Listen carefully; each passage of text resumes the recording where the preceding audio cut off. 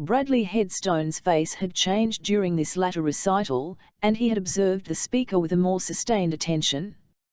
"Do you know," said he, after a pause, during which they walked on side by side, "that I believe I could tell you your name, if I tried." "Prove your opinion," was the answer, accompanied with a stop and a stare. "Try. Your name is Riderhood." "I'm blessed if it ain't," returned that gentleman. "But I don't know your N." "That's quite another thing," said Bradley. "I never supposed you did." As Bradley walked on meditating, the rogue walked on at his side muttering. The purport of the muttering was, that Rogue Riderhood, by George, seemed to be made public property on, now, and that every man seemed to think himself free to handle his name as if it was a street pump. The purport of the meditating was, "Here is an instrument. Can I use it?" They had walked along the Strand, and into Pall Mall, and had turned uphill towards Hyde Park Corner, Bradley Headstone waiting on the pace and lead of Riderhood, and leaving him to indicate the course. So slow were the schoolmaster's thoughts, and so indistinct his purposes when they were but tributary to the one absorbing purpose, or rather when, like dark trees under a stormy sky, they only lined the long vista at the end of which he saw those two figures of Rayburn and Lizzie on which his eyes were fixed, that at least a good half-mile was traversed before he spoke again. Even then, it was only to ask, "Where is your lock?" 20 mile and odd, call it 25 mile and odd, if you like upstream, was the sullen reply. "How is it called?" "Plashwater Weir Mill Lock." "Suppose I was to offer you 5 shillings, what then?" "Why, then, I'd take it," said Mr. Riderhood. The schoolmaster put his hand in his pocket, and produced 2 half-crowns, and placed them in Mr. Riderhood's palm, who stopped at a convenient doorstep to ring them both, before acknowledging their receipt. "There's one thing about you, t'otherest governor," said Riderhood, faring on again, "as looks well and goes fur. You're a ready money man." Now, when he had carefully pocketed the coins on that side of himself which was furthest from his new friend, "What's this for?" "For you." "Why, o' course I know that," said Riderhood, as arguing something that was self-evident. "O' course I know very well as no man in his right senses would suppose as anything would make me give it up again when I'd once got it. But what do you want for it?" "I don't know that I want anything for it. Or if I do want anything for it, I don't know what it is." Bradley gave this answer in a stolid, vacant, and self-communing manner, which Mr. Riderhood found very extraordinary. "You have no goodwill towards this Rayburn," said Bradley, coming to the name in a reluctant and forced way, as if he were dragged to it. "No, neither have I." Riderhood nodded, and asked, "Is it for that?" "It's as much for that as anything else. It's something to be agreed with, on a subject that occupies so much of one's thoughts." "It don't agree with you," returned Mr. Riderhood, bluntly. "No. It don't, t'otherest governor, and it's no use a-looking as if you wanted to make out that it did. I tell you it rankles in you. It rankles in you, rusts in you, and pisons you." "Say that it does so," returned Bradley with quivering lips. "Is there no cause for it?" "Cause enough, I'll bet a pound," cried Mr. Riderhood. "Haven't you yourself declared that the fellow has heaped provocations, insults, and affronts on you, or something to that effect?" "He has done the same by me.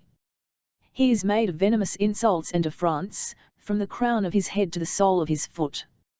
Are you so hopeful or so stupid, as not to know that he and the other will treat your application with contempt, and light their cigars with it?" "I shouldn't wonder if they did, by George," said Riderhood, turning angry. "If they did, they will. Let me ask you a question. I know something more than your name about you. I knew something about Gaffer Hexam. When did you last set eyes upon his daughter?"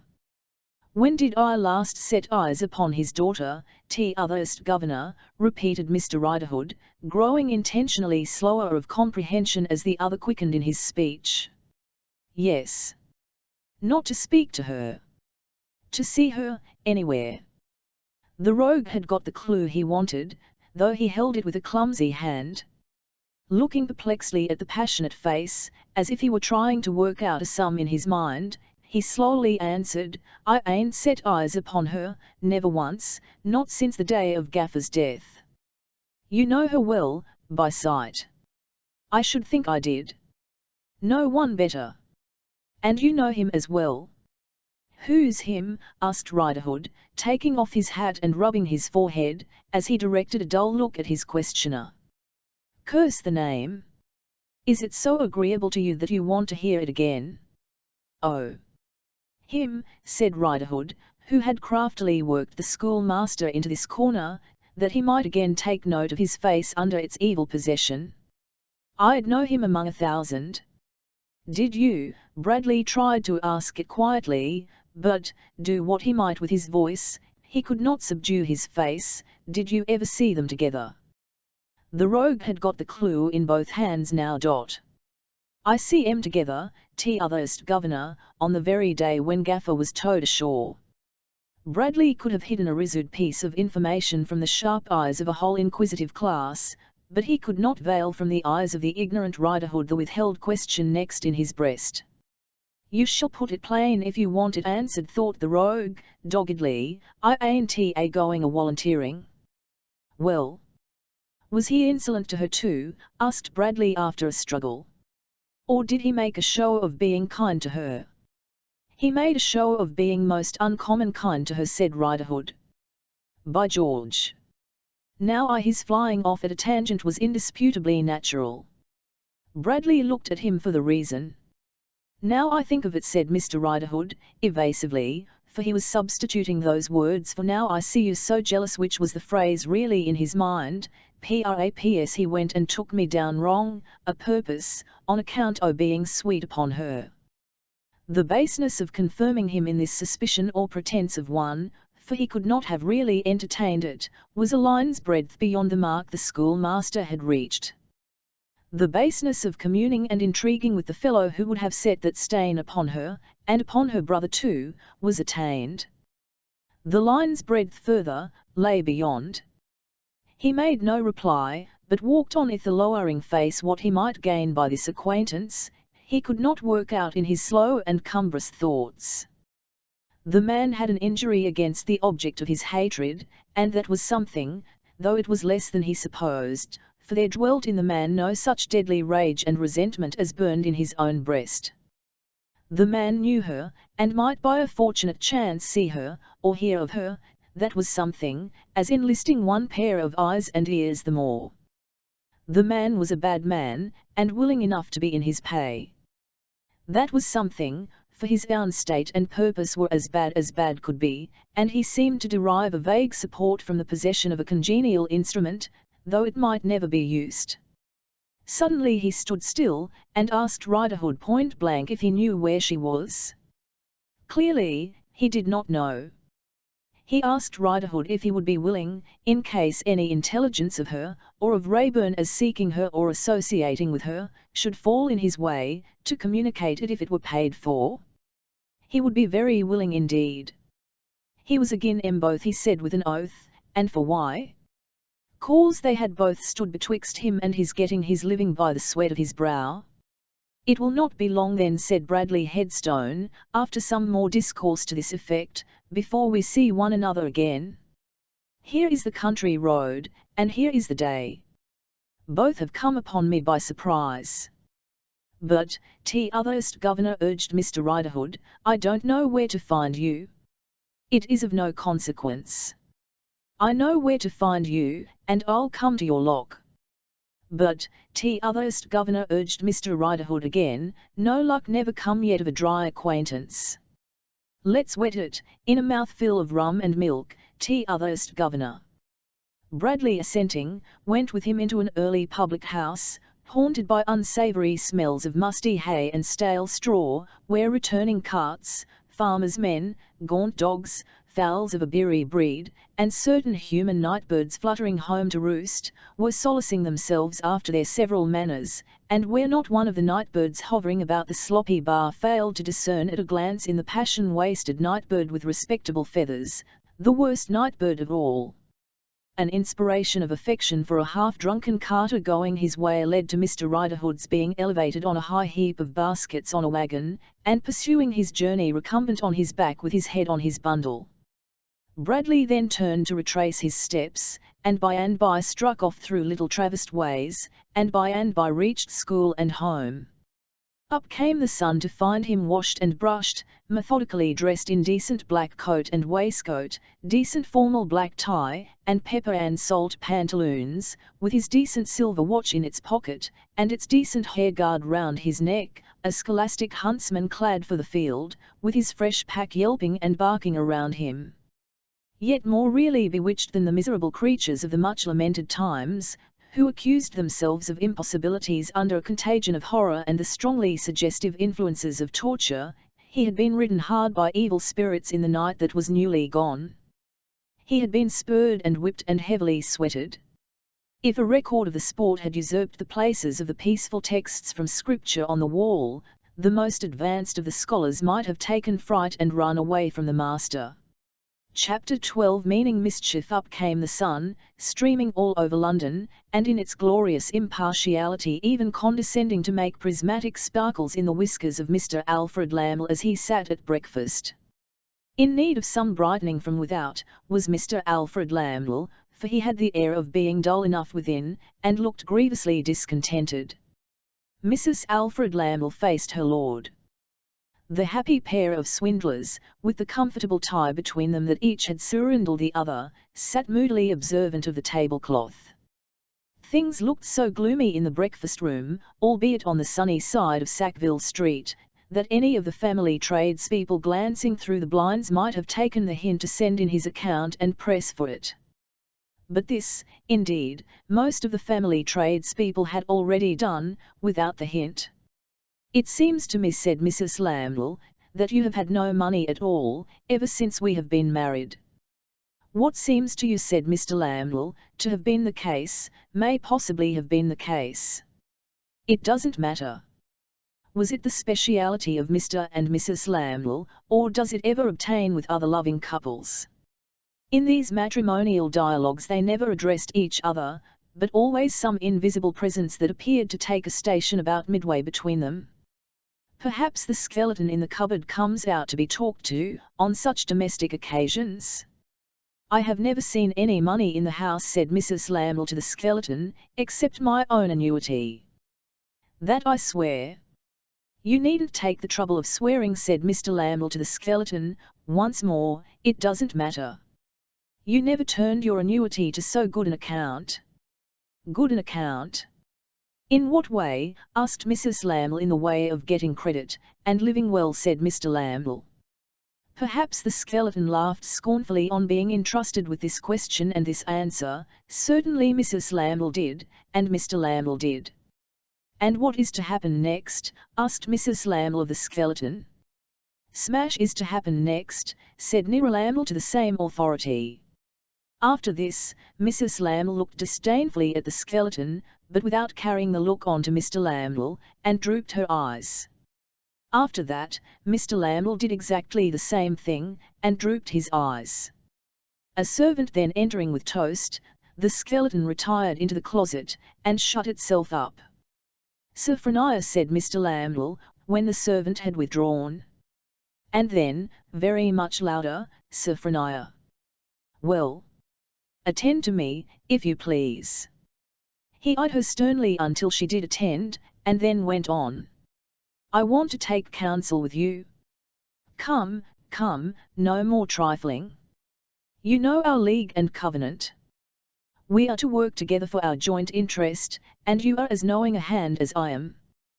We shouldn't be together, if you were not. Had's to be done. We are hemmed into a corner. What shall we do? Have you no scheme on foot that will bring in anything?" Mr. Laml plunged into his whiskers for reflection, and came out hopeless. "No, as adventurers we are obliged to play rash games for chances of high wins, and there has been a run of luck against us," she was resumed. "Have you nothing?" when he stopped her. "We, Sophronia. We. Have we nothing to sell?" "Deuce a bit. I have given a Jew a bill of sale on this furniture, and he could take it tomorrow, today, now. He would have taken it before now, I believe, but for Fledgeby. What has Fledgeby to do with him? Knew him. Cautioned me against him before I got into his claws. Couldn't persuade him then, in behalf of somebody else. Do you mean that Fledgeby has at all softened him towards you? Us, Sophronia. Us towards us. I mean that the Jew has not yet done what he might have done, and that Fledgeby takes the credit of having got him to hold his hand. Do you believe Fledgeby? Sophronia, I never believe anybody. I never have, my dear, since I believed you. But it looks like it.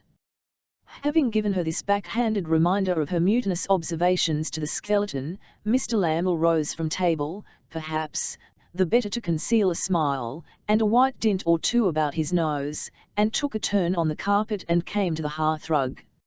If we could have packed the brute off with Georgiana, but however, that's spilled milk. As Lamble, standing gathering up the skirts of his dressing gown with his back to the fire, said this, looking down at his wife, she turned pale and looked down at the ground. With a sense of disloyalty upon her, and perhaps with a sense of personal danger, for she was afraid of him, even afraid of his hand and afraid of his foot, though he had never done her violence, she hastened to put herself right in his eyes. If we could borrow money, Alfred begged money, borrow money, or steal money. It would be all one to us, Sophronia, her husband struck in. Then, we could weather this. No doubt. To offer another original and undeniable remark, Sophronia, 2 and 2 make 4. But, seeing that she was turning something in her mind, he gathered up the skirts of his dressing gown again, and, tucking them under one arm, and collecting his ample whiskers in his other hand, kept his eye upon her, silently. It is natural, Alfred, she said, looking up with some timidity into his face, to think in such an emergency of the richest people we know, and the simplest.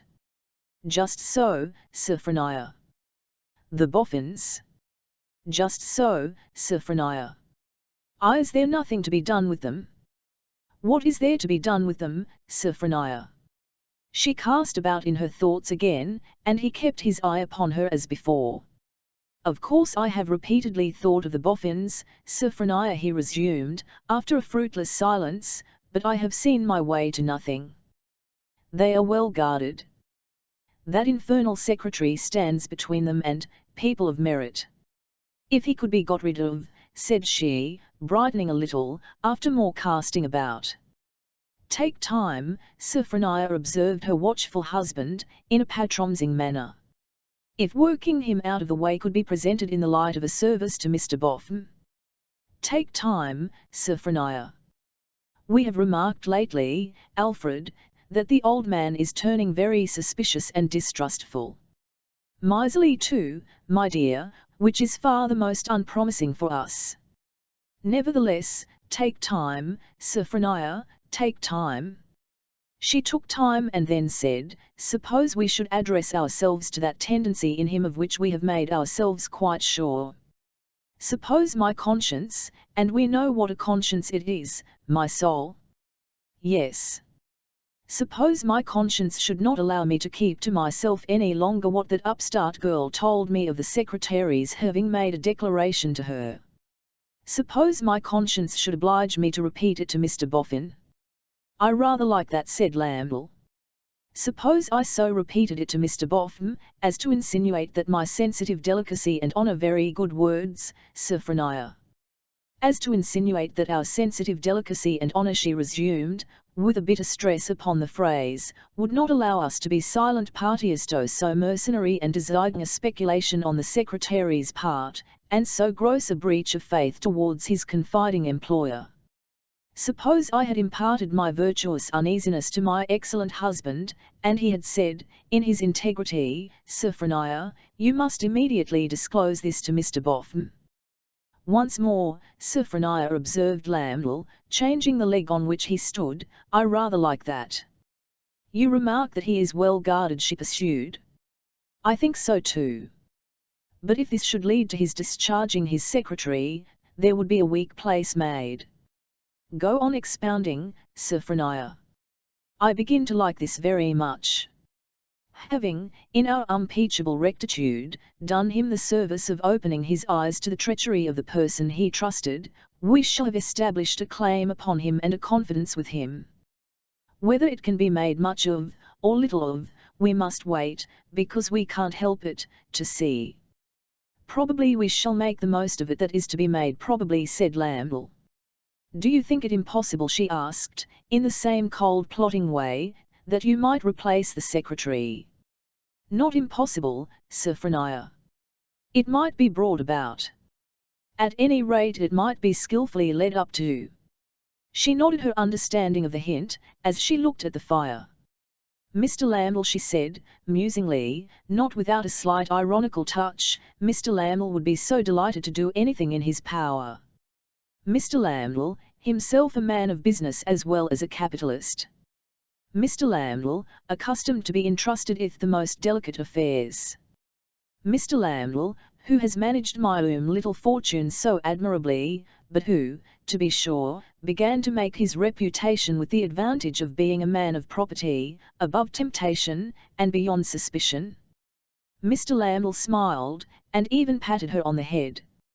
In his sinister relish of the scheme, as he stood above her, making it the subject of his cogitations, he seemed to have twice as much nose on his face as he had ever had in his life. He stood pondering, and she sat looking at the dusty fire without moving, for some time. But, the moment he began to speak again, she looked up with a wince and attended to him, as if that double dealing of hers had been in her mind, and the fear were revived in her of his hand or his foot. It appears to me, Sophronia, that you have omitted one branch of the subject. Perhaps not, for women understand women. We might ask the girl herself. Mrs. Lamble shook her head.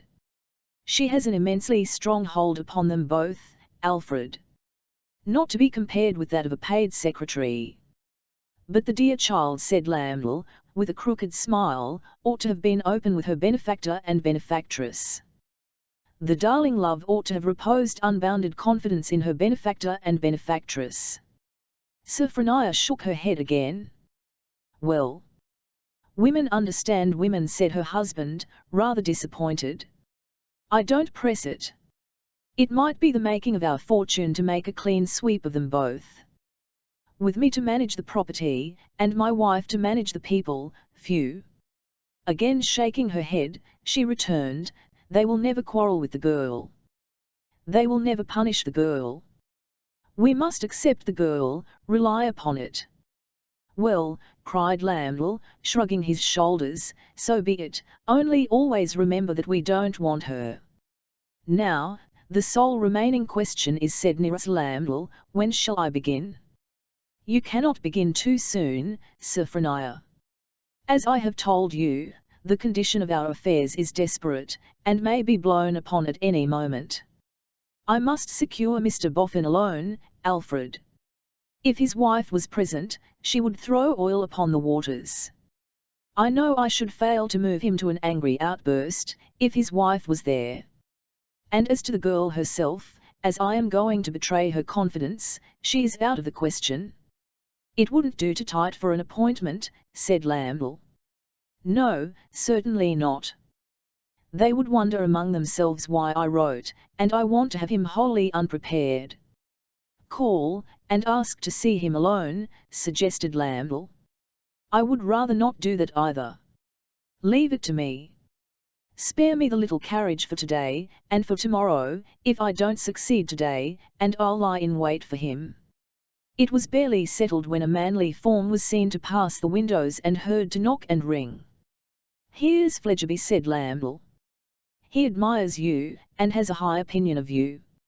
I'll be out. Coax him to use his influence with the Jew. His name is Ria, of the house of Pubsey and Company, adding these words under his breath, lest he should be audible in the erect ears of Mr. Fledgeby, through two keyholes and the hall. Lamble, making signals of discretion to his servant, went softly upstairs. Mr. Fledgeby, said Mrs. Lambole, giving him a very gracious reception, so glad to see you. My poor dear Alfred, who is greatly worried just now about his affairs, went out rather early. Dear Mr. Fledgeby, do sit down. Dear Mr. Fledgeby did sit down, and satisfied himself, or, judging from the expression of his countenance, dissatisfied himself, that nothing new had occurred in the way of whisker sprouts since he came round the comer from the Albany. Dear Nira Fledgeby, it was needless to mention to you that my poor dear Alfred is much worried about his affairs at present, for he has told me what a comfort you are to him in his temporary difficulties, and what a great service you have rendered him. Oh! said Mr. Fledgeby. Yes, said Mrs. Lambole. I didn't know, remarked Mr. Fledgeby, trying a new part of his chair, but that Lambole might be reserved about his affairs. Not to me, said Mrs. Lambole, with deep feeling. Oh, indeed, said Fledgeby. Not to me, dear Mr. Fledgeby. I am his wife. Yes. I always understood so, said Mr. Fledgeby. And as the wife of Alfred, may I, dear Mr. Fledgeby, wholly without his authority or knowledge, as I am sure your discernment will perceive, entreat you to continue that great service, and once more use your well-earned influence with Mr. Rea for a little more indulgence? The name I have heard Alfred mention, tossing in his dreams, is Rea, is it not? The name of the creditor is Rea, said Mr. Fledgeby, with a rather uncompromising accent on his noun substantive. St. Mary Axe. Pubsey and Company. Oh yes, exclaimed Mrs. Lambole, clasping her hands with a certain gushing wildness. Pubsey and Company. The pleading of the feminine, Mr. Fledgeby began, and there stuck so long for a word to get on with, that Mrs. Lambole offered him sweetly, heart. No, said Mr. Fledgeby, gender is ever what a man is bound to listen to, and I should rested with myself. But this Rea is a nasty one, Mrs. Lambole, he really is. Not if you speak to him, dear Mr. Fledgeby. Upon my soul and body he is. Said Fledgeby. Try. Try once more, dearest Mr. Fledgeby. What is there you cannot do, if you will? Thank you, said Fledgeby, you're very complimentary to say so. I don't mind trying him again, at your request. But of course I can't answer for the consequences. Rea is a tough subject, and when he says he'll do a thing, he'll do it. Exactly so, cried Mrs. Lambole, and when he says to you he'll wait, he'll wait. She's a devilish clever woman, thought Fledgeby. I didn't see that opening, but she spies it out and cuts into it as soon as it's made. In point of fact, dear Nira Fledgeby, Mrs. Lambole went on in a very interesting manner, not to affect concealment of Alfred's hopes, to you who are so much his friend, there is a distant break in his horizon. This figure of speech seemed rather mysterious to Fascination Fledgeby, who said, there's a what in his, Alfred, dear Mr. Fledgeby, discussed with me this very morning before he went out, some prospects he has, which might entirely change the aspect of his present troubles. Really, said Fledgeby. Oh yes. Here Mrs. Lambole brought her handkerchief into play. And you know, dear Mr. Fledgeby, you who study the human heart, and study the world, what an affliction it would be to lose position and to lose credit, when ability to tide over a very short time might save all appearances. Oh, said Fledgeby. Then you think, Mrs. Lambole, that if Lambole got time, he wouldn't burst up? To use an expression Mr. Fledgeby apologetically explained, which is adopted in the money market. Indeed yes. Truly, truly, yes. That makes all the difference, said Fledgeby. I'll make a point of seeing Rea at once. Blessings on you, dearest Mr. Fledgeby. Not at all, said Fledgeby. She gave him her hand. The hand, said Mr. Fledgeby, of a lovely and superior-minded female is ever the repayment of noble action, said Mrs. Lambole, extremely anxious to get rid of him. It wasn't what I was going to say, returned Fledgeby, who never would, under any circumstances, accept a suggested expression, but you're very complimentary. May I imprint a 1 upon it? Good morning. I may depend upon your promptitude, dearest Mr. Fledgeby, said Fledgeby, looking back at the door and respectfully kissing his hand. You may depend upon it. In fact, Mr. Fledgeby sped on his errand of mercy through the streets, at so brisk a rate that his feet might have been winged by all the good spirits that wait on generosity. They might have taken up their station in his breast, too, for he was blithe and merry.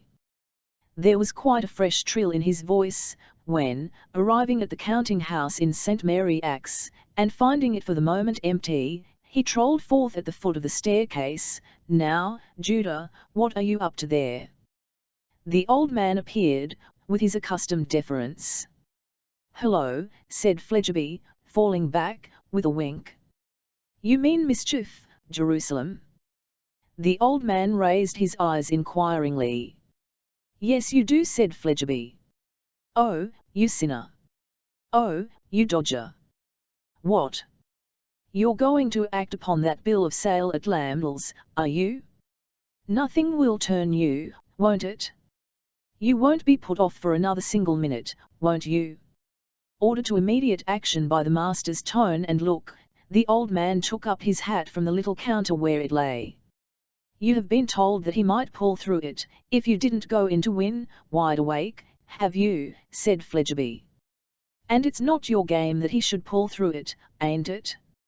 You having got security, and there being enough to pay you? Oh, you Jew. The old man stood irresolute and uncertain for a moment, as if there might be further instructions for him in reserve. Do I go, sir? He at length asked in a low voice. Asks me if he is going, exclaimed Fledgeby. Asks me, as if he didn't know his own purpose. Asks me, as if he hadn't got his hat on ready. Asks me, as if his sharp old eye, why, it cuts like a knife, wasn't looking at his walking stick by the door. Do one go, sir? Do you go? Sneered Fledgeby. Yes, you do go. Toddle, Judah. Chapter 13. Give a dog a bad name, and hang him. Fascination. Fledgeby, left alone in the counting-house, strolled about with his hat on one side, whistling, and investigating the drawers, and prying here and there for any small evidences of his being cheated, but could find none. Not his merit that he don't cheat me, was Nira Fledgeby's commentary, delivered with a wink, but my precaution. He then with a lazy grandeur asserted his rights as Lord of Pubsey and Company by poking his cane at the stools and boxes, and spitting in the fireplace, and so loitered royally to the window and looked out into the narrow street, with his small eyes just peering over the top of Pubsey and Company's blind. As a blind in more senses than one, it reminded him that he was alone in the counting-house with the front door open. He was moving away to shut it, lest he should be injudiciously identified with the establishment, when he was stopped by someone coming to the door. This someone was the doll's dressmaker, with a little basket on her arm, and her crutch stick in her hand. Her keen eyes had espied Mr. Fledgeby before Mr. Fledgeby had espied her, and he was paralysed in his purpose of shutting her out, not so much by her approaching the door, as by her favouring him with a shower of nods, the instant he saw her. This advantage she improved by hobbling up the steps with such dispatch that before Mr. Fledgeby could take measures for her, finding nobody at home, she was face to face with him in the counting-house. "Hope I see you well, sir," said Miss Wren. "Mr. Rear in?" Fledgeby had dropped into a chair, in the attitude of one waiting wearily. "I suppose he will be back soon," he replied. "He has cut out and left me expecting him back, in an odd way." "Haven't I seen you before?" "Once before, if you had your eyesight," replied Miss Wren, the conditional clause in an undertone. "When you were carrying on some games up at the top of the house. I remember. How's your friend?" "I have more friends than one, sir, I hope," replied Miss Wren. "Which friend?" "Never mind," said Mr. Fledgeby, shutting up one eye. "Any of your friends, all your friends." "Are they pretty tolerable?" Somewhat confounded, Miss Wren parried the pleasantry, and sat down in a corner behind the door, with her basket in her lap. By and by, she said, breaking a long and patient silence, "I beg your pardon, sir, but I am used to find Mr. Rea at this time, and so I generally come at this time. I only want to buy my poor little 2 shillings worth of waste. Perhaps you'll kindly let me have it, and I'll trot off to my work." "I'll let you have it," said Fledgeby, turning his head towards her, for he had been sitting blinking at the light, and feeling his cheek. "Why, you don't really suppose that I have anything to do with the place, or the business, do you?" "Suppose!" exclaimed Miss Wren. "He said, that day, you were the master." "The old cock in black said?" "Rea said." "Why, he'd say anything." "Well, but you said so too," returned Miss Wren. "Or at least you took on like the master, and didn't contradict him." "One of his dodges," said Nira Fledgeby, with a cool and contemptuous shrug. "He's made of dodges. He said to me, 'Come up to the top of the house, sir, and I'll show you a handsome girl. But I shall call you the master.' So I went up to the top of the house and he showed me the handsome girl, very well worth looking at she was, and I was called the master. I don't know why. I dare say he don't. He loves a dodge for its own sake, being," added Mr. Fledgeby, after casting about for an expressive phrase, "the dodgiest of all the dodgers." "Oh my head!" cried the doll's dressmaker, holding it with both her hands, as if it were cracking. "You can't mean what you say." "I can, my little woman," retorted Fledgeby, "and I do, I assure you." This repudiation was not only an act of deliberate policy on Fledgeby's part, in case of his being surprised by any other caller, but was also a retort upon Miss Wren for her over-sharpness, and a pleasant instance of his humour as regarded the old Jew. "He has got a bad name as an old Jew, and he is paid for the use of it, and I'll have my money's worth out of him." This was Fledgeby's habitual reflection in the way of business, and it was sharpened just now by the old man's presuming to have a secret from him, though of the secret itself, as annoying somebody else whom he disliked, he by no means disapproved. Miss Wren with a fallen countenance sat behind the door looking thoughtfully at the ground, and the long and patient silence had again set in for some time, when the expression of Mr. Fledgeby's face betokened that through the upper portion of the door, which was of glass, he saw someone faltering on the brink of the counting-house. Presently there was a rustle and a tap, and then some more rustling and another tap. Fledgeby taking no notice, the door was at length softly opened, and the dried face of a mild little elderly gentleman looked in. "Mr. Rea," said this visitor, very politely.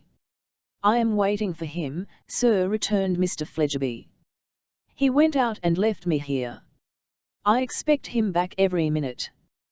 "Perhaps you had better take." The gentleman took a chair, and put his hand to his forehead, as if he were in a melancholy frame of mind. Nira Fledgeby eyed him aside, and seemed to relish his attitude. "A fine day, sir," remarked Fledgeby.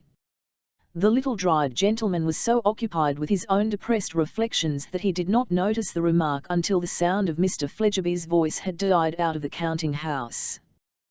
Then he started, and said, "I beg your pardon, sir. I fear you spoke to me." "I said," remarked Fledgeby, a little louder than before, "it was a fine day." "I beg your pardon." "I beg your pardon." "Yes." Again the little dried gentleman put his hand to his forehead, and again Mr. Fledgeby seemed to enjoy his doing it. When the gentleman changed his attitude with a sigh, Fledgeby spake with a grin. "Mr. Twemlow, I think." The dried gentleman seemed much surprised. "Had the pleasure of dining with you at Lamble's," said Fledgeby. "Even have the honour of being a connection of yours, an unexpected sort of place to meet in, but one never knows, when one gets into the city, what people one may knock up against. I hope you have your health, and are enjoying yourself." There might have been a touch of impertinence in the last words, on the other hand, it might have been but the native grace of Mr. Fledgeby's manner. Mr. Fledgeby sat on a stool with a foot on the rail of another stool, and his hat on. Mr. Twemlow had uncovered on looking in at the door, and remained so. Now the conscientious Twemlow, knowing what he had done to thwart the gracious Fledgeby, was particularly disconcerted by this encounter. He was as ill at ease as a gentleman well could be. He felt himself bound to conduct himself stiffly towards Fledgeby, and he made him a distant bow. Fledgeby made his small eyes smaller in taking special note of his manner. The doll's dressmaker sat in her corner behind the door, with her eyes on the ground and her hands folded on her basket, holding her crutch stick between them, and appearing to take no heed of anything. "He's a long time," muttered Mr. Fledgeby, looking at his watch. "What time may you make it, Mr. Twemlow?" Mr. Twemlow made it 10 minutes past 12, sir. As near as a touch, assented Fledgeby. "I hope, Mr. Twemlow, your business here may be of a more agreeable character than mine." "Thank you, sir," said Mr. Twemlow. Fledgeby again made his small eyes smaller, as he glanced with great complacency at Twemlow, who was timorously tapping the table with a folded letter. "What I know of Mr. Rea," said Fledgeby, with a very disparaging utterance of his name, "leads me to believe that this is about the shop for disagreeable business. I have always found him the bitingest and tightest screw in London." Mr. Twemlow acknowledged the remark with a little distant bow. It evidently made him nervous. "So much so," pursued Fledgeby, "that if it wasn't to be true to a friend, nobody should catch me waiting here a single minute. But if you have friends in adversity, stand by them. That's what I say, and act up to the equitable." Twemlow felt that this sentiment, irrespective of the utterer, demanded his cordial assent. "You are very right, sir," he rejoined with spirit. "You indicate the generous and manly course." "Glad to have your approbation," returned Fledgeby. "It's a coincidence, Mr. Twemlow," here he descended from his perch, and sauntered towards him, "that the friends I am standing by today are the friends at whose house I met you. The Lambles. She's a very taking and agreeable woman." Conscience smote the gentle Twemlow pale. "Yes," he said. "She is. And when she appealed to me this morning, to come and fry what I could do to pay show their creditor, this Mr. Rea, that I certainly have gained some little influence within transacting business for another friend, but nothing like so much as she supposes, and when a woman like that spoke to me as her dearest Mr. Fledgeby, and shed tears, why what could I do, you know?" Twemlow gasped. "Nothing but come." "Nothing but come. And so I came." "But why," said Fledgeby, putting his hands in his pockets and counterfeiting deep meditation, "why Rea should have started up, when I told him that the Lambles entreated him to hold over a bill of sale he has on all their effects, and why he should have cut out, saying he would be back directly, and why he should have left me here alone so long, I cannot understand." The chivalrous Twemlow, knight of the simple heart, was not in a condition to offer any suggestion. He was too penitent, too remorseful.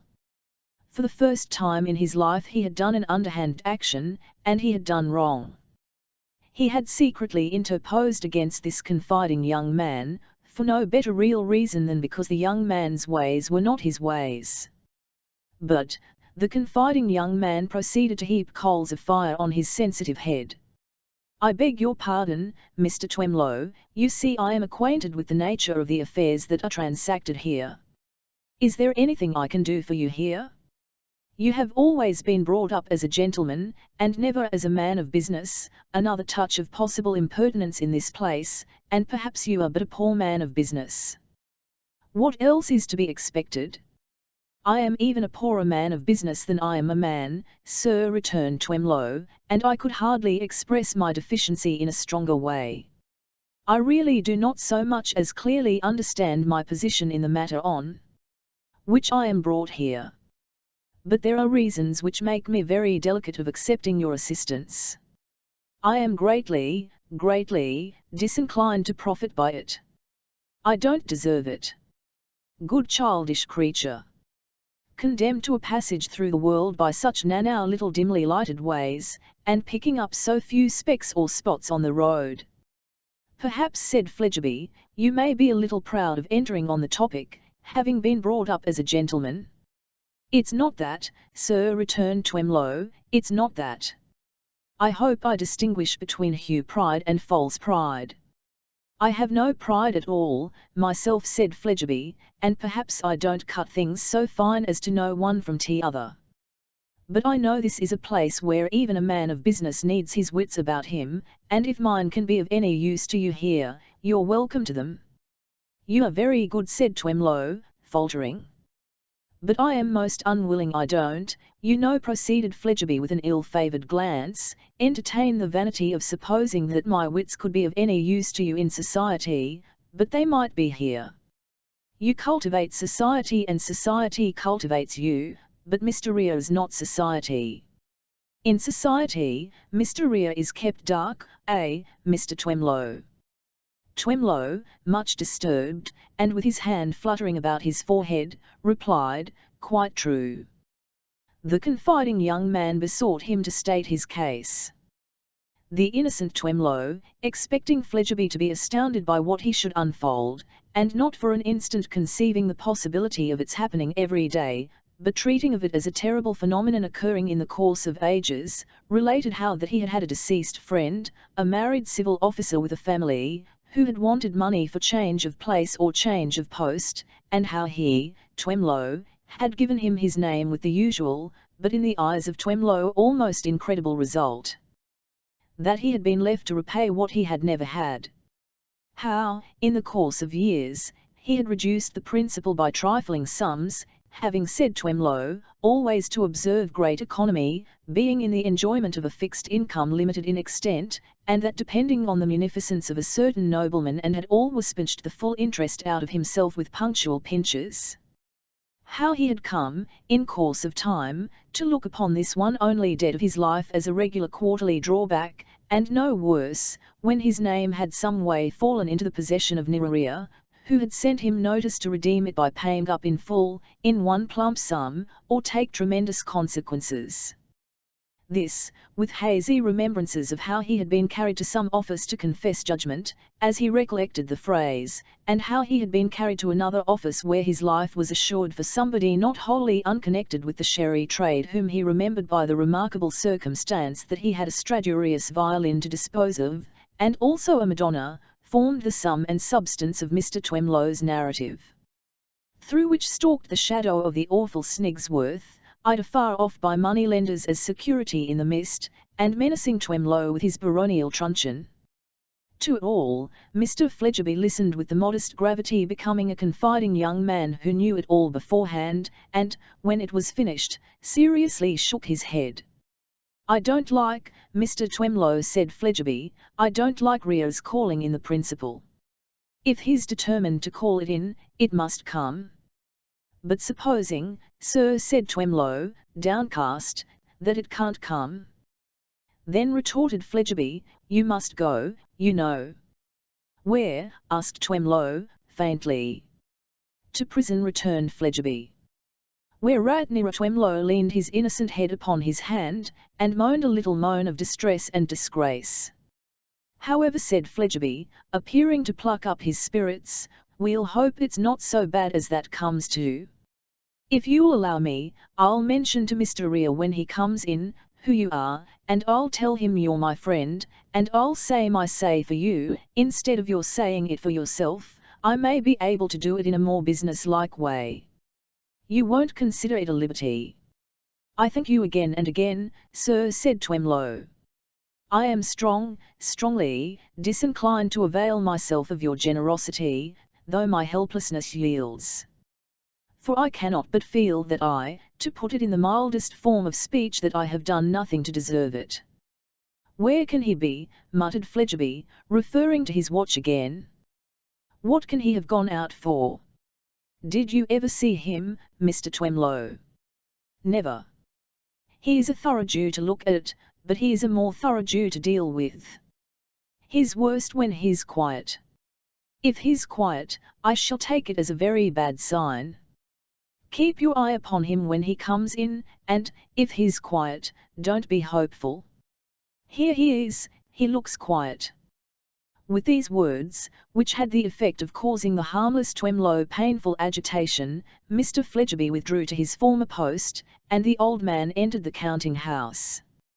"Why, Mr. Rea," said Fledgeby, "I thought you were lost." The old man, glancing at the stranger, stood stock-still.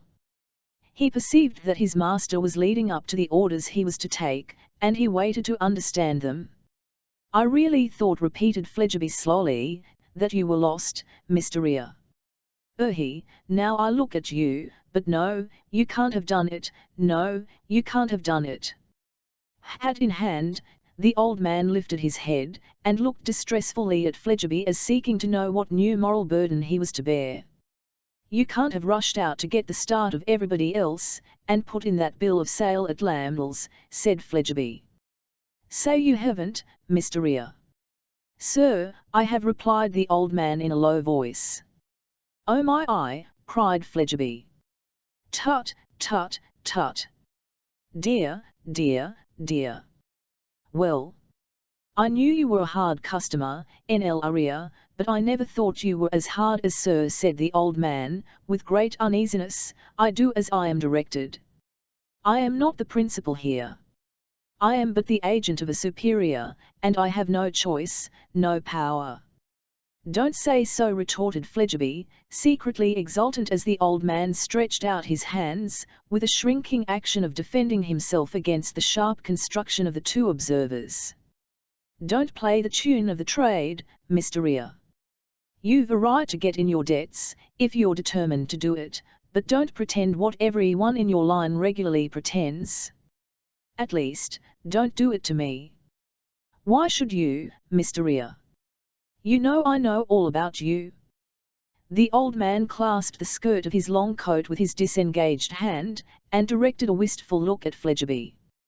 "And don't," said Fledgeby, "don't, I entreat you as a favour, Mr. Rea, be so devilish meek, for I know what'll follow if you are. Look here, Mr. Rea. This gentleman is Mr. Twemlow." The Jew turned to him and bowed. That poor lamb bowed in return, polite, and terrified. "I have made such a failure," proceeded Fledgeby, "in trying to do anything with you for my friend Lambdell, that I've hardly a hope of doing anything with you for my friend, and connection indeed, Mr. Twemlow. But I do think that if I would do a favour for anybody, you would for me, and I won't fail for want of trying, and I've passed my promise to Mr. Twemlow besides. Now, Mr. Rea, here is Mr. Twemlow. Always good for his interest, always coming up to time, always paying his little way. Now, why should you press Mr. Twemlow? You can't have any spite against Nira Twemlow. Why not be easy with Mr. Twemlow?" The old man looked into Fledgeby's little eyes for any sign of leave to be easy with Mr. Twemlow, but there was no sign in them. "Mr. Twemlow is no connection of yours, Mr. Rea," said Fledgeby. "You can't want to be even with him for having through life gone in for a gentleman and hung on to his family. If Mr. Twemlow has a contempt for business, what can it matter to you?" "But pardon me," interposed the gentle victim, "I have not. I should consider it presumption." "There, Nira Rea," said Fledgeby, "isn't that handsomely said? Come. Make terms with me for Mr. Twemlow." The old man looked again for any sign of permission to spare the poor little gentleman. No. Mr. Fledgeby meant him to be racked. "I am very sorry, Mr. Twemlow," said Rea. "I have my instructions. I am invested with no authority for diverging from them. The money must be paid." "In full and slap down, do you mean, Mr. Rea?" asked Fledgeby. "To make things quite explicit, in full, sir," and at once was Rea's answer. Mr. Fledgeby shook his head deploringly at Twemlow, and mutely expressed in reference to the venerable figure standing before him with eyes upon the ground, "What a monster of an Israelite this is!" "Mr. Rea," said Fledgeby. The old man lifted up his eyes once more to the little eyes in Mr. Fledgeby's head, with some reviving hope that the sign might be coming yet. "Mr. Rea, it's of no use my holding back the fact. There's a certain great party in the background in Mr. Twemlow's case, and you know it. I know it, the old man admitted. Now, I'll put it as a plain point of business, Niria. Are you fully determined, as a plain point of business, either to have that said great party's security, or that said great party's money? Fully determined, answered Ria, as he read his master's face, and learnt the book. Not at all caring for, and indeed as it seems to me rather enjoying, said Fledgeby, with peculiar unction, the precious kick up and row that will come off between Mr. Twemlow and the said great party. This required no answer, and received none. Poor Mr. Twemlow, who had betrayed the keenest mental terrors since his noble kinsman loomed in the perspective, rose with a sigh to take his departure. I thank you very much, sir, he said, offering Fledgeby his feverish hand. You have done me an unmerited service. Thank you, thank you. Don't mention it, answered Fledgeby. It's a failure so far, but I'll stay behind, and take another touch at Niria. Do not deceive yourself, Nira Twemlow, said the Jew, then addressing him directly for the first time. There is no hope for you.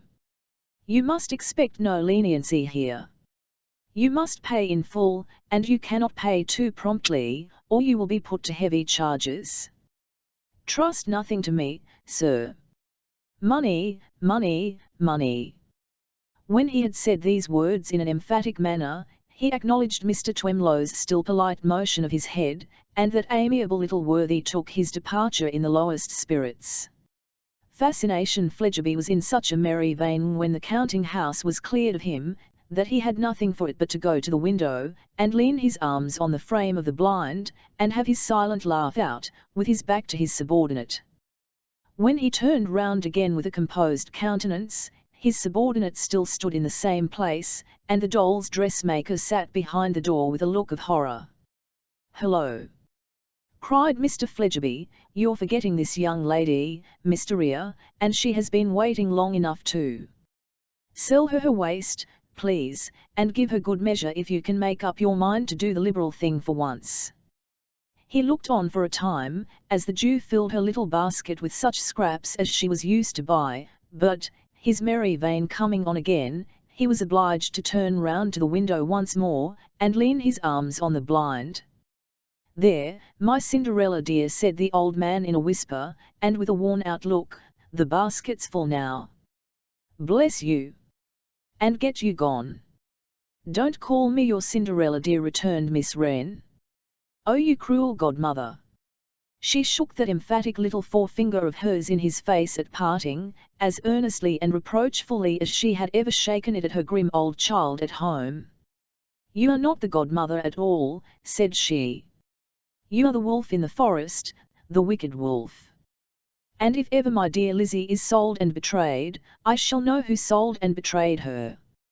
Chapter 14. Mr. Wegg prepares a grindstone for Mr. Boffin's nose. Having assisted at a few more expositions of the lives of misers, Mr. Venus became almost indispensable to the evenings at the Bower. The circumstance of having another listener to the wonders unfolded by Wegg, or, as it were, another calculator to cast up the gumias found in teapots, chimneys, racks and mangers, and other such banks of deposit, seemed greatly to heighten Mr. Boffin's enjoyment, while Silas Wegg, for his part, though of a jealous temperament which might under ordinary circumstances have resented the anatomist's getting into favour, was so very anxious to keep his eye on that gentleman lest, being too much left to himself, he should be tempted to play any tricks with the precious document in his keeping, that he never lost an opportunity of commending him to Mr. Boffin's notice as a third party whose company was much to be desired. Another friendly demonstration towards him Mr. Wegg now regularly gratified. After each sitting was over, and the patron had departed, Mr. Wegg invariably saw Mr. Venus home. To be sure, he as invariably requested to be refreshed with a sight of the paper in which he was a joint proprietor, but he never failed to remark that it was the great pleasure he derived from Mr. Venus's improving society which had insensibly lured him round to Clerkenwell again, and that, finding himself once more attracted to the spot by the social powers of Mr. V., he would beg leave to go through that little incidental procedure, as a matter of form. For well I know, sir, Mr. Wegg would add, that a man of your delicate mind would wish to be checked off whenever the opportunity arises, and it is not for me to balk your feelings.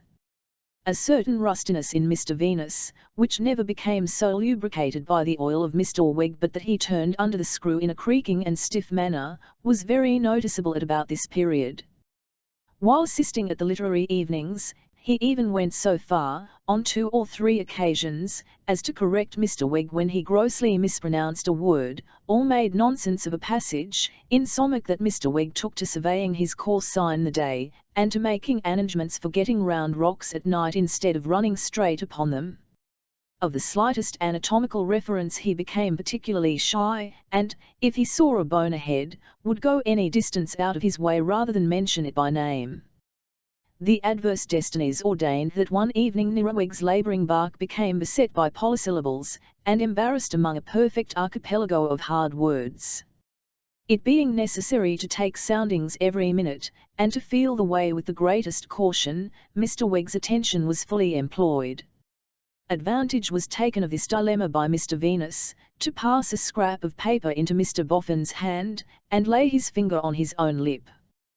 When Boffin got home at night he found that the paper contained Mr. Venus's card and these words, "Should be glad to be honoured with a call respecting business of your own, about dusk on an early evening." The very next evening saw Mr. Boffin peeping in at the preserved frogs in Mr. Venus's shop window, and saw Mr. Venus espying Boffin with the readiness of one on the alert, and beckoning that gentleman into his interior. Responding, Boffin was invited to seat himself on the box of human miscellanies before the fire, and did so, looking round the place with admiring eyes. The fire being low and fitful, and the dusk gloomy, the whole stock seemed to be winking and blinking with both eyes, as Mr. Venus did. The French gentleman, though he had no eyes, was not at all behindhand, but appeared, as the flame rose and fell, to open and shut his no eyes, with the regularity of glass-eyed dogs and ducks and birds. The big-headed babies were equally obliging in lending their grotesque aid to the general effect. "You see, Mr. Venus, I've lost no time," said Mr. Boffin. "Here I am."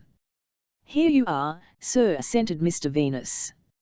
"I don't like secrecy," pursued Nl. Boffin, "at least, not in a general way I don't, but I dare say you'll show me good reason for being secret so far."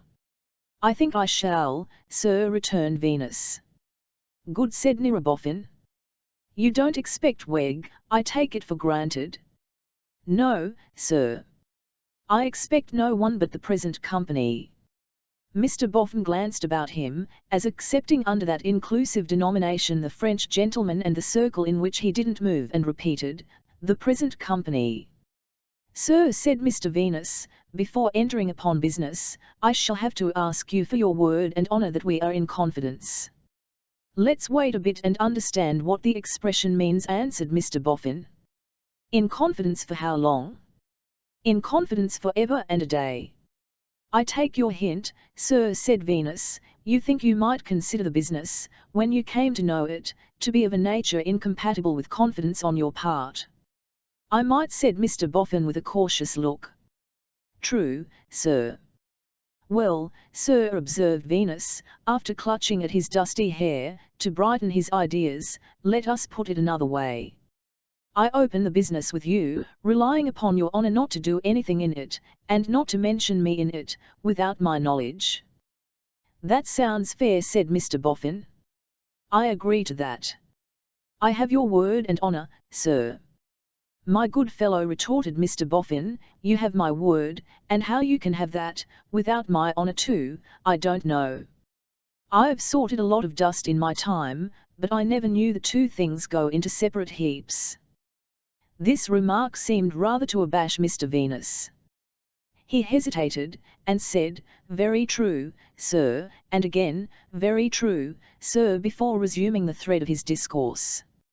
"Mr. Boffin, if I confess to you that I fell into a proposal of which you were the subject, and of which you oughtn't to have been the subject, you will allow me to mention, and will please take into favourable consideration, that I was in a crushed state of mind at the time.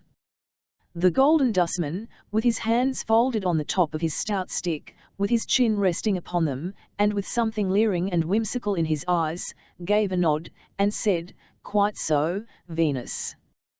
That proposal, sir, was a conspiring breach of your confidence, to such an extent, that I ought at once to have made it known to you. But I didn't, Mr. Boffin, and I fell into it." Without moving eye or finger, Mr. Boffin gave another nod, and placidly repeated, "Quite so, Venus. Not that I was ever hearty in it, sir," the penitent anatomist went on, "or that I ever viewed myself with anything but reproach for having turned out of the paths of science into the paths of," he was going to say villainy, but, unwilling to press too hard upon himself, substituted with great emphasis, "Weggery." Placid and whimsical of look as ever, Boffin answered, "Quite so, Venus." "And now, sir," said Venus, "having prepared your mind in the rough, I will articulate the details." With which brief professional exordium, he entered on the history of the friendly move, and truly recounted it. One might have thought that it would have extracted some show of surprise or anger, or other emotion, from Mr. Boffin, but it extracted nothing beyond his former comment, "Quite so, Venus." "I have astonished you, sir, I believe," said Mr. Venus, pausing dubiously. Mr. Boffin simply answered as aforesaid, "Quite so, Venus." By this time the astonishment was all on the other side. It did not, however, so continue. For, when Venus passed to Wegg's discovery, and from that to their having both seen Mr. Boffin dig up the Dutch bottle, that gentleman changed colour, changed his attitude, became extremely restless, and ended, when Venus ended, by being in a state of manifest anxiety, trepidation, and confusion. "Now, sir," said Venus, finishing off, "you best know what was in that Dutch bottle, and why you dug it up, and took it away." "I don't pretend to know anything more about it than I saw. All I know is this, I am proud of my calling after all, though it has been attended by one dreadful drawback which has told upon my heart, and almost equally upon my skeleton, and I mean to live by my calling. Putting the same meaning into other words, I do not mean to turn a single dishonest penny by this affair. As the best amends I can make you for having ever gone into it, I make known to you, as a wartman, what Wegg has found out. My opinion is, that Wegg is not to be silenced at a modest price, and I build that opinion on his beginning to dispose of your property the moment he knew his power. Whether it's worth your while to silence him at any price, you will decide for yourself, and take your measures accordingly. As far as I am concerned, I have no price. If I am ever called upon for the truth, I tell it, but I want to do no more than I have now done and ended."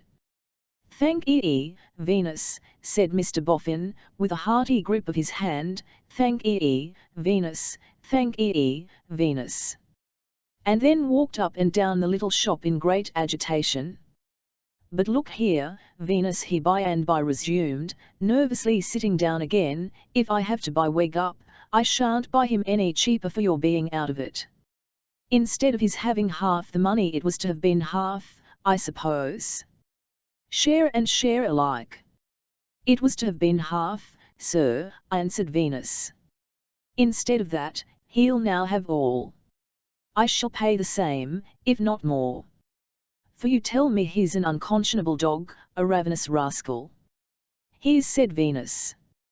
"Don't you think," Venus insinuated Mr. Boffin, after looking at the fire for a while, "don't you feel as if, you might like to pretend to be in it till Wegg was bought up, and then ease your mind by handing over to me what you had made believe to pocket?" "No, I don't, sir," returned Venus, very positively. "Not to make amends," insinuated Mr. Boffin. "No, sir. It seems to me, after maturely thinking it over, that the best amends for having got out of the square is to get back into the square." "Humph!" mused Mr. Boffin. "When you say the square, you mean," "I mean," said Venus, stoutly and shortly, "the right." "It appears to me," said Mr. Boffin, grumbling over the fire in an injured manner, "that the right is with me, if it's anywhere." I have much more right to the old man's money than the crown can ever have. What was the crown to him except the king's taxes? Whereas, me and my wife, we was all in all to him.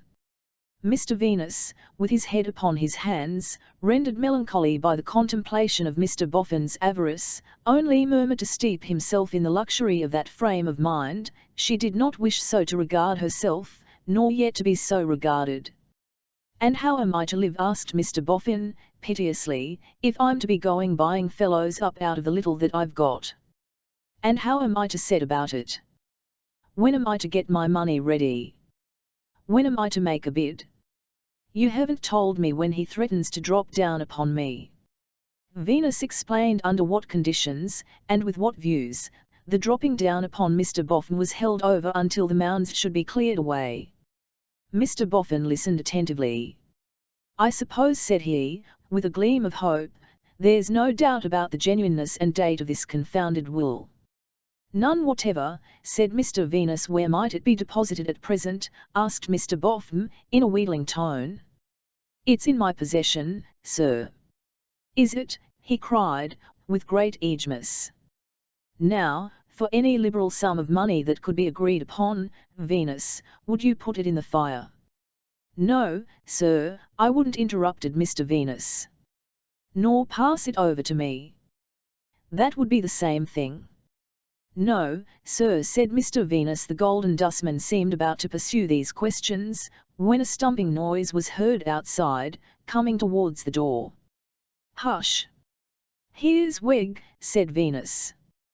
"Get behind the young alligator in the corner, Mr. Boffin, and judge him for yourself.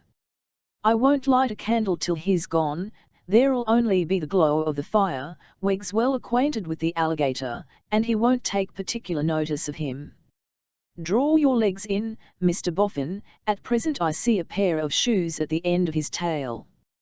Get your head well behind his smile, nearer Boffin, and you'll lie comfortable there. You'll find plenty of room behind his smile. He's a little dusty, but he's very like you in tone." "Are you right, sir?" Mr. Boffin had but whispered an affirmative response, when Weg came stumping in. "Partner," said that gentleman in a sprightly manner, "how's yourself?" "Tolerable," returned Mr. Venus. "Not much to boast of." "Indeed," said Weg, "sorry, partner, that you're not picking up faster, but your soul's too large for your body, sir, that's where it is." "And how's our stock in trade, partner?" Safe find, partner." "Is that about it?" "Do you wish to see it?" asked Venus. "If you please, partner," said Weg, rubbing his hands. "I wish to see it gently with yourself." Or, in similar words to some that was set to music some time back, "One wish you to see it with your eyes, and I will pledge with mine." Turning his back and turning a key, Mr. Venus produced the document, holding on by his usual corner. Mr. Weg, holding on by the opposite corner, sat down on the seat so lately vacated by Mr. Boffin, and looked it over. "All right, sir," he slowly and unwillingly admitted, in his reluctance to loose his hold, "all right."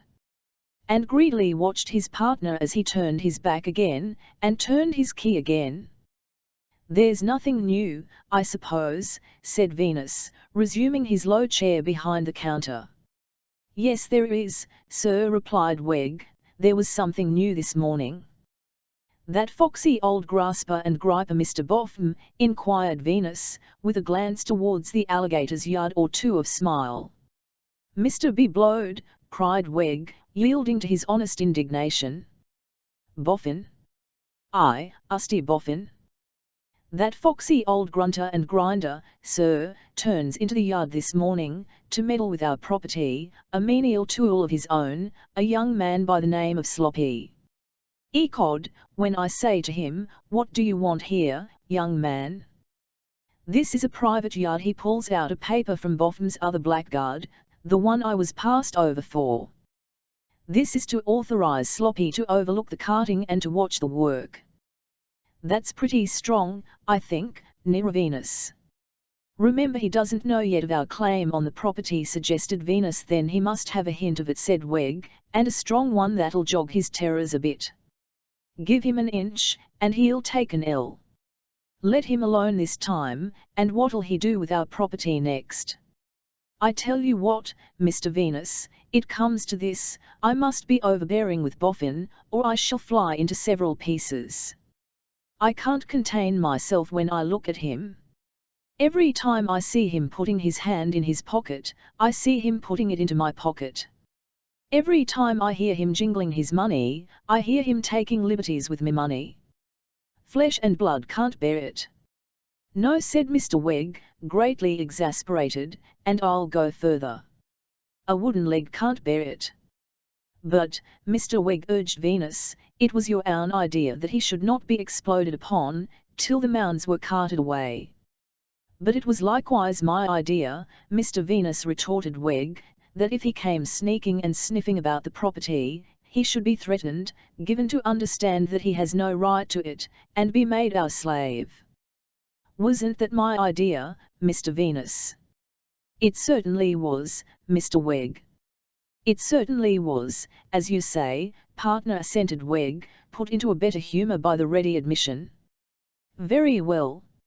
I consider his planting one of his menial tools in the yard, an act of sneaking and sniffing. And his nose shall be put to the grindstone for it. It was not your fault, Mr. Weg, I must admit, said Venus, that he got off with the Dutch bottle that night. As you handsomely say again, partner. No, it was not my fault. I'd have had that bottle out of him. Was it to be borne that he should come, like a thief in the dark, digging among stuff that was far more ours than his, seeing that we could deprive him of every grain of it, if he didn't buy us at our own figure, and carrying off treasure from its bowels? No, it was not to be borne. And for that, too, his nose shall be put to the grindstone. How do you propose to do it, Weg? To put his nose to the grindstone? I propose, returned that estimable man, to insult him openly. And, if looking into this eye of mine, he dares to offer a word in answer, to retort upon him before he can take his breath, add another word to that, you dusty old dog, and you're a beggar. Suppose he says nothing, Mr. Weg. Then, replied Weg, we shall have come to an understanding with very little trouble, and I'll break him and drive him, Mr. Venus. I'll put him in harness, and I'll bear him up tight, and I'll break him and drive him. The harder the old dust is driven, sir, the higher he'll pay. And I mean to be paid high, Venus, I promise you. You speak quite revengefully, Mr. Weg. Revengefully, sir? Is it for him that I have declined and filleted, night after night? Is it for his pleasure that I've waited at home of an evening, like a set of skittles, to be set up and knocked over, by whatever balls, or books, he chose to bring against me? Why, I'm 100 times the man he is, sir, 500 times. Perhaps it was with the malicious intent of urging him on to his worst that Mr. Venus looked as if he doubted that. What zero was it outside the house at present occupied, to its disgrace, by that minion of fortune and worm of the hour, said Weg, falling back upon his strongest terms of reprobation, and slapping the counter, that I, Silas Weg, 500 times the man he ever was, sat in all weathers, waiting for an errand or a customer. Was it outside that very house as I first set eyes upon him, rolling in the lap of luxury, when I was selling halfpenny ballads there for a living? And am I to grovel in the dust for him to walk over? No. There was a grin upon the ghastly countenance of the French gentleman under the influence of the firelight, as if he were computing how many thousand slanderers and traitors array themselves against the fortunate, on premises exactly answering to those of N.L.R. Weg. One might have fancied that the big-headed babies were toppling over with their hydrocephalic attempts to reckon up the children of men who transform their benefactors into their injurers by the same process. The yard or two of smile on the part of the alligator might have been invested with the meaning, all about this was quite familiar knowledge down in the depths of slime, ages ago. But said Weg, possibly with some slight perception to the foregoing effect, your speaking countenance remarks, Mr. Venus, that I'm duller and savager than usual. Perhaps I have allowed myself to brood too much. Begone, dull care. Tea's gone, sir. I've looked in upon you, and empire resumes her sway. For, as the song says, subject to your correction, sir, when the heart of a man is depressed with cares, the mist is dispelled if Venus appears. Like the notes of a fiddle, you sweetly, sir, sweetly, raises our spirits and charms our ears. Good night, sir. I shall have a word or two to say to you, Mr. Weg, before long, remarked Venus, respecting my share in the project we've been speaking of. My time, sir, returned Weg, is yours. In the meanwhile let it be fully understood that I shall not neglect bringing the grindstone to bear, nor yet bringing Usty Boffin's nose to it. His nose once brought to it, shall be held to it by these hands, near Venus, till the sparks flies out in showers. With this agreeable promise Weg stumped out, and shut the shop door after him. Wait till I light a candle, Mr. Boffin, said Venus, and you'll come out more comfortable. So, he lighting a candle and holding it up at arm's length, Mr. Boffin disengaged himself from behind the alligator's smile, with an expression of countenance so very downcast that it not only appeared as if the alligator had the whole of the joke to himself, but further as if it had been conceived and executed at Mr. Boffin's expense. That's a treacherous fellow, said Mr. Boffin, dusting his arms and legs as he came forth, the alligator having been but musty company. That's a dreadful fellow. The alligator, sir, said Venus. No, Venus, no. The serpent. You'll have the goodness to notice, Mr. Boffin, remarked Venus, that I said nothing to him about my going out of the affair altogether, because I didn't wish to take you anyways by surprise. But I can't be too soon out of it for my satisfaction, Mr. Boffin, and I now put it to you when it will suit your views for me to retire. Thank ye, Venus, thank ye, Venus, but I don't know what to say, returned Mr. Boffin, I don't know what to do. He'll drop down on me anyway. He seems fully determined to drop down, don't he? Mr. Venus opined that such was clearly his intention. You might be a sort of protection for me, if you remained in it, said Mr. Boffin, you might stand betwixt him and me, and take the edge off him. Don't you feel as if you could make a show of remaining in it, Venus, till I had time to turn myself round? Venus naturally inquired how long Boffin thought it might take him to turn himself round. I am sure I don't know, was the answer, given quite at a loss. Everything is so at 6s and 7s. If I had never come into the property, I shouldn't have minded. But being in it, it would be very trying to be turned out. Now, don't you acknowledge that it would, Venus? Mr. Venus preferred, he said, to leave Mr. Boffin to arrive at his own conclusions on that delicate question. I am sure I don't know what to do, said Mr. Boffin. If I ask advice of anyone else, it's only letting in another person to be bought out, and then I shall be ruined that way, and might as well have given up the property and gone slap to the workhouse. If I was to take advice of my young man, Rokesmith, I should have to buy him out. Sooner or later, of course, he'd drop down upon me, like Weg. I was brought into the world to be dropped down upon, it appears to me. Mr. Venus listened to these lamentations in silence, while Mr. Boffin jogged to and fro, holding his pockets as if he had a pain in them. After all, you haven't said what you mean to do yourself, Venus. When you do go out of it, how do you mean to go? Venus replied that as Weg had found the document and handed it to him, it was his intention to hand it back to Weg, with the declaration that he himself would have nothing to say to it, or do with it, and that Weg must act as he chose, and take the consequences. And then he drops down with his whole weight upon me, cried Mr. Boffin, ruefully. I'd sooner be dropped upon by you than by him, or even by you gently, than by him alone.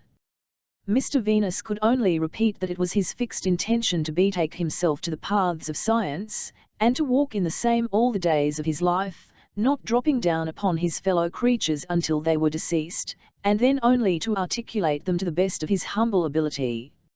How long could you be persuaded to keep up the appearance of remaining in it? Asked Mr. Boffin, retiring on his other idea.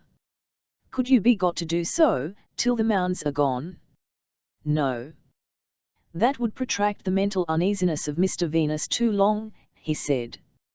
Not if I was to show you reason now, demanded Mr. Boffin, not if I was to show you good and sufficient reason. If by good and sufficient reason Mr. Boffin meant honest and unimpeachable reason, that might weigh with Mr. Venus against his personal wishes and convenience.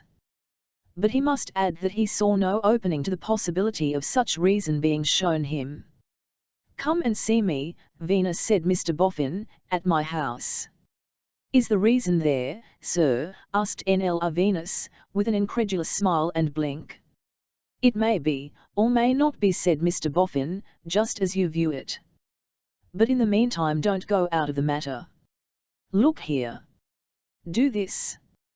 Give me your word that you won't take any steps with Weg, without my knowledge, just as I have given you my word that I won't without yours. Done, Mr. Boffin, said Venus, after brief consideration. Thank ye, Venus, thank ye, Venus. Done.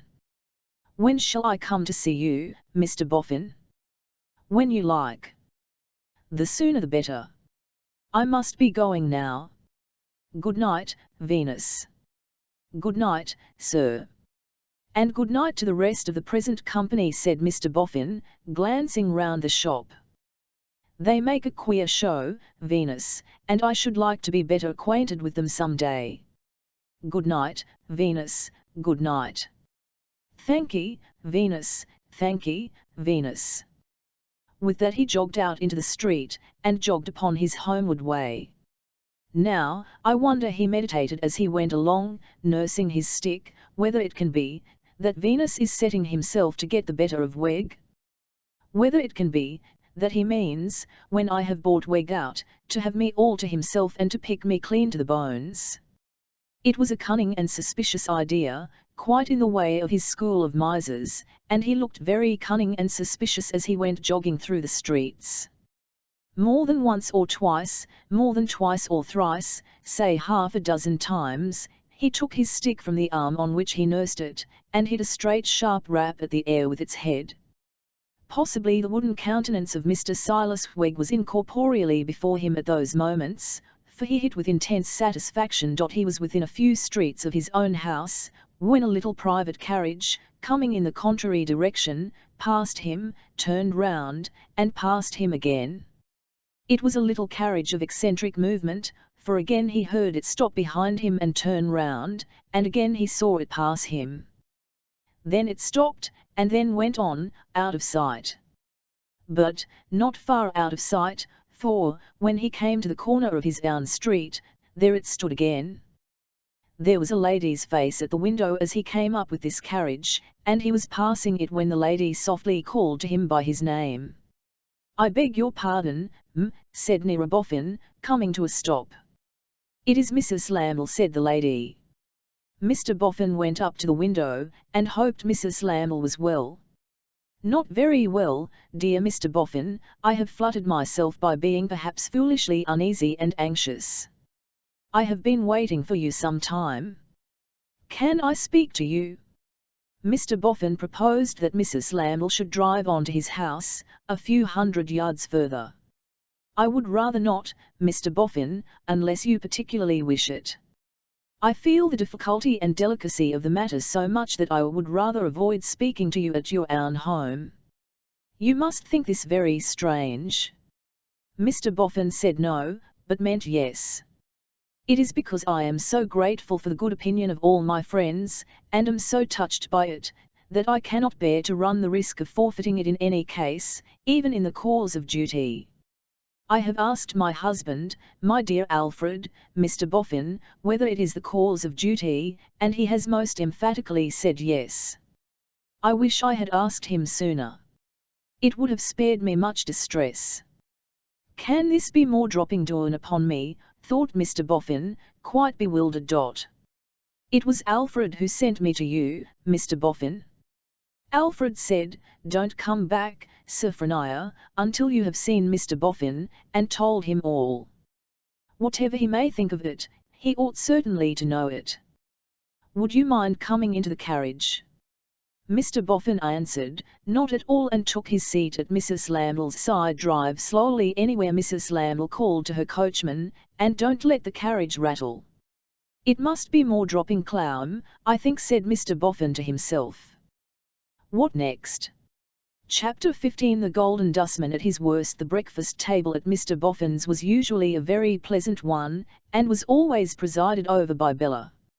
As though he began each new day in his healthy natural character, and some waking hours were necessary to his relapse into the corrupting influences of his wealth, the face and the demeanour of the Golden Dustman were generally unclouded at that meal.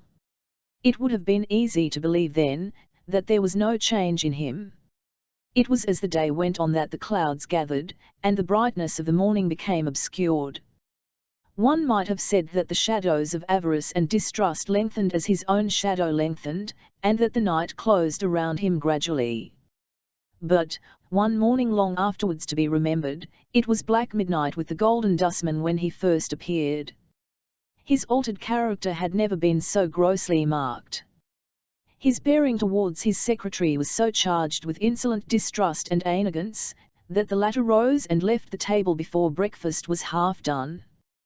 The look he directed at the secretary's retiring figure was so cunningly malignant, that Bella would have sat astounded and indignant, even though he had not gone the length of secretly threatening Rokesmith with his clenched fist as he closed the door. This unlucky morning, of all mornings in the year, was the morning next after Nira Boffin's interview with Mrs. Lamble in her little cage. Bella looked to Mrs. Boffin's face for comment on, or explanation of, this stormy humour in her husband, but none was there. An anxious and a distressed observation of her own face was all she could read in it. When they were left alone together, which was not until noon, for Mr. Boffin sat long in his easy chair, by turns jogging up and down the breakfast room, clenching his fist and muttering, Bella, in consternation, asked her what had happened, what was wrong. I am forbidden to speak to you about it, Bella dear, I mustn't tell you, was all the answer she could get. And still, whenever, in her wonder and dismay, she raised her eyes to Mrs. Boffin's face, she saw in it the same anxious and distressed observation of her own. Oppressed by her sense that trouble was impending, and lost in speculations why Mrs. Boffin should look at her as if she had any part in it, Bella found the day long and dreary. It was far on in the afternoon when, she being in her own room, a servant brought her a message from Mr. Boffin begging her to come to his. Mrs. Boffin was there, seated on a sofa, and Mr. Boffin was jogging up and down. On seeing Bella he stopped, beckoned her to him, and drew her arm through his. Don't be alarmed, my dear, he said, gently, I am not angry with you. Why, you actually tremble. Don't be alarmed, Bella my dear. I'll see you righted. See me righted, thought Bella. And then repeated aloud in a tone of astonishment, see me righted, sir. Said Mr. Boffin. See you righted. Send Mr. Rokesmith here. You Bella would have been lost in perplexity if there had been pause enough, but the servant found Nira Rokesmith near at hand, and he almost immediately presented himself. Shut the door, sir, said Nira Boffin. I have got something to say to you which I fancy you'll not be pleased to hear. I am sorry to reply, Mr. Boffin, returned the secretary, as, having closed the door, he turned and faced him, that I think that very likely. What do you mean, blustered Mr. Boffin. I mean that it has become no novelty to me to hear from your lips what I would rather not hear. Oh. Perhaps we shall change that, said Mr. Boffin with a evening roll of his head. I hope so, returned the secretary. He was quiet and respectful, but stood, as Bella thought, and was glad to think, on his manhood too. Now, sir, said Mr. Boffin, look at this young lady on my Anne. Bella involuntarily raising her eyes, when this sudden reference was made to herself, met those of Mr. Rokesmith. He was pale and seemed agitated. Then her eyes passed on to Mrs. Boffin's, and she met the look again. In a flash it enlightened her, and she began to understand what she had done. "I say to you, sir," Mr. Boffin repeated, "look at this young lady." "On my I do so," returned the secretary. As his glance rested again on Bella for a moment, she thought there was reproach in it. But it is possible that the reproach was within herself. "How dare you, sir," said Mr. Boffin, "tamper, unknown to me, with this young lady? How dare you come out of your station, and your place in my house, to pester this young lady with your impudent addresses?" "I must decline to answer questions," said the secretary, "that are so offensively asked." "You decline to answer," retorted Mr. Boffin. "You decline to answer, do you? Then I'll tell you what it is, Rokesmith, I'll answer for you. There are two sides to this matter, and I'll take 'em separately. The first side is sheer insolence. That's the first side." The secretary smiled with some bitterness, as though he would have said, "So I see and hear." "It was sheer insolence in you, I tell you," said Mr. Boffin, "even to think of this young lady. This young lady was far above you. This young lady was no match for you. This young lady was lying in wait, as she was qualified to do, for money, and you had no money." Bella hung her head and seemed to shrink a little from Mr. Boffin's protecting arm. "What are you, I should like to know," pursued Mr. Boffin, "that you were to have the audacity to follow up this young lady?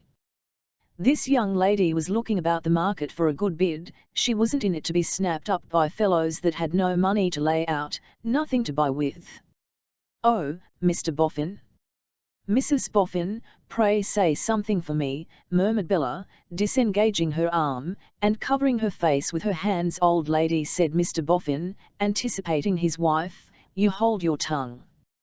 Bella, my dear, don't you let yourself be put out. I'll write you." "But you don't write me," exclaimed Bella, with great emphasis. You mung me, wrong me." "Don't you be put out, my dear," complacently retorted Mr. Boffin. "I'll bring this young man to book. Now, you Rokesmith. You can't decline to hear, you know, as well as to answer. You hear me tell you that the first side of your conduct was insolence and presumption? Answer me one thing, if I can. Didn't this young lady tell you so herself?" "Did I, Mr. Rokesmith?" asked Bella with her face still covered. "Oh say, Mr. Rokesmith. Did one? Don't be distressed, Miss Wilfer, it matters very little now." "Ah. You can't deny it, though," said Mr. Boffin, with a knowing shake of his head. "But I have asked him to forgive me since," cried Bella, "and I would ask him to forgive me now again, upon my knees, if it would spare him." Here Mrs. Boffin broke out a crying. "Old lady," said Mr. Boffin, "stop that noise. Tender-hearted in you, Miss Bella, but I mean to have it out right through with this young man, having got him into a corner. Now, you Rokesmith. I tell you that's one side of your conduct, insolence and presumption. Now, I'm coming to the other, which is much worse. This was a speculation of yours. I indignantly deny it. It's of no use your denying it, it doesn't sineo a bit whether you deny it or not, I've got a head upon my shoulders, and it ain't a baby's." "What?" said Mr. Boffin, gathering himself together in his most suspicious attitude, and wrinkling his face into a very map of curves and corners. "Don't I know what grabs are made at a man with money? If I didn't keep my eyes open, and my pockets buttoned, shouldn't I be brought to the workhouse before I knew where I was? Wasn't the experience of Dancer, and Elwes, and Hopkins, and Blueberry Jones, and ever so many more of 'em, similar to mine? Didn't everybody want to make grabs at what they'd got, and bring 'em to poverty and ruin? Weren't they forced to hide everything belonging to 'em, for fear it should be snatched from 'em? Of course they was. I shall be told next that they didn't know human nature. They. Poor creatures, murmured the secretary.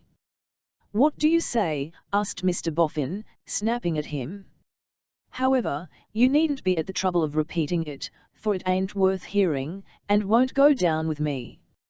I'm going to unfold your plan, before this young lady. I'm going to show this young lady the second view of you, and nothing you can say will stave it off. Now, attend here, Bella, my dear Dot. Rokesmith, you're a needy chap. You're a chap that I pick up in the street. Are you, or ain't you? Go on, Mr. Boffin, don't appeal to me. Not appeal to you, retorted Nira Boffin as if he hadn't done so. No, I should hope not. Appealing to you would be rather a rum course. As I was saying, you're a needy chap that I pick up in the street. You come and ask me in the street to take you for a secretary, and I take you. Very good. Very bad, murmured the secretary. What do you say? Asked Mr. Boffin, snapping at him again. He returned no answer. Mr. Boffin, after eyeing him with a comical look of discomfited curiosity, was fain to begin afresh. This Rokesmith is a needy young man that I take for my secretary out of the open street. This Rokesmith gets acquainted with my affairs, and gets to know that I mean to settle a sum of money on this young lady. Oh, says this Rokesmith.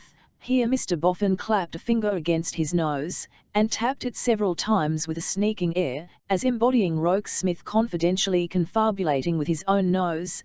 This will be a good haul, I'll go in for this. And so this Rokesmith, greedy and hungering, begins creeping on his hands and knees towards the money. Not so bad a speculation either, for if this young lady had had less spirit, or had had less sense, through being at all in the romantic line, by George he might have worked it out and made it pay. But fortunately she was too many for him, and a pretty figure he cuts now he is exposed. There he stands, said Mr. Boffin, addressing Rokesmith himself with ridiculous inconsistency.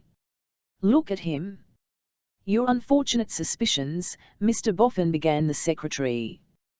Precious unfortunate for you, I can tell you, said Mr. Boffin. Are not to be combated by anyone, and I address myself to no such hopeless task. But I will say a word upon the truth. Ya. Much you care about the truth, said Mr. Boffin, with a snap of his fingers. Noddy. My dear love, expostulated his wife. Old lady, returned Mr. Boffin, you keep still. I say to this Rokesmith here, much he cares about the truth.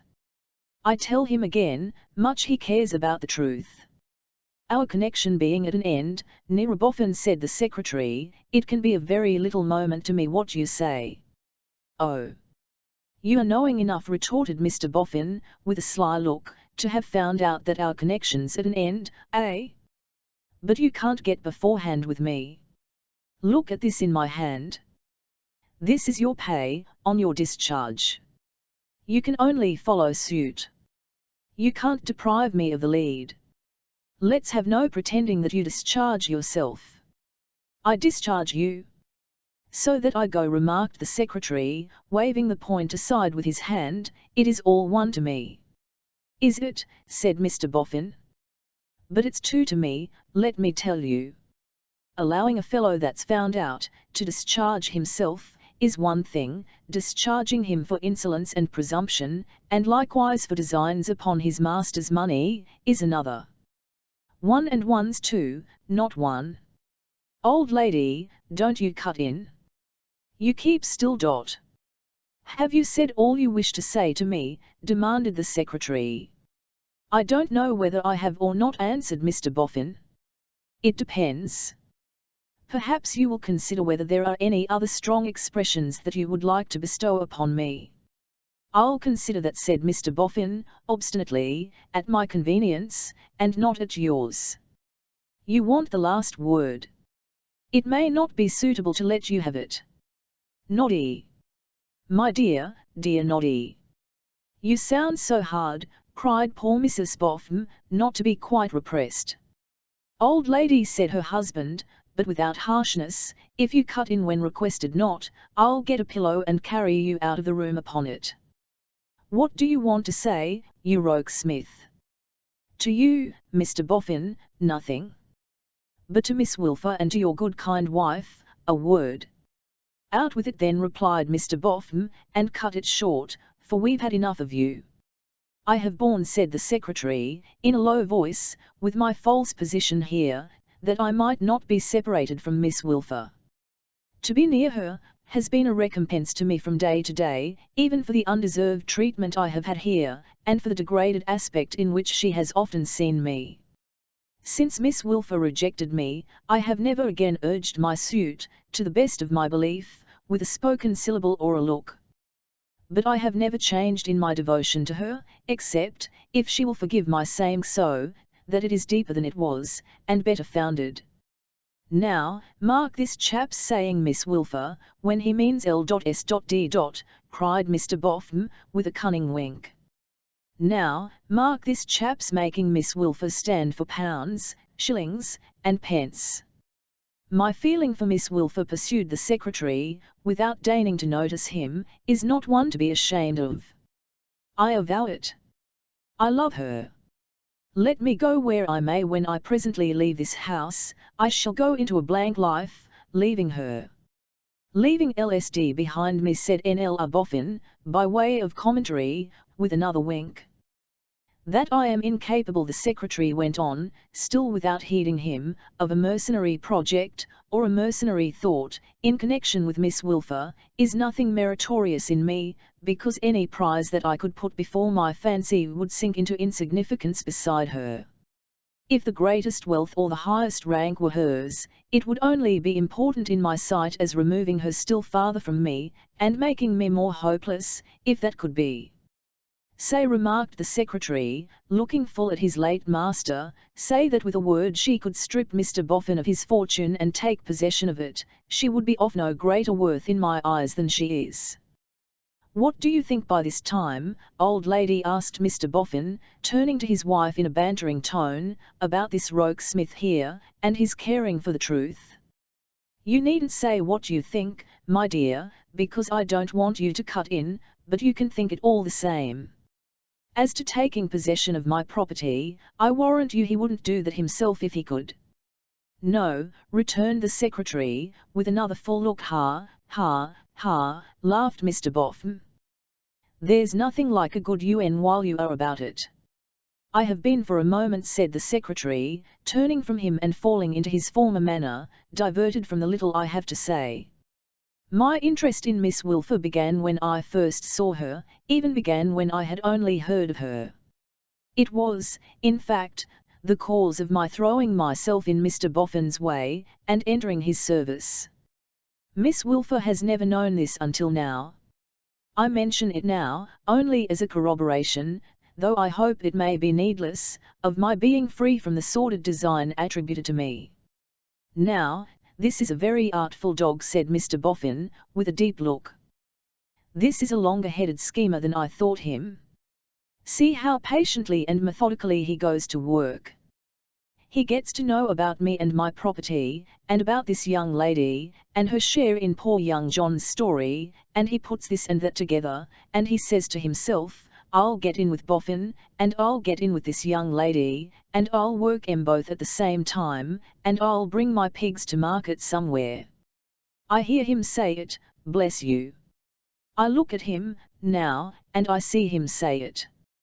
Mr. Boffin pointed at the culprit, as it were in the act, and hugged himself in his great penetration.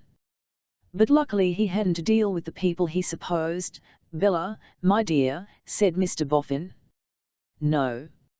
Luckily he had to deal with you, and with me, and with Daniel and Miss Dancer, and with Elwes, and with Vulture Hopkins, and with Blueberry Jones and all the rest of us, one down t'other come on. And he's beat, that's what he is, regularly beat. He thought to squeeze money out of us, and he has done for himself instead, Bella my dear. Bella my dear made no response, gave no sign of acquiescence. When she had first covered her face she had sunk upon a chair with her hands resting on the back of it, and had never moved since. There was a short silence at this point, and Mrs. Boffin softly rose as if to go to her. But Mr. Boffin stopped her with a gesture, and she obediently sat down again and stayed where she was. "There's your pay, Mr. Rokesmith," said the Golden Dustman, jerking the folded scrap of paper he had in his hand, towards his late secretary. "I dare say you can stoop to pick it up, after what you have stooped to here." "I have stooped to nothing but this," Rokesmith answered as he took it from the ground, "and this is mine, for I have earned it by the hardest of hard labour." "You're a pretty quick packer, I hope," said Mr. Boffin, "because the sooner you are gone, bag and baggage, the better for all parties. You need have no fear of my lingering." "There's just one thing though," said Mr. Boffin, "that I should like to ask you before we come to a good riddance, if it was only to show this young lady how conceited you schemers are, in thinking that nobody finds out how you contradict yourselves." "Ask me anything you wish to ask," returned Rokesmith, "but use the expedition that you recommend." "You pretend to have a mighty admiration for this young lady," said Mr. Boffin, laying his hand protectingly on Bella's head without looking down at her. "I do not pretend." "Oh. Well. You have a mighty admiration for this young lady, since you are so particular." "Yes. How do you reconcile that, with this young lady's being a weak-spirited, improvident idiot, not knowing what was due to herself, flinging up her money to the church weathercocks, and racing off at a splitting pace for the workhouse? I don't understand you." "Don't you? Or won't you? What else could you have made this young lady out to be, if she had listened to such addresses as yours?" "What else, if I had been so happy as to win her affections and possess her heart?" "Win her affections," retorted Mr. Boffin, with ineffable contempt, "and possess her heart. Mew, says the cat, quack quack, says the duck, bow wow wow, says the dog. Win her affections and possess her heart. Mew, quack quack, bow wow." John Rokesmith stared at him in his outburst, as if with some faint idea that he had gone mad. "What is due to this young lady," said Mr. Boffin, "is money, and this young lady right well knows it." "You slander the young lady. You slander the young lady, you with your affections and hearts and trumpery," returned Mr. Boffin. "It's of a piece with the rest of your behaviour. I heard of these doings of yours only last night, or you should have heard of 'em from me, sooner, take your oath of it. I heard of 'em from a lady with as good a headpiece as the best, and she knows this young lady, and I know this young lady, and we all three know that it's money she makes a stand for, money, money, money, and that you and your affections and hearts are a lie, sir." "Mrs. Boffin," said Rokesmith, quietly turning to her, "for your delicate and unvarying kindness I thank you with the warmest gratitude. Goodbye. Miss Wilfer, goodbye." "And now, my dear," said Mr. Boffin, laying his hand on Bella's head again, "you may begin to make yourself quite comfortable, and I hope you feel that you've been righted." But Bella was so far from appearing to feel it, that she shrank from his hand and from the chair, and, starting up in an incoherent passion of tears, and stretching out her arms, cried, "Oh, Nlr Rokesmith, before you go, if you could but make me poor again. Oh! Make me poor again, somebody, I beg and pray, or my heart will break if this goes on. Pa dear, make me poor again and take me home. I was bad enough there, but I have been so much worse here. Don't give me money, Mr. Boffin, I won't have money. Keep it away from me, and only let me speak to good little Pa, and lay my head upon his shoulder, and tell him all my griefs. Nobody else can understand me, nobody else can comfort me, nobody else knows how unworthy I am, and yet can love me like a little child. I am better with Pa than anyone, more innocent, more sorry, more glad." So, crymg out in a wild way that she could not bear this, Bella drooped her head on Mrs. Boffin's ready breast. John Rokesmith from his place in the room, and Mr. Boffin from his, looked on at her in silence until she was silent herself. Then Mr. Boffin observed in a soothing and comfortable tone, "There, my dear, there, you are righted now, and it's all right. I don't wonder, I'm sure, at your being a little flurried by having a scene with this fellow, but it's all over, my dear. And you're righted, and it's all right." Which Mr. Boffin repeated with a highly satisfied air of completeness and finality. "I hate you!" cried Bella, turning suddenly upon him, with a stamp of her little foot. "At least, I can't hate you, but I don't like you." "Lo!" exclaimed Mr. Boffin in an amazed undertone. "You're a scolding, unjust, abusive, aggravating, bad old creature," cried Bella. "I am angry with my ungrateful self for calling you names, but you know you are." Mr. Boffin stared here, and stared there, as misdoubting that he must be in some sort of fit. "I have heard you with shame," said Bella. "With shame for myself, and with shame for you. You ought to be above the base tale-bearing of a time-serving woman, but you are above nothing now." Mr. Boffin, seeming to become convinced that this was a fit, rolled his eyes and loosened his neckcloth. "When I came here, I respected you and honoured you, and I soon loved you," cried Bella. "And now I can't bear the sight of you. At least, I don't know that I ought to go so far as that, only you're a monster." Having shot this bolt out with a great expenditure of force, Bella hysterically laughed and cried together. "The best wish I can wish you is," said Bella, returning to the charge, "that you had not one single farthing in the world. If any UE friend and well-wisher could make you a bankrupt, you would be a duck, but as a man of property you are a demon." After dispatching this second bolt with a still greater expenditure of force, Bella laughed and cried still more. "Mr. Rokesmith, pray stay one moment. Pray hear one word from me before you go. I am deeply sorry for the reproaches you have borne on my account. Out of the depths of my heart I earnestly and truly beg your pardon." As she stepped towards him, he met her. As she gave him her hand, he put it to his lips, and said, "God bless you." No laughing was mixed with Bella's crying then, her tears were pure and fervent. "There is not an ungenerous word that I have heard addressed to you heard with scorn and indignation, Mr. Rokesmith, but it has wounded me far more than you, for I have deserved it, and you never have. Mr. Rokesmith, it is to me you owe this perverted account of what passed between us that night. I parted with the secret, even while I was angry with myself for doing so.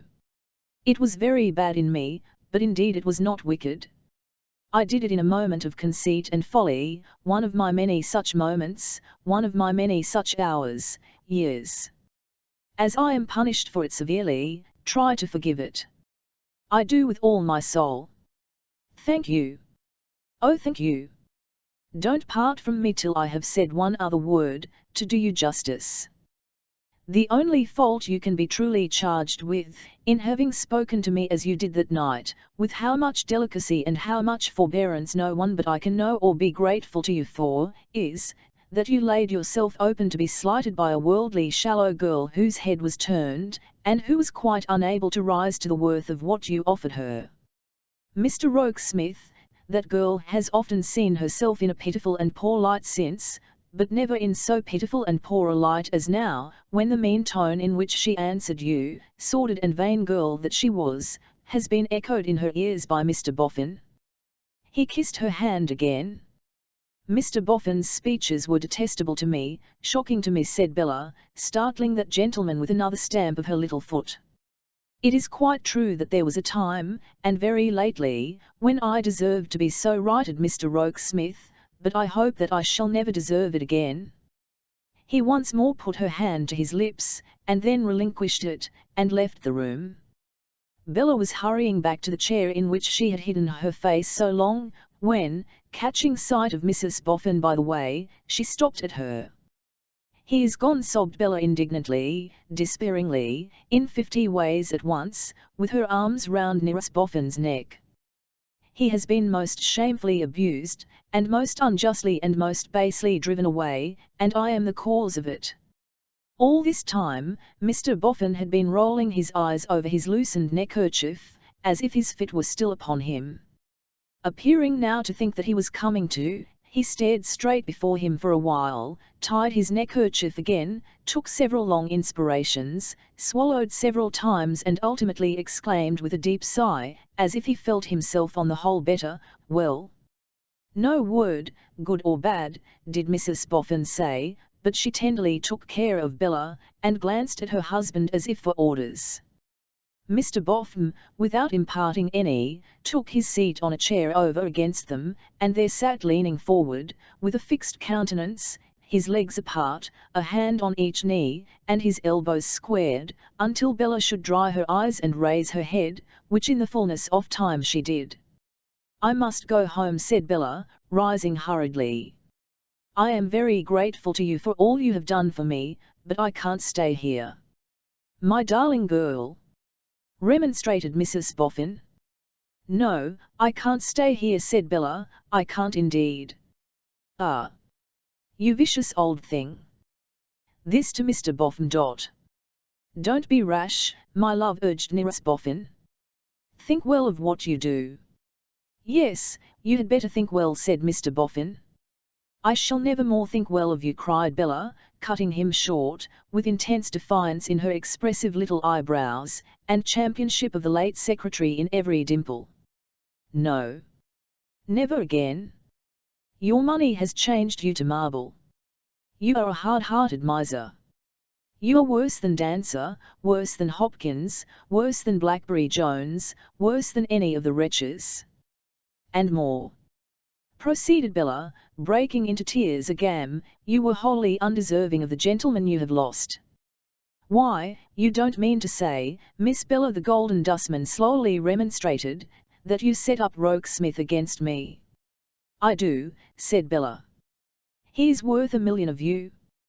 Very pretty she looked, though very angry, as she made herself as tall as she possibly could, which was not extremely tall, and utterly renounced her patron with a lofty toss of her rich brown head. "I would rather he thought well of me," said Bella, "though he swept the street for bread, than that you did, though you splashed the mud upon him from the wheels of a chariot of pure gold. There." "Well, I'm sure," cried Mr. Boffin, staring. "And for a long time past, when you have thought you set yourself above him, I have only seen you under his feet," said Bella. "There. And throughout I saw in him the master, and I saw in you the man.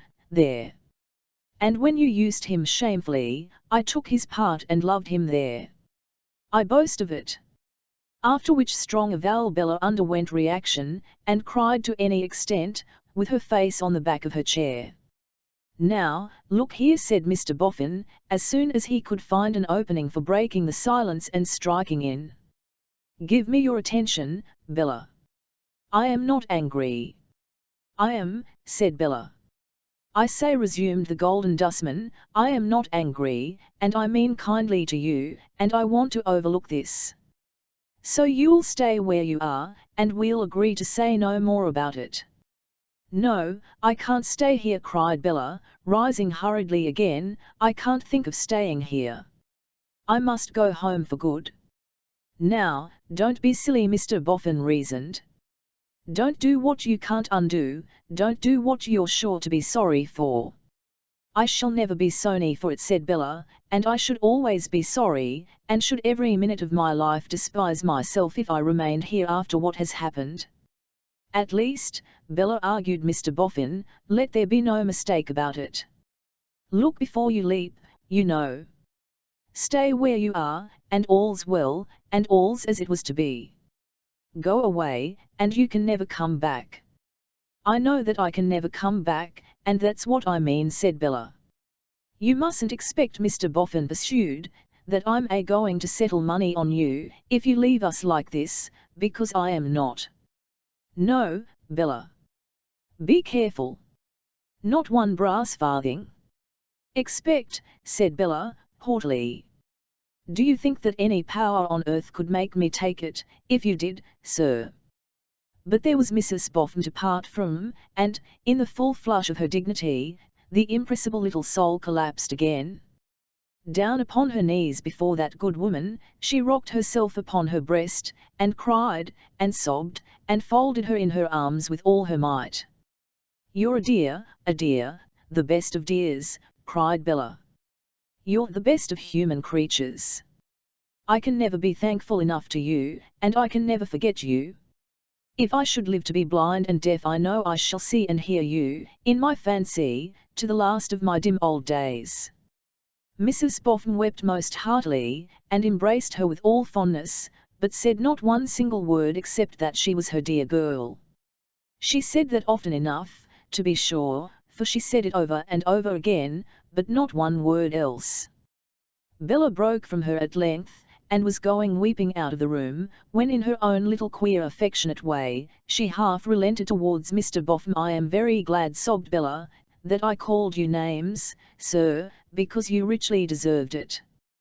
But I am very sorry that I called you names, because you used to be so different. Say goodbye."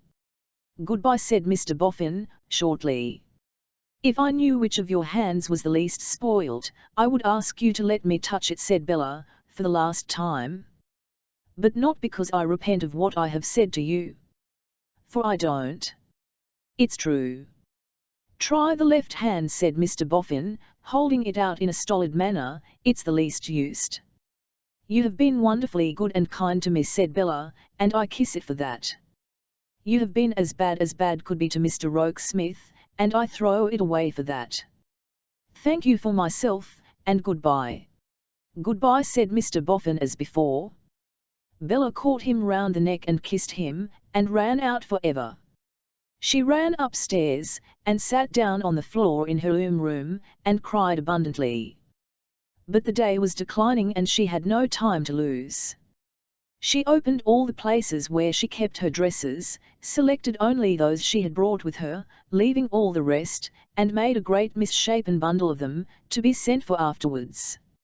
"I won't take one of the others," said Bella, tying the knots of the bundle very tight, in the severity of her resolution. "I'll leave all the presents behind, and begin again entirely on my own account." That the resolution might be thoroughly carried into practice, she even changed the dress she wore, for that in which she had come to the grand mansion. Even the bonnet she put on, was the bonnet that had mounted into the Boffin chariot at Holloway. "Now, I am complete," said Bella. "It's a little trying, but I have steeped my eyes in cold water, and I won't cry any more. You have been a pleasant room to me, dear room. Adieu. We shall never see each other again."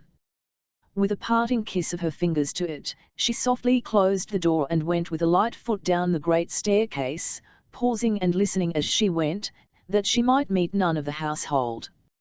No one chanced to be about, and she got down to the hall in quiet. The door of the late secretary's room stood open. She peeped in as she passed, and divined from the emptiness of his table, and the general appearance of things, that he was already gone. Softly opening the great hall door, and softly closing it upon herself, she turned and kissed it on the outside, insensible old combination of wood and iron that it was, before she ran away from the house at a swift pace. "That was well done," panted Bella, slackening in the next street, and subsiding into a walk. "If I had left myself any breath to cry with, I should have cried again. Now, poor dear darling little Pa, you are going to see your lovely woman unexpectedly."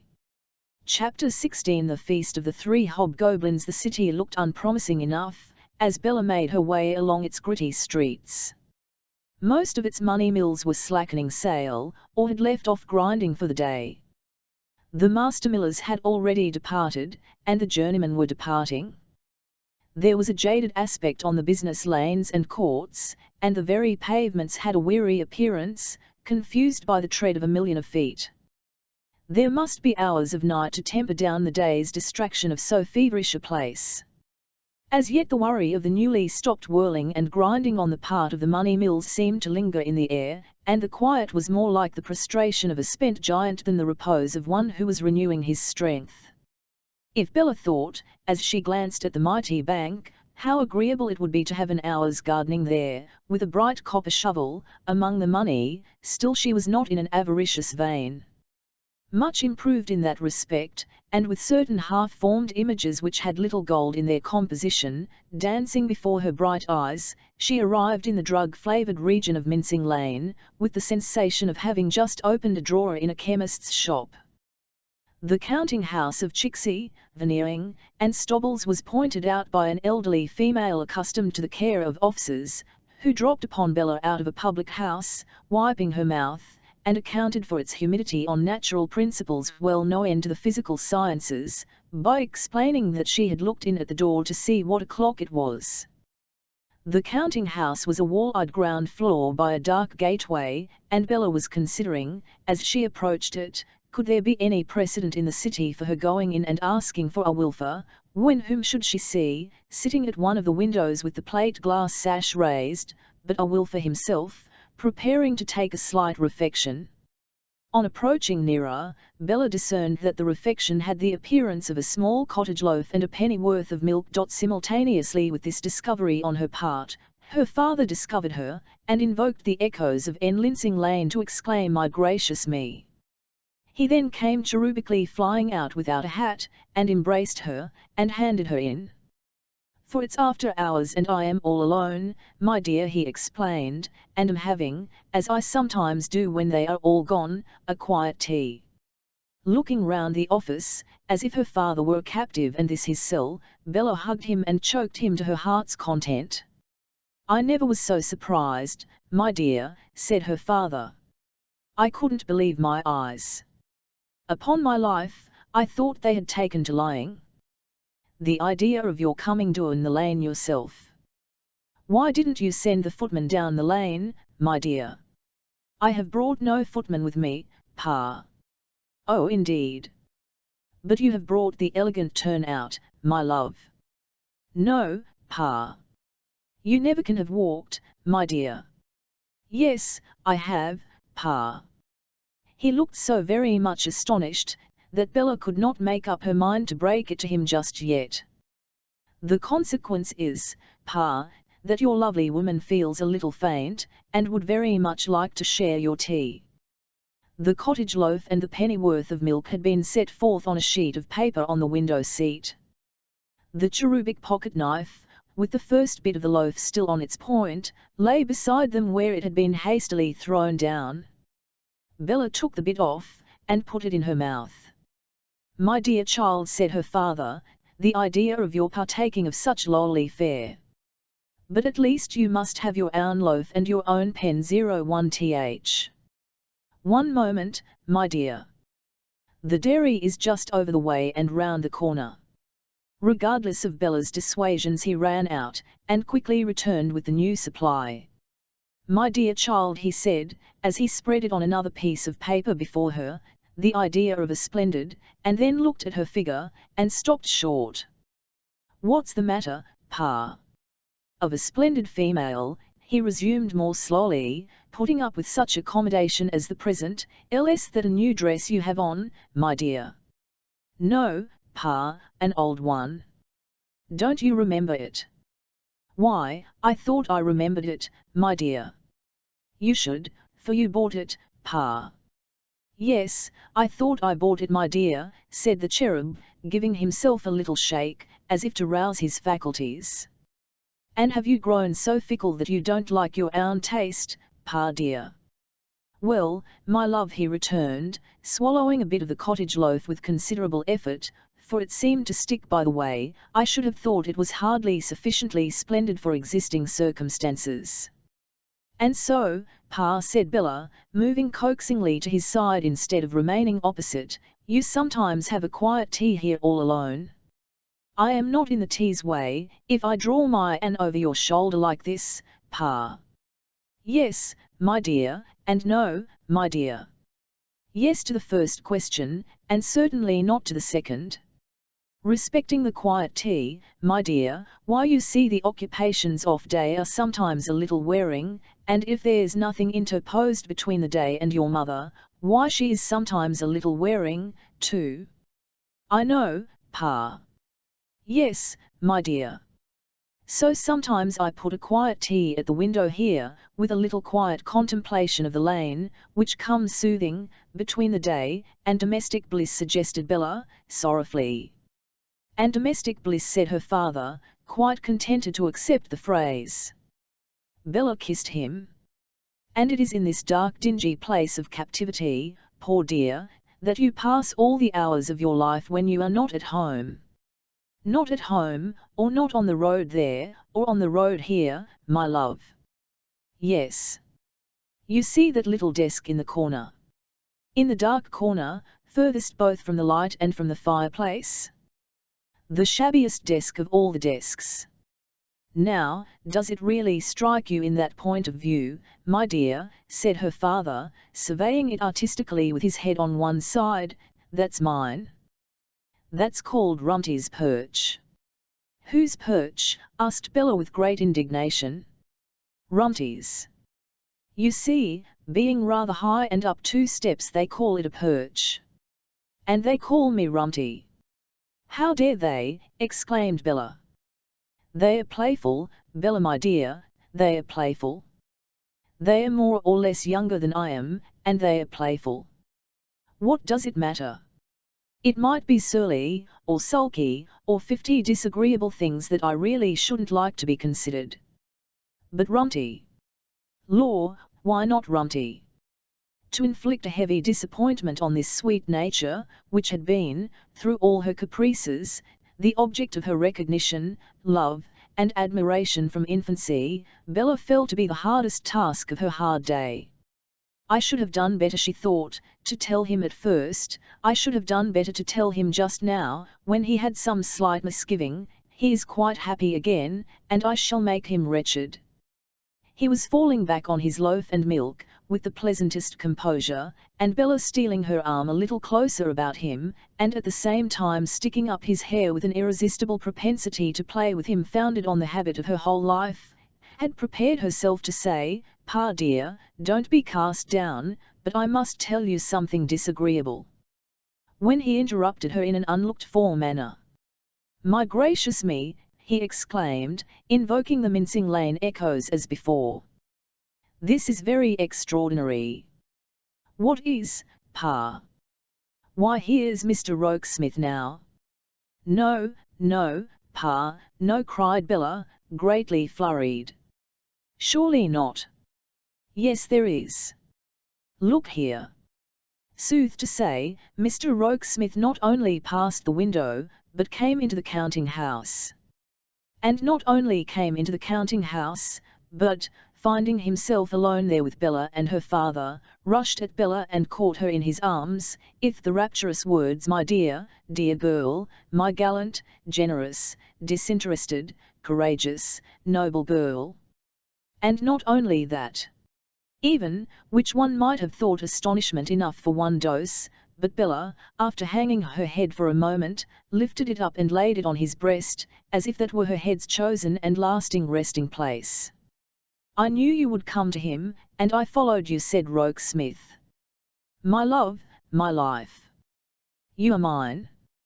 To which Bella responded, "Yes, I am yours if you think me worth taking." And after that, seemed to shrink to next to nothing in the clasp of his arms, partly because it was such a strong one on his part, and partly because there was such a yielding to it on hers. The cherub, whose hair would have done for itself under the influence of this amazing spectacle, what Bella had just now done for it, staggered back into the window seat from which he had risen, and surveyed the pair with his eyes dilated to their utmost. "But we must think of dear Pa," said Bella. "I haven't told dear Pa, let us speak to Pa." Upon which they turned to do so. "I wish first, my dear," remarked the cherub faintly, "that you'd have the kindness to sprinkle me with a little milk, for I feel as if I was going." In fact, the good little fellow had become alarmingly limp, and his senses seemed to be rapidly escaping, from the knees upward. Bella sprinkled him with kisses instead of milk, but gave him a little of that article to drink, and he gradually revived under her caressing care. "We'll break it to you gently, dearest Pa," said Bella. "My dear," returned the cherub, looking at them both, "you broke so much in the first, Gush, if I may so express myself, that I think I am equal to a good large breakage now. Mr. Wilfer, said John Rokesmith, excitedly and joyfully, Bella takes me, though I have no fortune, even no present occupation, nothing but what I can get in the life before us. Bella takes me. Yes, I should rather have inferred, my dear sir, returned the cherub feebly, that Bella took you, from what I have within these few minutes remarked. You don't know, Pa, said Bella, how ill I have used him. You don't know, sir, said Rokesmith, what a heart she has. You don't know, Pa, said Bella, what a shocking creature I was growing, when he saved me from Miss Ilful. You don't know, sir, said Rokesmith, what a sacrifice she has made for me. My dear Bella, replied the cherub, still pathetically scared, and my dear John Rokesmith, if you will allow me so to call you. Yes, do, Pa, do, urged Bella. I allow you, and my will is his law. Isn't it, clear, John Rokesmith? There was an engaging shyness in Bella, coupled with an engaging tenderness of love and confidence and pride, in thus first calling him by name, which made it quite excusable in John Rokesmith to do what he did. What he did was, once more to give her the appearance of vanishing as aforesaid. I think, my dears, observed the cherub, that if you could make it convenient to sit one on one side of me, and the other on the other, we should get on rather more consecutively, and make things rather plainer. John Rokesmith mentioned, a while ago, that he had no present occupation. None, said Rokesmith. No, Pa, none, said Bella. From which I argue, proceeded the cherub, that he has left Mr. Boffin. Yes, Pa. And so, stop a bit, my dear. I wish to lead up to it by degrees. And that Mr. Boffin has not treated him well. Has treated him most shamefully, dear Pa, cried Bella with a flashing face. Of which, pursued the cherub, enjoining patience with his hand, a certain mercenary young person distantly related to myself, could not approve. Am I leading up to it right? Could not approve, sweet Pa, said Bella, with a tearful laugh and a joyful kiss. Upon which, pursued the cherub, the certain mercenary young person distantly related to myself, having previously observed and mentioned to myself that prosperity was spoiling Mr. Boffin, felt that she must not sell her sense of what was right and what was wrong, and what was true and what was false, and what was just and what was unjust, for any price that could be paid to her by any one alive. Am I leading up to it right? With another tearful laugh, Bella joyfully kissed him again. And therefore, the cherub went on in a glowing voice, as Bella's hand stole gradually up his waistcoat to his neck, this mercenary young person distantly related to myself, refused the price, took off the splendid fashions that were part of it, put on the comparatively poor dress that I had last given her, and trusting to my supporting her in what was right, came straight to me. Have I led up to it? Bella's hand was round his neck by this time, and her face was on it. The mercenary young person distantly related to myself, said her good father, did well. The mercenary young person distantly related to myself, did not trust to me in vain. I admire this mercenary young person distantly related to myself, more in this dress than if she had come to me in China silks, cashmere shawls, and Golconda diamonds. I love this young person dearly. I say to the man of this young person's heart, out of my heart and with all of it, my blessing on this engagement betwixt you, and she brings you a good fortune when she brings you the poverty she has accepted for your sake and the honest truths. The stanch little man's voice failed him as he gave John Rokesmith his hand, and he was silent, bending his face low over his daughter. But, not for long. He soon looked up, saying in a sprightly tone, and now, my dear child, if you think you can entertain John Rokesmith for a minute and a half, I'll run over to the dairy, and fetch him a cottage loaf and a drink of milk, that we may all have tea together. It was, as Bella gaily said, like the supper provided for the 3 nursery hobgoblins at their house in the forest, without their thunderous low growlings of the alarming discovery, somebody's been drinking my milk. It was a delicious repast, by far the most delicious that Bella, or John Rokesmith, or even a Wilfer had ever made. The uncongenial oddity of its surroundings, with the two brass knobs of the iron safe of Chixie, Veneering, and Stobbles staring from a corner, like the eyes of some dull dragon, only made it the more delightful to think, said the cherub, looking round the office with unspeakable enjoyment, that anything of a tender nature should come off here, is what tickles me. To think that ever I should have seen my Bella folded in the arms of her future husband, here, you know. It was not until the cottage loaves and the milk had for some time disappeared, and the foreshadowings of night were creeping over Mincing Lane, that the cherub by degrees became a little nervous, and said to Bella, as he cleared his throat, have you thought at all about your mother, my dear? Yes, Pa. And your sister Lavie, for instance, my dear? Yes, Pa. I think we had better not enter into particulars at home. I think it will be quite enough to say that I had a difference with Mr. Boffin, and have left for good. John Rokesmith being acquainted with your ma, my love, said her father, after some slight hesitation, I need have no delicacy in hinting before him that you may perhaps find your ma a little wearing. A little, patient Pa, said Bella with a tuneful laugh, the tune fuller for being so loving in its tone. Well, we'll say, strictly in confidence among ourselves, wearing, we won't qualio it, the cherub stoutly admitted.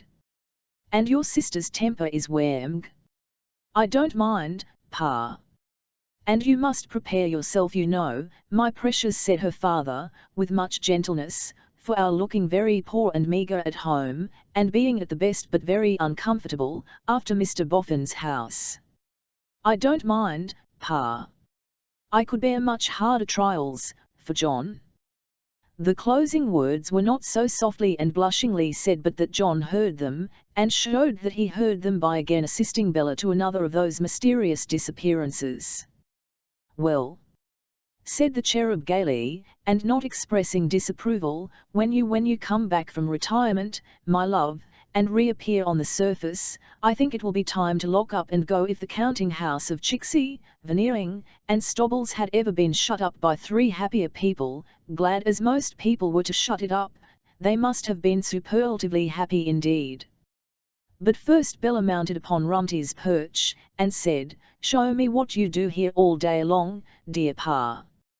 Do you write like this, laying her round cheek upon her plump left arm, and losing sight of her pen in waves of hair, in a highly unbusiness-like manner?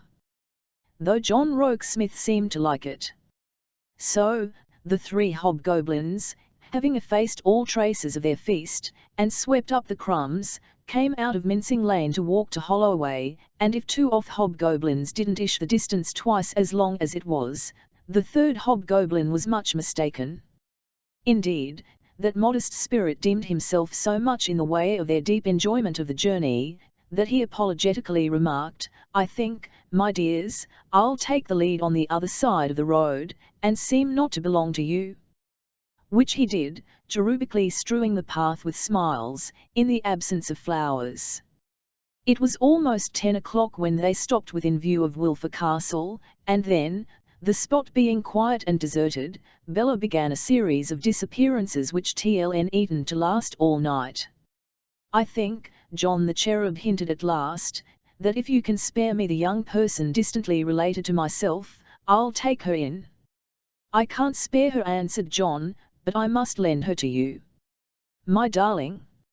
A word of magic which caused Bella instantly to disappear again. Now, dearest Pa, said Bella, when she became visible, put your hand in mine, and we'll run home as fast as ever we can run, and get it over. Now, Pa. Once. My dear, the cherub faltered, with something of a craven air, I was going to observe that if your mother you mustn't hang back, sir, to gain time, cried Bella, putting out her right foot, do you see that, sir? That's the mark, come up to the mark, sir. Once.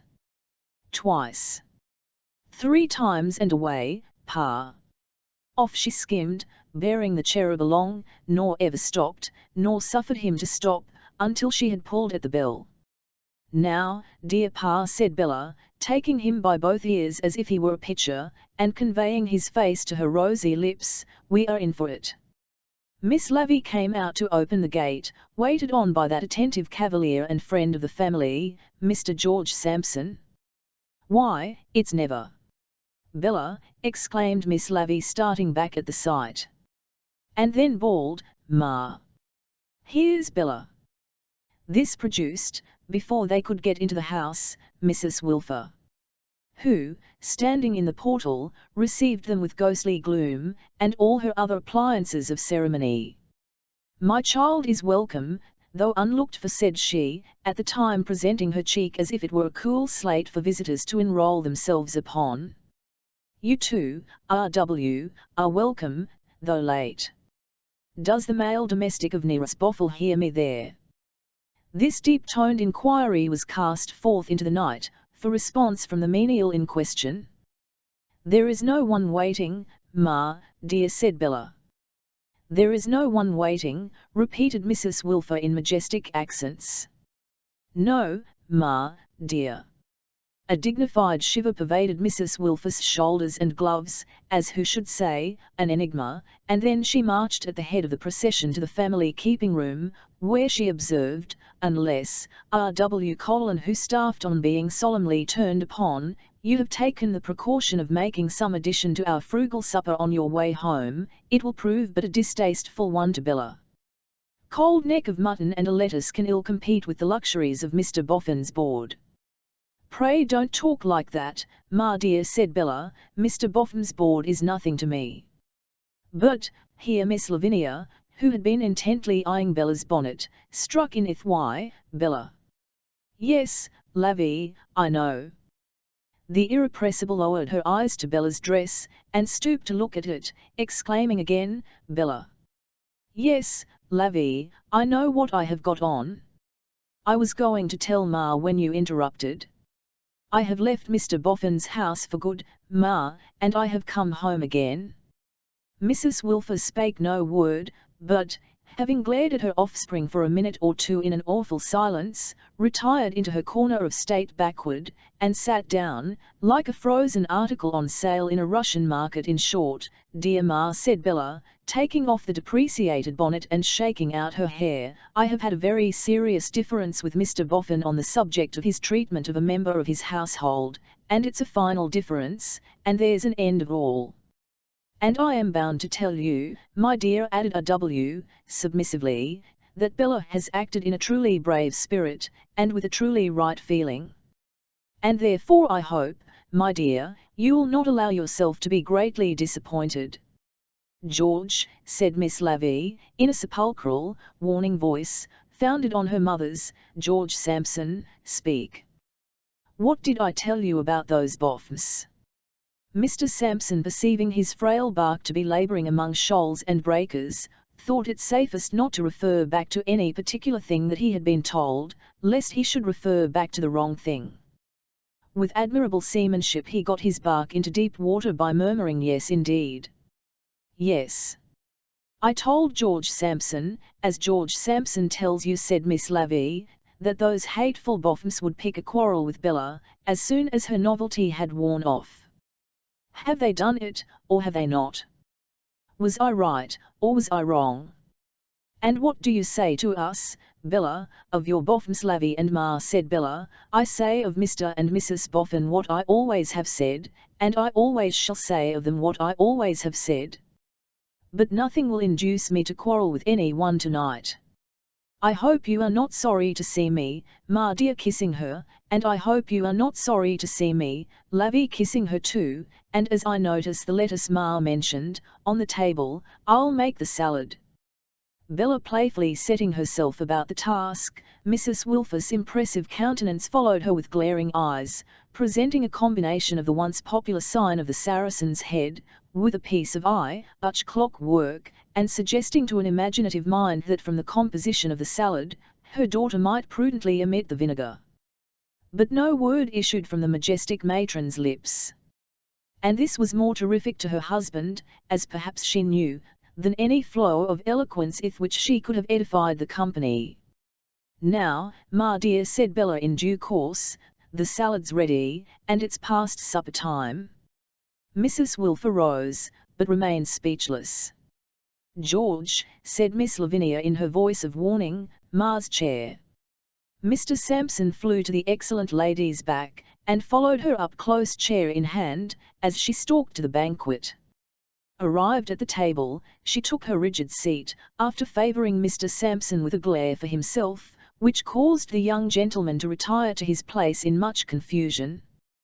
The cherub, not presuming to address so tremendous an object, transacted her supper through the agency of a third person, as mutton to your ma Bella, my dear, and Lavvy, I dare say your ma would take some lettuce if you were to put it on her plate.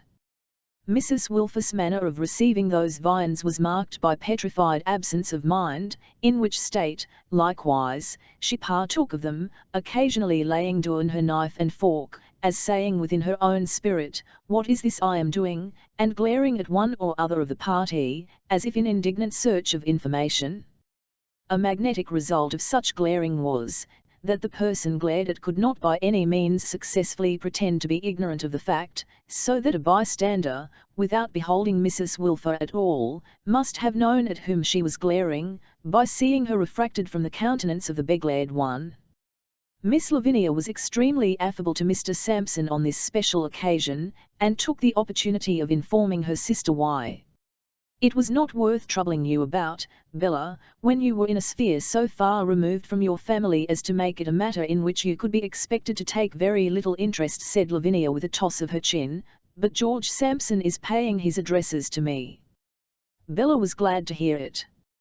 Mr. Sampson became thoughtfully red, and felt called upon to encircle Miss Lavinia's waist with his arm, but, encountering a large pin in the young lady's belt, scarified a finger, uttered a sharp exclamation, and attracted the lightning of Mrs. Wilfer's glare.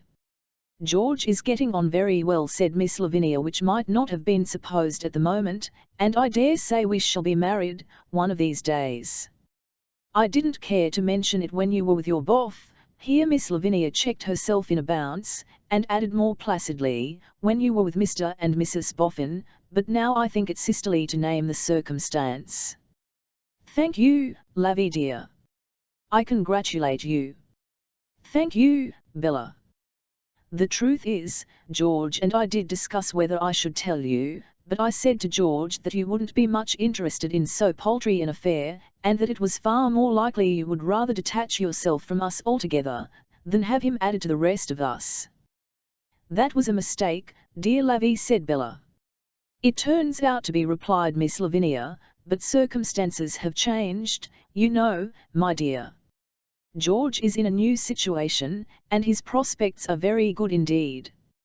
I shouldn't have had the courage to tell you so yesterday, when you would have thought his prospects poor, and not worth notice, but I feel quite bold tonight." "When did you begin to feel timid, Lavvy?" inquired Bella, with a smile. "I didn't say that I ever felt timid," Bella replied the irrepressible. "But perhaps I might have said, if I had not been restrained by delicacy towards a sister's feelings, that I have for some time felt independent, too independent, my dear, to subject myself to have my intended match, you'll prick yourself again, George, looked down upon. It is not that I could have blamed you for looking down upon it, when you were looking up to a rich and great match, Bella, it is only that I was independent." Whether the irrepressible felt slighted by Bella's declaration that she would not quarrel, or whether her spitefulness was evoked by Bella's return to the sphere of Mr. George Sampson's courtship, or whether it was a necessary fillip to her spirits that she should come into collision with somebody on the present occasion, anyhow she made a dash at her stately parent now, with the greatest impetuosity. "Ma, pray don't sit staring at me in that intensely aggravating manner. If you see a black on my nose, tell me so, if I don't, leave me alone." "Do you address me in those words?" said Mrs. Wilfer. "Do you presume?" "Don't talk about presuming, Ma, for goodness sake. A girl who is old enough to be engaged, is quite old enough to object to be stared at as if she was a clock." "Audacious one," said Mrs. Wilfer. Your grandmamma, if so addressed by one of her daughters, at any age, would have insisted on her retiring to a dark apartment. My grandmamma, returned Lavie, folding her arms and leaning back in her chair, wouldn't have sat staring people out of countenance. I think she would, said Mrs. Wilfer. Then it's a pity she didn't know better, said Lavie. And if my grandmamma wasn't in her dotage when she took to insisting on people's retiring to dark apartments, she ought to have been. A pretty exhibition my grandmamma must have made of herself. I wonder whether she ever insisted on people's retiring into the Ball of St. Paul's, and if she did, how she got them there. Silence, proclaimed Mrs. Wilfer. I command silence. I have not the slightest intention of being silent, Ma, returned Lavinia coolly, but quite the contrary. I am not going to be eyed as if I had come from the Boffins, and sit silent under it. I am not going to have George Sampson eyed as if he had come from the Boffins, and sit silent under it. If Pa thinks proper to be eyed as if he had come from the Boffins also, well and good. I don't choose to. And I won't. Lavinia's engineering having made this crooked opening at Bella, Mrs. Wilfer strode into it. You rebellious spirit! You mutinous child! Tell me this, Lavinia. If in violation of your mother's sentiments, you had condescended to allow yourself to be patronized by the Boffins, and if you had come from those halls of slavery, that's mere nonsense, Ma, said Lavinia. How? Exclaimed Mrs. Wilfer, with sublime severity. Halls of slavery, Ma, is mere stuff and nonsense, returned the unmoved irrepressible. I say, presumptuous child, if you had come from the neighbourhood of Portland Place, bending under the yoke of patronage and attended by its domestics in glittering garb to visit me, do you think my deep-seated feelings could have been expressed in looks? All I think about it, is, returned Lavinia, that I should wish them expressed to the right person. And if, pursued her mother, if making light of my warnings that the face of Mrs. Boffin alone was a face teeming with evil, you had clung to Mrs. Boffin instead of to me, and had after all come home rejected by Mrs. Boffin, trampled underfoot by Mrs. Boffin, and cast out by Mrs. Boffin, do you think my feelings could have been expressed in looks? Lavinia was about replying to her honoured parent that she might as well have dispensed with her looks altogether then, when Bella rose and said, Good night, dear Ma. I have had a tiring day, and I'll go to bed. This broke up the agreeable party. Mr. George Sampson shortly afterwards took his leave, accompanied by Miss Lavinia with a candle as far as the hall, and without a candle as far as the garden gate. Mrs. Wilfer, washing her hands of the Boffins, went to bed after the manner of Lady Macbeth, and R.W. was left alone among the dilapidations of the supper table, in a melancholy attitude. But a light footstep roused him from his meditations, and it was Bella's. Her pretty hair was hanging all about her, and she had tripped down softly, brush in hand, and barefoot, to say good night to him. My dear, you most unquestionably are a lovely woman, said the cherub, taking up a tress in his hand. Look here, sir, said Bella, when your lovely woman marries, you shall have that piece if you like, and she'll make you a chain of it. Would you prize that remembrance of the dear creature? Yes, my precious. Then you shall have it if you're good, sir. I am very, very sorry, dearest Pa, to have brought home all this trouble. My pet, returned her father, in the simplest good faith, don't make yourself uneasy about that. It really is not worth mentioning, because things at home would have taken pretty much the same turn anyway. If your mother and sister don't find one subject to get at times a little wearing on, they find another. We're never out of a wearing subject, my dear, I assure you. I am afraid you find your old room with Lavie dreadfully inconvenient, Bella. No, I don't, Pa, I don't mind. Why don't I mind, do you think, Pa? Well, my child, you used to complain of it when it wasn't such a contrast as it must be now. Upon my word, I can only answer, because you are so much improved. No, Pa. Because I am so thankful and so happy. Here she choked him until her long hair made him sneeze, and then she laughed until she made him laugh, and then she choked him again that they might not be overheard. "Listen, sir," said Bella. "Your lovely woman was told her fortune tonight on her way home. It won't be a large fortune, because if the lovely woman's intended gets a certain appointment that he hopes to get soon, she will many on £150 a year. But that's at first, and even if it should never be more, the lovely woman will make it quite enough. But that's not all, sir. In the fortune there's a certain fair man, a little man, the fortune teller said, who, it seems, will always find himself near the lovely woman, and will always have kept, expressly for him, such a peaceful corner in the lovely woman's little house as never was." "Tell me the name of that man, sir." "Is he a knave in the pack of cards?" inquired the cherub, with a twinkle in his eyes. "Yes," cried Bella, in high glee, choking him again. "He's the knave of Wilfus. Dear Pa, the lovely woman means to look forward to this fortune that has been told for her, so delightfully, and to cause it to make her a much better lovely woman than she ever has been yet. What the little fair man is expected to do, sir, is to look forward to it also, by saying to himself when he is in danger of being over-worried, 'I see land at last.'" "I see land at last," repeated her father. "There's a dear knave of Wilfus," exclaimed Bella, then putting out her small white bare foot, "that's the mark, sir. Come to the mark. Put your boot against it. We keep to it together, mind. Now, sir, you may kiss the lovely woman before she runs away, so thankful and so happy." "Oh yes, fair little man, so thankful and so happy."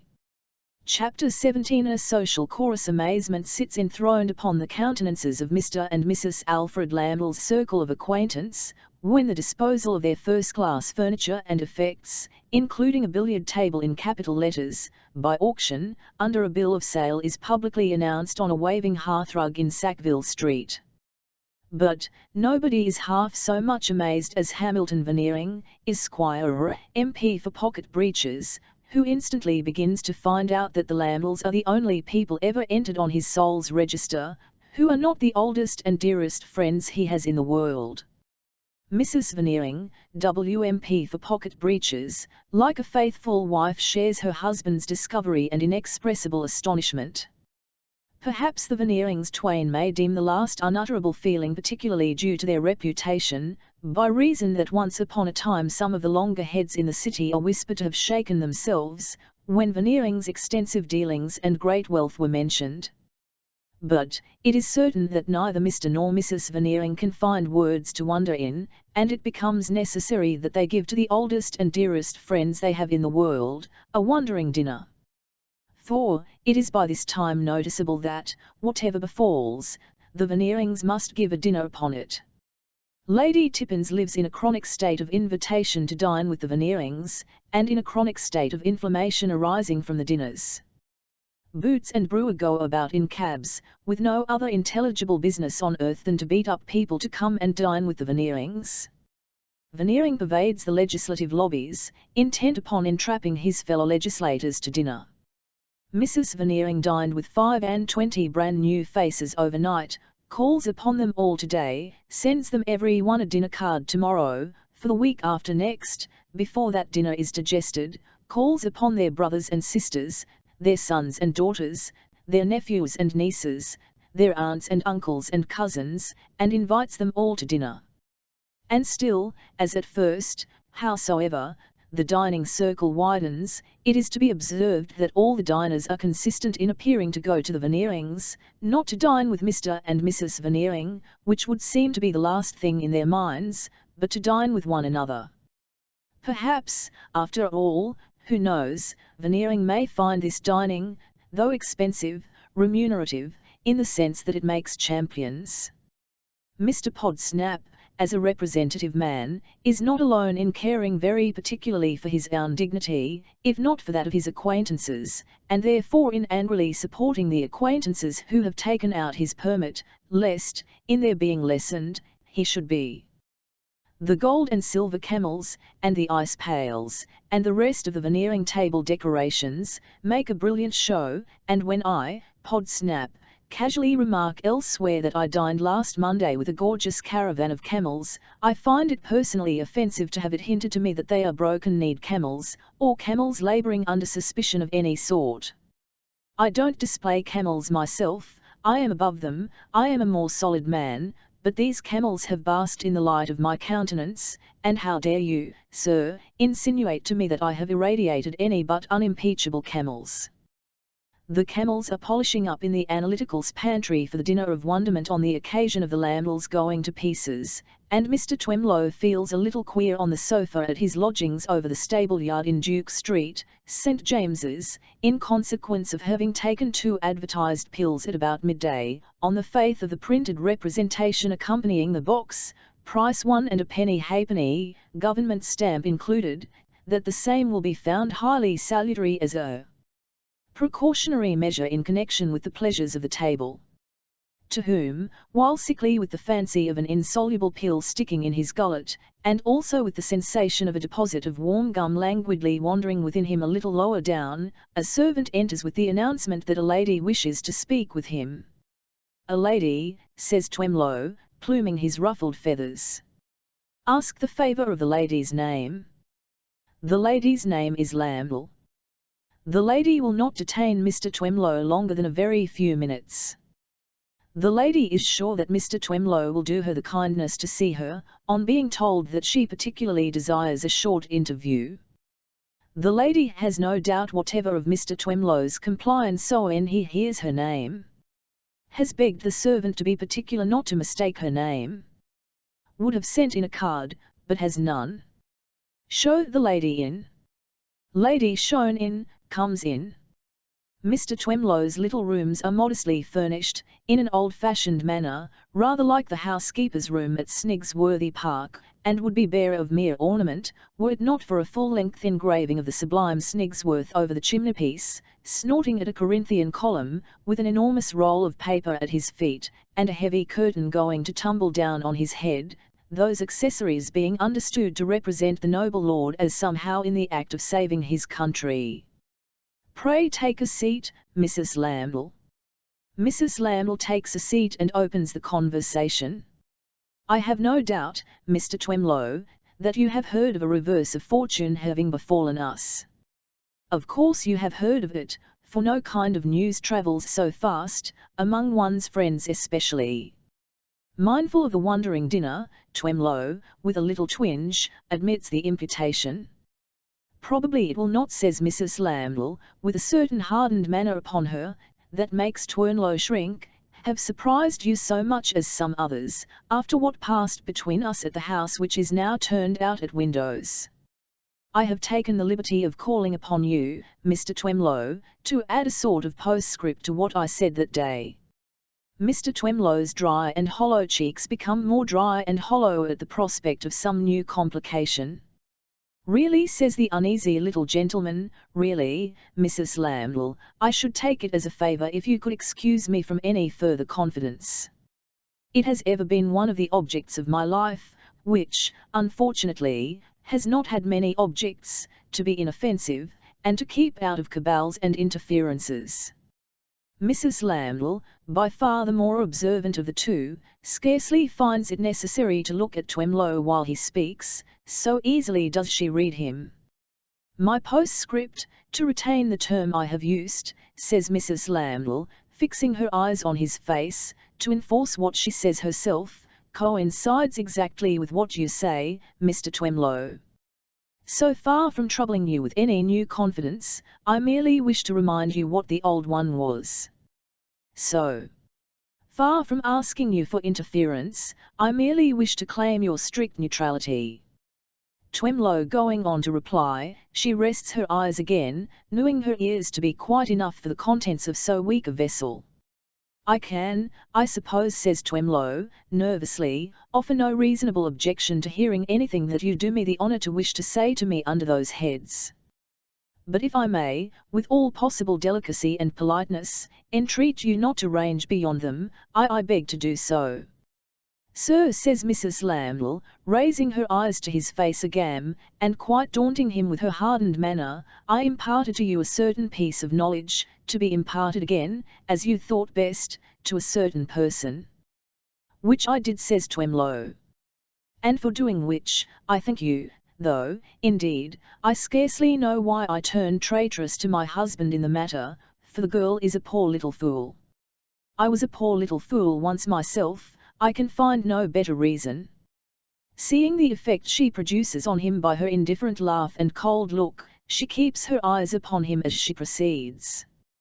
Mr. Twemlow, if you should chance to see my husband, or to see me, or to see both of us, in the favour or confidence of any one else, whether of our common acquaintance or not, is of no consequence, you have no right to use against us the knowledge I entrusted you with, for one special purpose which has been accomplished. This is what I came to say. It is not a stipulation, to a gentleman it is simply a reminder. Twemlow sits murmuring to himself with his hand to his forehead. It is so plain a case, Mrs. Lambdell goes on, as between me, from the first relying on your honour, and you, that I will not waste another word upon it. She looks steadily at Mr. Twemlow, until, with a shrug, he makes her a little one-sided bow, as though saying, yes, I think you have a right to rely upon me, and then she moistens her lips, and shows a sense of relief. I trust I have kept the promise I made through your servant, that I would detain you a very few minutes. I need trouble you no longer, Mr. Twemlow.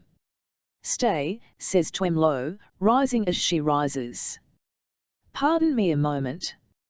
I should never have sought you out, madam, to say what I am going to say, but since you have sought me out and are here, I will throw it off my mind. Was it quite consistent, in candour, with our taking that resolution against Mr. Fledgeby, that you should afterwards address Mr. Fledgeby as your dear and confidential friend, and entreat a favour of Mr. Fledgeby? Always supposing that you did, I assert no knowledge of my own on the subject, it has been represented to me that you did. Then he told you, retorts Mrs. Lambdell, who again has saved her eyes while listening, and uses them with strong effect while speaking. Yes. It is strange that he should have told you the truth, says Mrs. Lambdell, seriously pondering. Pray, where did a circumstance so very extraordinary happen? Twemlow hesitates. He is shorter than the lady as well as weaker, and, as she stands above him with her hardened manner and her well-used eyes, he finds himself at such a disadvantage that he would like to be of the opposite. May I ask where it happened, Mr. Twemlow? In strict confidence. I must confess, says the mild little gentleman, coming to his answer by degrees, that I felt some compunctions when Mr. Fledgeby mentioned it. I must admit that I could not regard myself in an agreeable light. More particularly, as Mr. Fledgeby did, with great civility, which I could not feel that I deserved from him, render me the same service that you had entreated him to render you. It is a part of the true nobility of the poor gentleman's soul to say this last sentence. Otherwise, he has reflected, I shall assume the superior position of having no difficulties of my own, while I know of hers. Which would be mean, very mean. Was Mr. Fledgeby's advocacy as effectual in your case as in ours? Mrs. Lambdell demands. As ineffectual. Can you make up your mind to tell me where you saw Nira Fledgeby, Mr. Twemlow? I beg your pardon. I fully intended to have done so. The reservation was not intentional.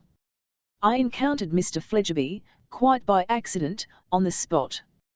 By the expression, on the spot, I mean at Nirarios in St. Mary Axe. Have you the misfortune to be in Mr. Rio's hands then?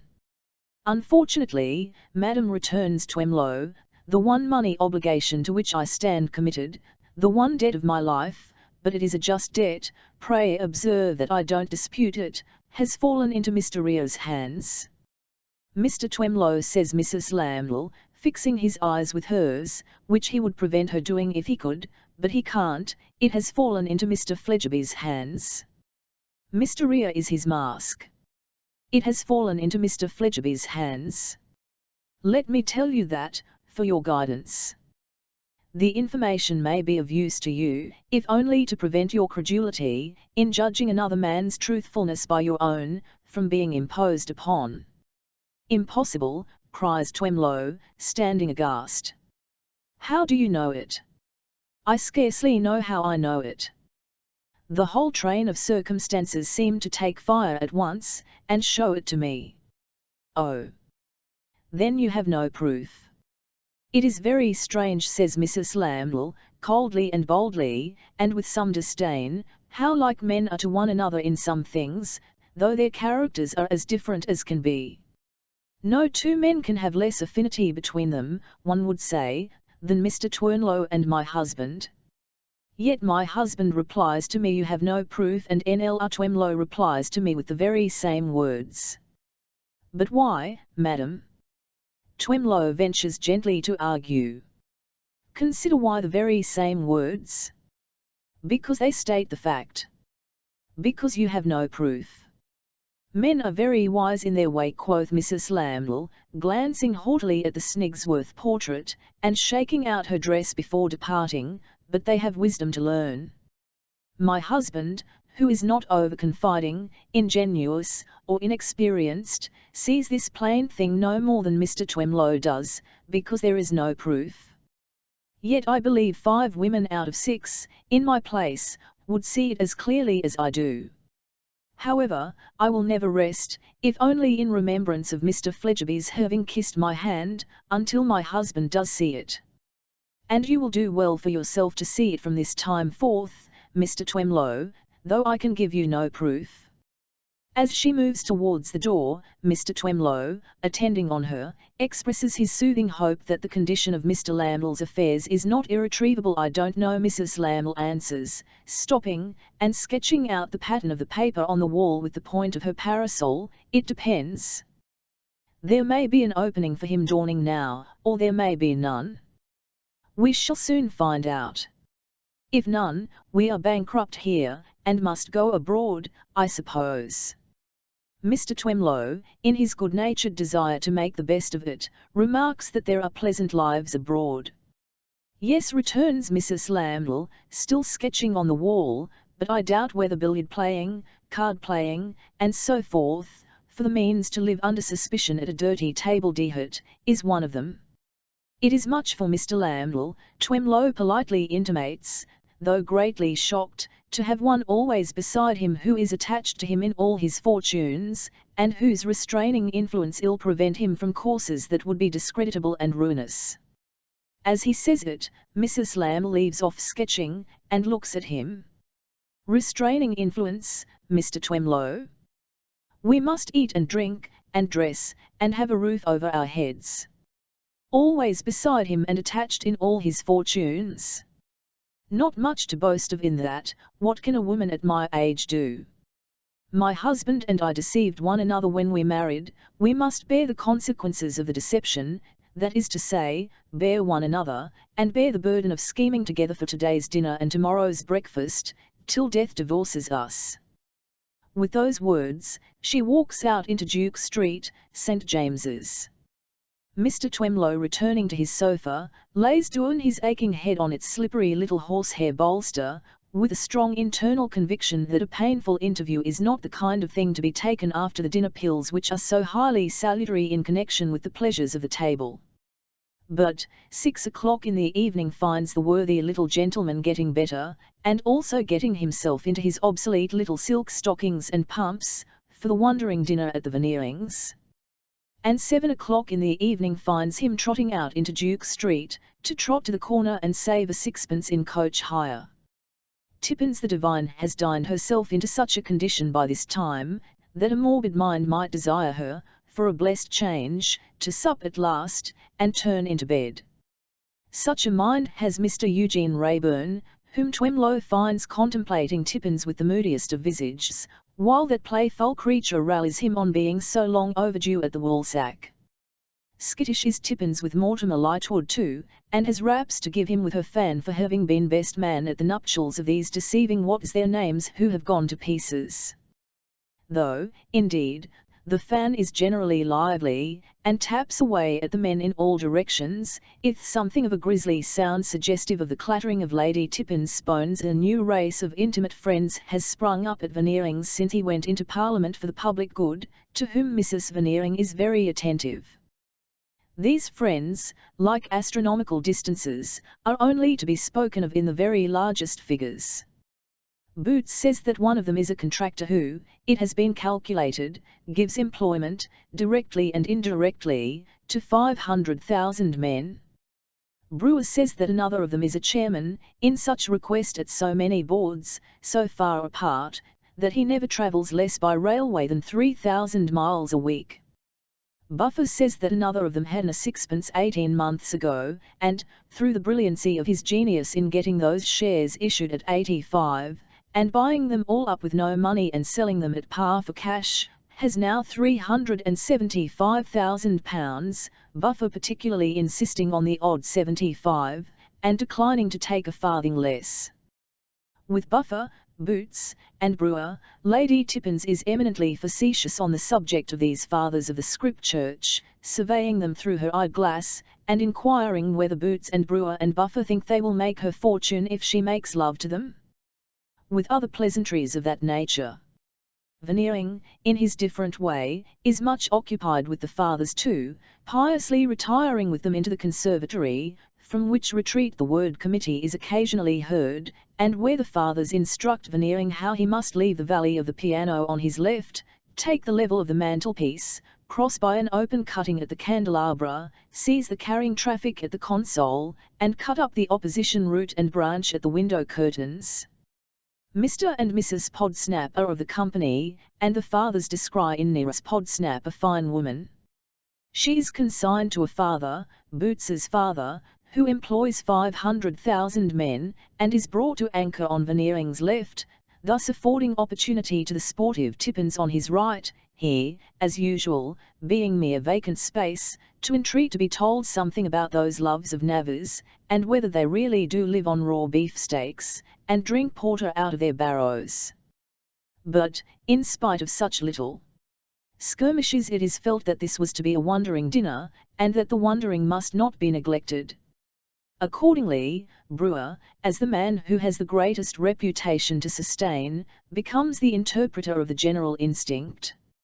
I took, says Brewer in a favourable pause, a cab this morning, and I rattled off to that sale.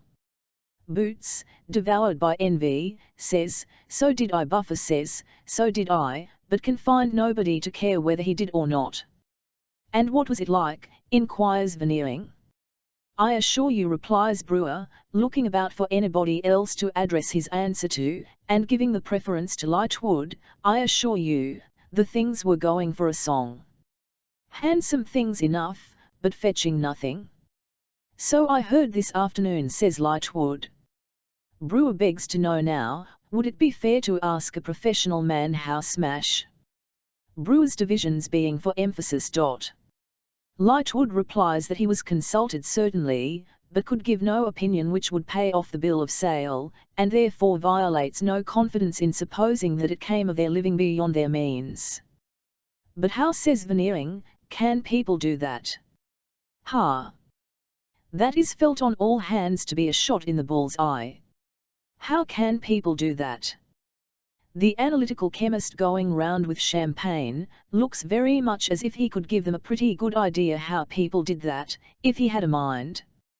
How, says Mrs. Veneering, laying down her fork to press her aquiline hands together at the tips of the fingers, and addressing the father who travels the 3,000 miles per week, how a mother can look at her baby, and know that she lives beyond her husband's means, I cannot imagine.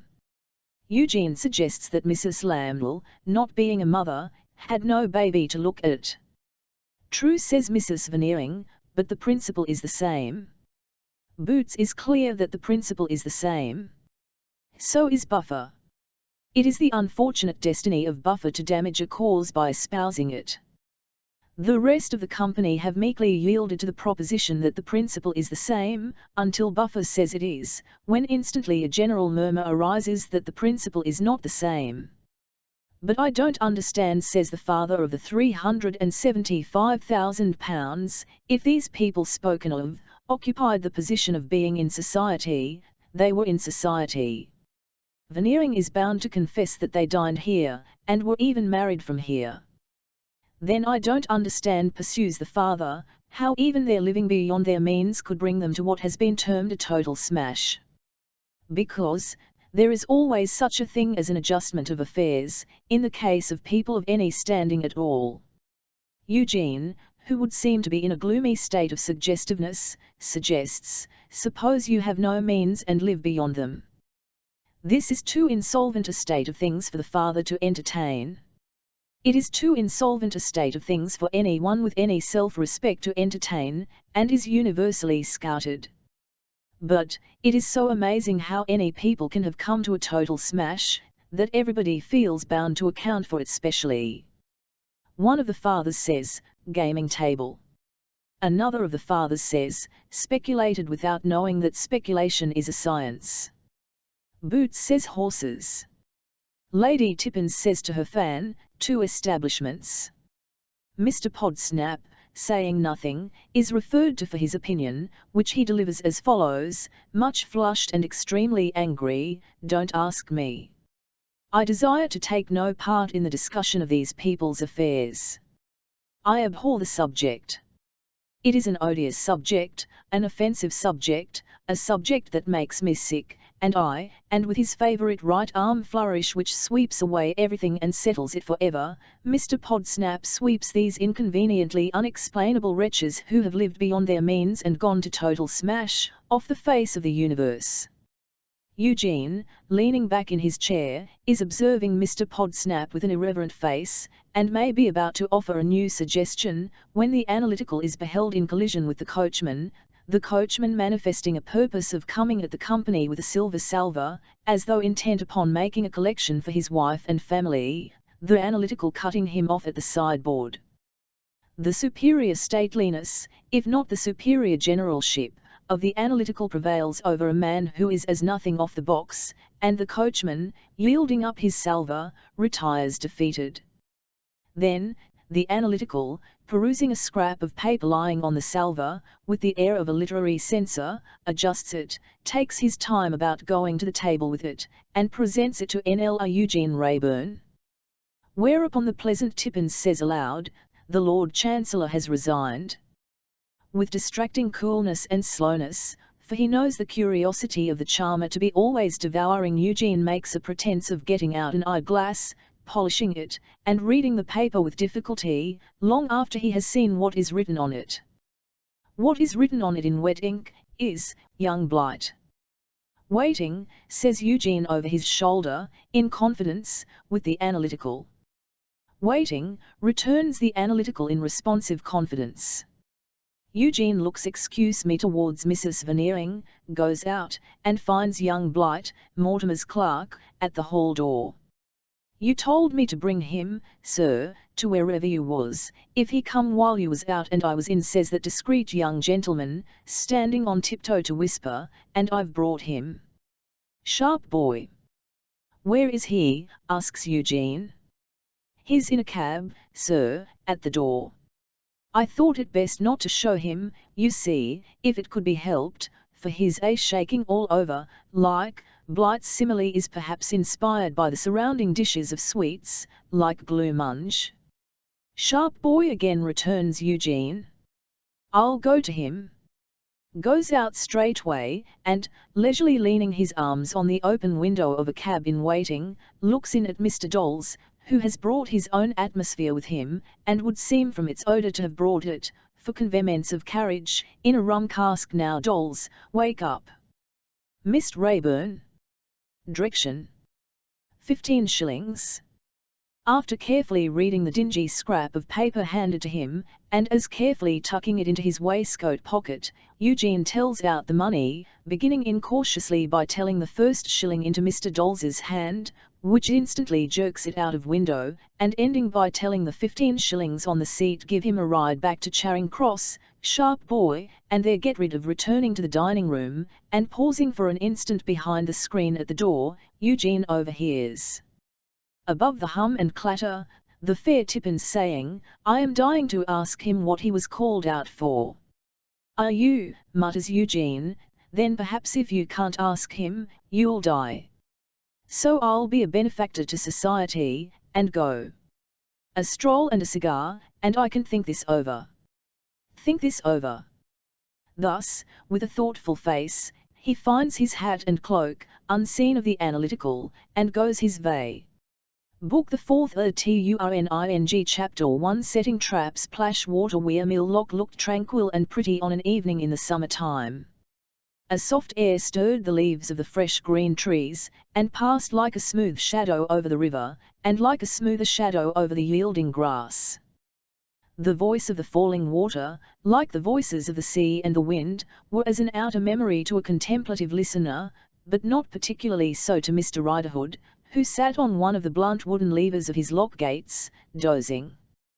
Wine must be got into a butt by some agency before it can be drawn out, and the wine of sentiment never having been got into Mr. Riderhood by any agency, nothing in nature tapped him. As the rogue sat, ever and again nodding himself off his balance, his recovery was always attended by an angry stare and growl, as if, in the absence of any one else, he had aggressive inclinations towards himself. In one of these starts the cry of "Lock, ho!" "Lock" prevented his relapse into a doze. Shaking himself as he got up like the surly brute he was, he gave his growl a responsive twist at the end, and turned his face downstream to see who hailed. It was an amateur sculler, well up to his work though taking it easily, in so light a boat that the rogue remarked, "A little less on you, and you'd a'most ha' been a wager but," then went to work at his windlass handles and sluices, to let the sculler in. As the latter stood in his boat, holding on by the boat hook to the woodwork at the lock side, waiting for the gates to open, Rogue Riderhood recognised his other governor Mr. Eugene Rayburn, who was, however, too indifferent or too much engaged to recognise him. The creaking lock gates opened slowly, and the light boat passed in as soon as there was room enough, and the creaking lock gates closed upon it, and it floated low down in the dock between the two sets of gates, until the water should rise and the second gates should open and let it out. When Riderhood had run to his second windlass and turned it, and while he leaned against the lever of that gate to help it to swing open presently, he noticed lying to rest under the green hedge by the towing path astern of the lock, a bargeman. The water rose and rose as the sluice poured in, dispersing the scum which had formed behind the lumbering gates, and sending the boat up, so that the sculler gradually rose like an apparition against the light from the bargeman's point of view. Riderhood observed that the bargeman rose too, leaning on his arm, and seemed to have his eyes fastened on the rising figure. But there was the toll to be taken, as the gates were now complaining and opening. The other governor tossed it ashore, twisted in a piece of paper, and as he did so, knew his man. "It's you, is it, honest friend?" said Eugene, seating himself preparatory to resuming his sculls. "You got the place, then?" "I got the place, and no thanks to you for it, nor yet none to Lawyer Lightwood," gruffly answered Riderhood. "We saved our recommendation, honest fellow," said Eugene, "for the next candidate, the one who will offer himself when you are transported or hanged. Don't be long about it, will you be so good?" So imperturbable was the air with which he gravely bent to his work that Riderhood remained staring at him, without having found a retort, until he had rowed past a line of wooden objects by the weir, which showed like huge teetotums standing at rest in the water, and was almost hidden by the drooping boughs on the left bank, as he rowed away, keeping out of the opposing current. It being then too late to retort with any effect, if that could ever have been done, the honest man confined himself to cursing and growling in a grim undertone. Having then got his gates shut, he crossed back by his plank lock bridge to the towing path side of the river. If, in so doing, he took another glance at the bargeman, he did it by stealth. He cast himself on the grass by the lock side, in an indolent way, with his back in that direction, and, having gathered a few blades, fell to chewing them. The dip of Eugene Rayburn's sculls had become hardly audible in his ears when the bargeman passed him, putting the utmost width that he could between them, and keeping under the hedge. Then, Riderhood sat up and took a long look at his figure, and then cried, "Hi, I. Lock, ho! Lock! Plashwater Weir Mill Lock!" The bargeman stopped, and looked back. "Plashwater Weir Mill Lock, t'otherst gov, nor, or," cried Mr. Riderhood, with his hands to his mouth. The bargeman turned back. Approaching nearer and nearer, the bargeman became Bradley Headstone, in rough waterside second-hand clothing. "Wish I may die," said Riderhood, smiting his right leg, and laughing, as he sat on the grass, "if you ain't been imitating me, t'otherst governor. Never thought myself so good-looking afore." Truly, Bradley Headstone had taken careful note of the honest man's dress in the course of that night walk they had had together. He must have committed it to memory, and slowly got it by heart. It was exactly reproduced in the dress he now wore. And whereas, in his own schoolmaster clothes, he usually looked as if they were the clothes of some other man, he now looked, in the clothes of some other man or men, as if they were his own. "This your lock?" said Bradley, whose surprise had a genuine air. "They told me, where I last inquired, it was the third I should come to. This is only the second." "It's my belief, Governor," returned Riderhood, with a wink and shake of his head, "that you've dropped one in your counting. It ain't locks as you've been giving your mind to. No, no." As he expressively jerked his pointing finger in the direction the boat had taken, a flush of impatience mounted into Bradley's face, and he looked anxiously up the river. "It ain't locks as you've been a-reckoning up," said Riderhood, when the schoolmaster's eyes came back again. "No, no. What other calculations do you suppose I have been occupied with?" "Mathematics. I never hear it called that. It's a long word for it." "Hows'ever, p'raps you call it so," said Riderhood, stubbornly chewing his grass. "It? What?" "I'll say them, instead of it, if you like," was the coolly growled reply. "It's safer talk too." "What do you mean that I should understand by them?" "Spites, affronts, offences, give and took, deadly aggravations, such like," answered Riderhood. Do what Bradley Headstone would, he could not keep that former flush of impatience out of his face, or so master his eyes as to prevent their again looking anxiously up the river. "Ha ha! Don't be afeard, t'otherst," said Riderhood. "The t'other's got to make way agin the stream, and he takes it easy. You can soon come up with him. But what's the good of saying that to you? You know how fur you could have outwalked him betwixt anywheres about where he lost the tide, say Richmond, and this, if you had a mind to it." "You think I have been following him," said Bradley. "I know you have," said Riderhood. "Well, I have," Bradley admitted. "But," with another anxious look up the river, "he may land." "Easy you. He won't be lost if he does land," said Riderhood. "He must leave his boat behind him. He can't make a bundle or a parcel on it, and carry it ashore with him under his arm." "He was speaking to you just now," said Bradley, kneeling on one knee on the grass beside the lock-keeper.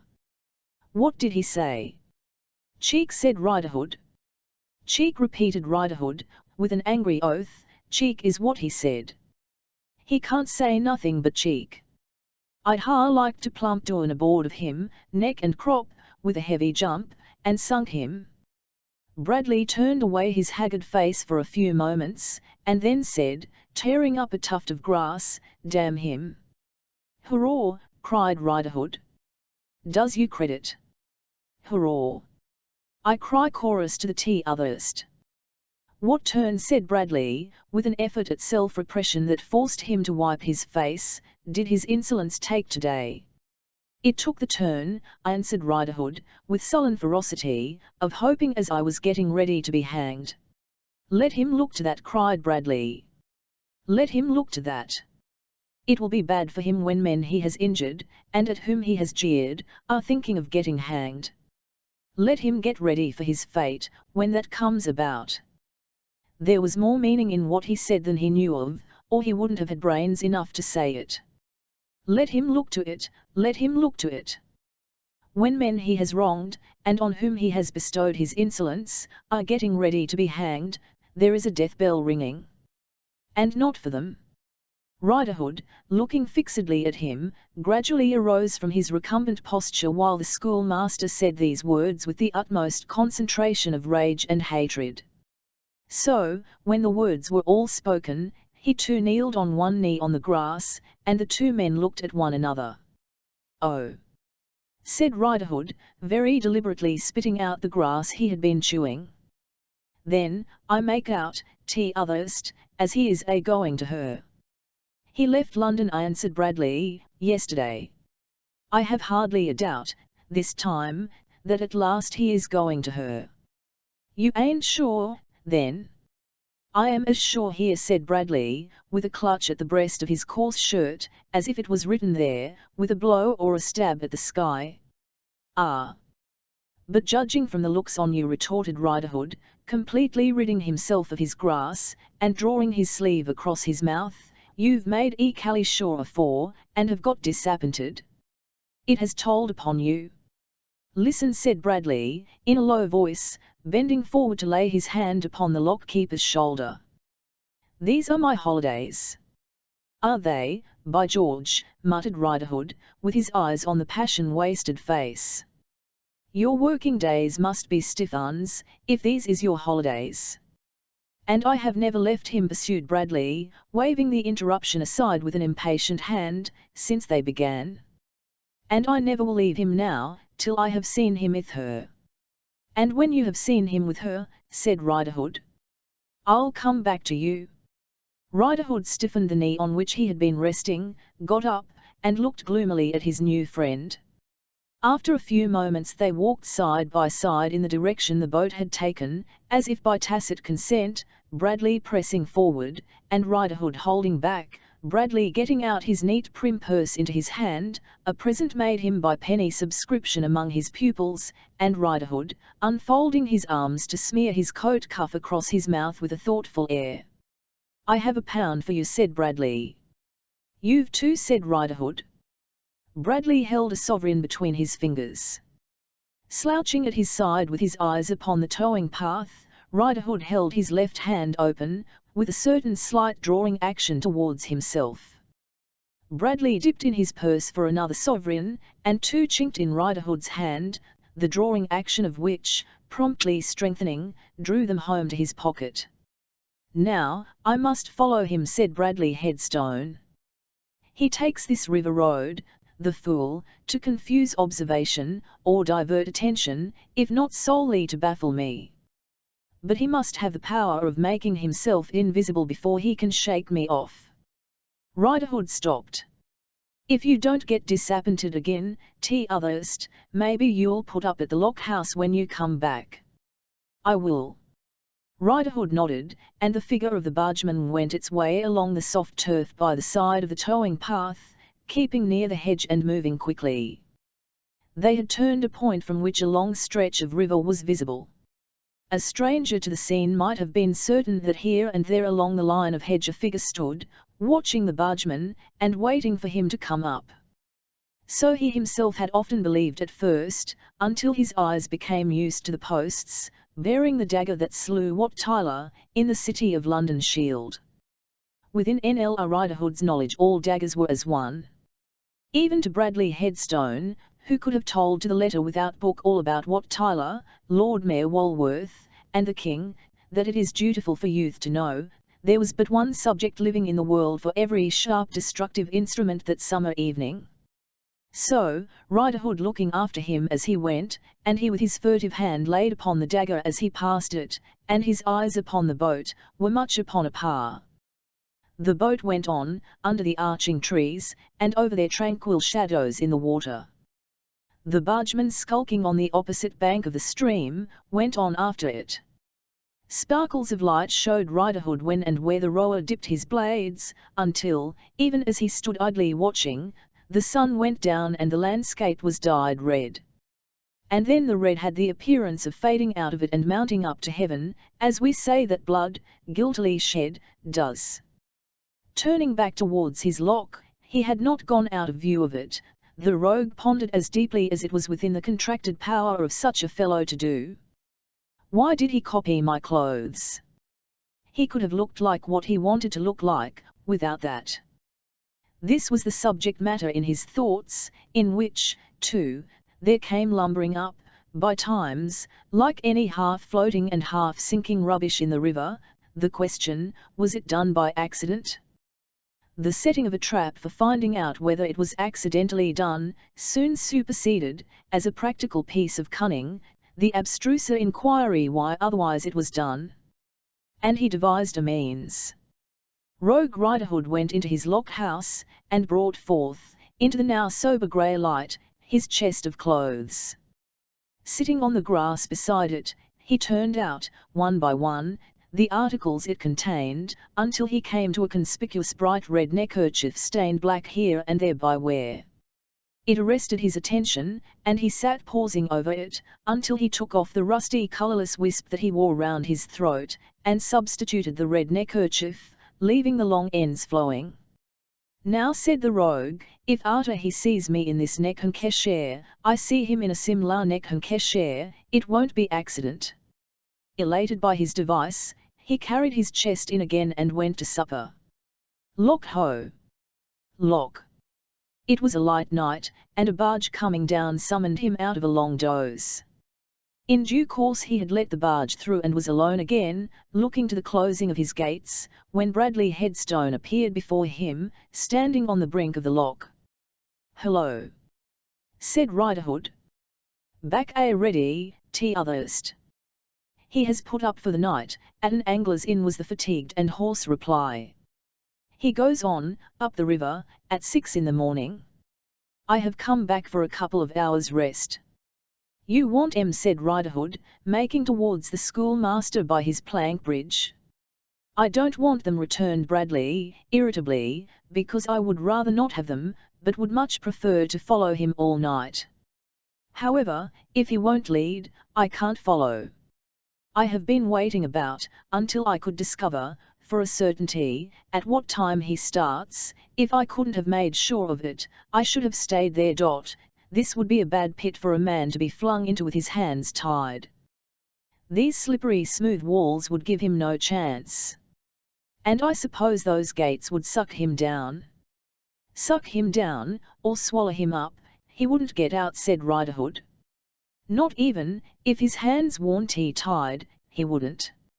Shut him in at both ends, and I'd give him a pint o' old ale ever to come up to me standing here." Bradley looked down with a ghastly relish. "You run about the brink, and run across it, in this uncertain light, on a few inches' width of rotten wood," said he. "I wonder you have no thought of being drowned." "I can't be," said Riderhood. "You can't be drowned?" "No," said Riderhood, shaking his head with an air of thorough conviction, "it's well known. I've been brought out o' drowning, and I can't be drowned. I wouldn't have that there busted be Lowbridger aware on it, or her people might make it tell agin the damages I mean to get. But it's well known to waterside characters like myself, that him as has been brought out o' drowning, can never be drowned." Bradley smiled sourly at the ignorance he would have corrected in one of his pupils, and continued to look down into the water, as if the place had a gloomy fascination for him. "You seem to like it," said Riderhood. He took no notice, but stood looking down, as if he had not heard the words. There was a very dark expression on his face, an expression that the rogue found it hard to understand. It was fierce, and full of purpose, but the purpose might have been as much against himself as against another. If he had stepped back for a spring, taken a leap, and thrown himself in, it would have been no surprising sequel to the look. Perhaps his troubled soul, set upon some violence, did hover for the moment between that violence and another, didn't you say? Asked Riderhood, after watching him for a while with a sidelong glance, as you had come back for a couple o' hours rest. But, even then he had to jog him with his elbow before he answered. Ill? Yes. Hadn't you better come in and take your couple o' hours rest? Thank you. Yes. With the look of one just awakened, he followed Riderhood into the lock house, where the latter produced from a cupboard some cold salt beef and half a loaf, some gin in a bottle, and some water in a jug. The last he brought in, cool and dripping, from the river. There, tea otherst, said Riderhood, stooping over him to put it on the table. You'd better take a bite and a sup, afore you takes your snooze. The draggling ends of the red neckerchief caught the schoolmaster's eyes. Riderhood saw him look at it. Oh, thought that worthy. You're taking notice, are you? Come. You shall have a good squint at it then. With which reflection he sat down on the other side of the table, threw open his vest, and made a pretence of retying the neckerchief with much deliberation. Bradley ate and drank. As he sat at his platter and mug, Riderhood saw him, again and yet again, steal a look at the neckerchief, as if he were correcting his slow observation and prompting his sluggish memory. When you're ready for your snooze, said that honest creature, chuck yourself on my bed in the cummer, tea otherst. It'll be broad day afore 3. I'll call you early. I shall require no calling, answered Bradley. And soon afterwards, divesting himself only of his shoes and coat, laid himself down. Riderhood, leaning back in his wooden armchair with his arms folded on his breast, looked at him lying with his right hand clenched in his sleep and his teeth set, until a film came over his own sight, and he slept too.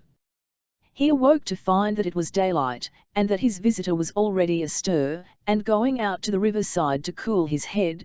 Though I'm blessed, muttered Riderhood at the lock-house door, looking after him, if I think there's water enough in all the Thames to do that for you.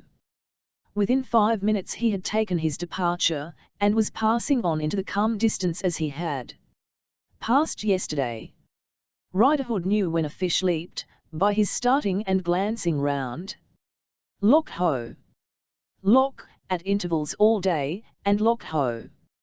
Lock, thrice in the ensuing night, but no return of Bradley. The second day was sultry and oppressive. In the afternoon, a thunderstorm came up, and had but newly broken into a furious sweep of rain when he rushed in at the door, like the storm itself.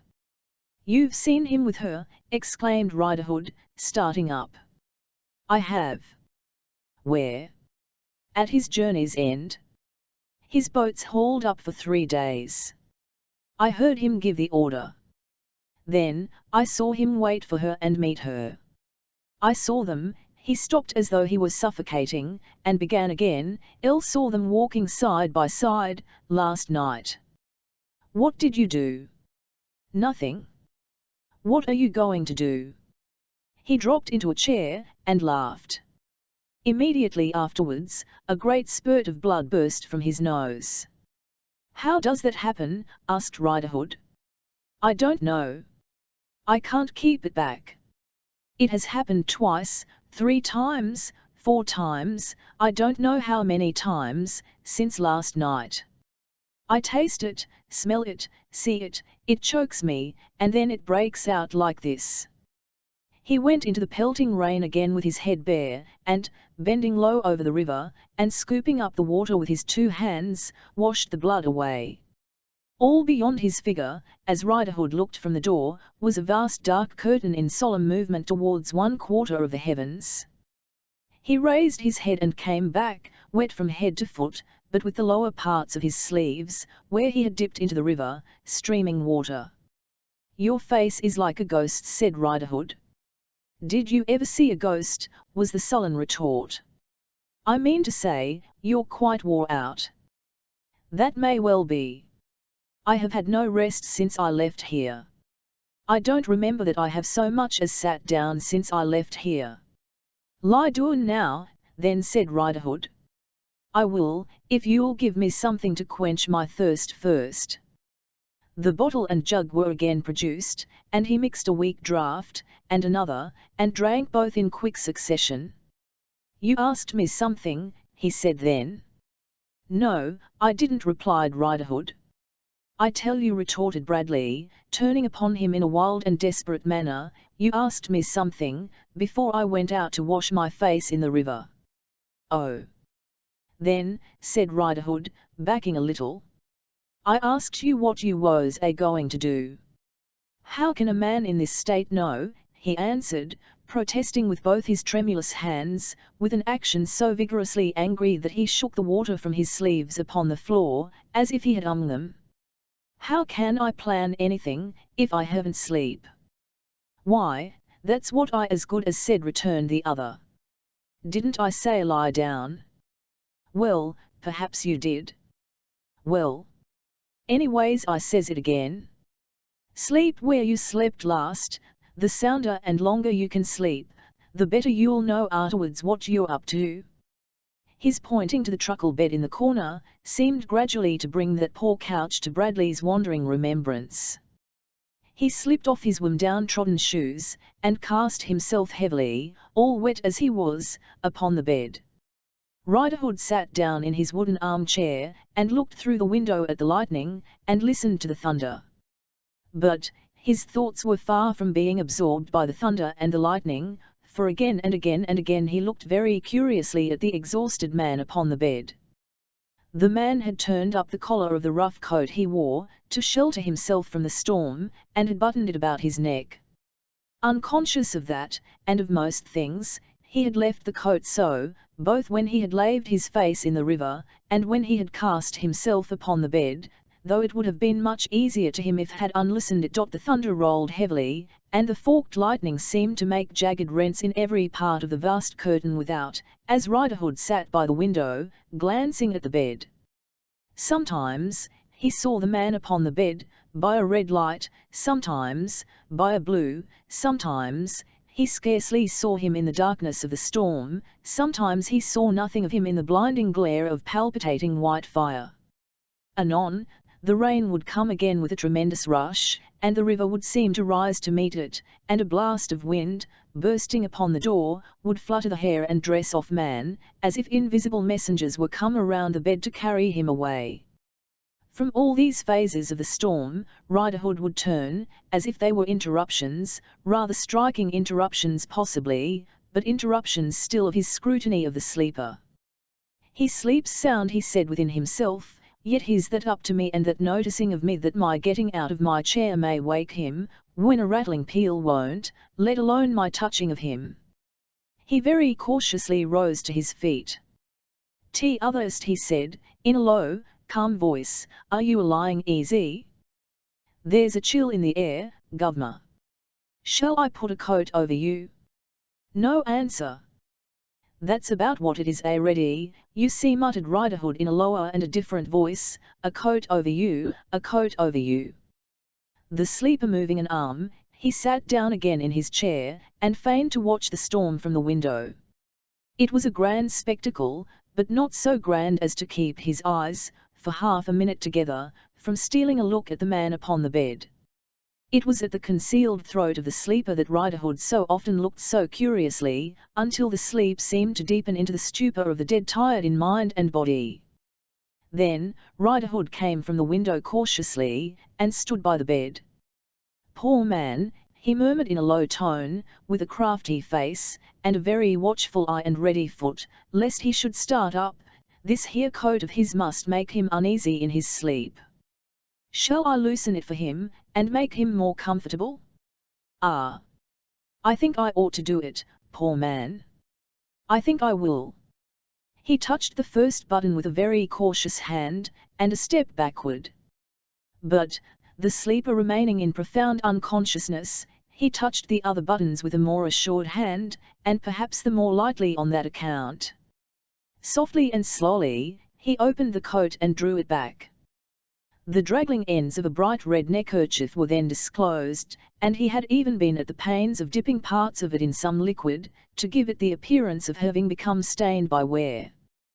With a much perplexed face, Riderhood looked from it to the sleeper, and from the sleeper to it, and finally crept back to his chair, and there, with his hand to his chin, sat long in a brown study, looking at both. Chapter 2 The Golden Dustman rises. A little Mr. and Mrs. Lamble had come to breakfast with Mr. and Mrs. Boffin. They were not absolutely uninvited, but had pressed themselves with so much urgency on the golden couple, that evasion of the honour and pleasure of their company would have been difficult, if desired. They were in a charming state of mind, were Mr. and Mrs. Lamble, and almost as fond of Mr. and Mrs. Boffin as of one another. "My dear Mrs. Boffin," said Mrs. Lamble, "it imparts new life to me, to see my Alfred in confidential communication with Mr. Boffin." The two were formed to become intimate. So much simplicity combined with so much force of character, such natural sagacity united to such amiability and gentleness, these are the distinguishing characteristics of both. This being said aloud, gave Mr. Lamble an opportunity, as he came with Mr. Boffin from the window to the breakfast table, of taking up his dear and honoured wife.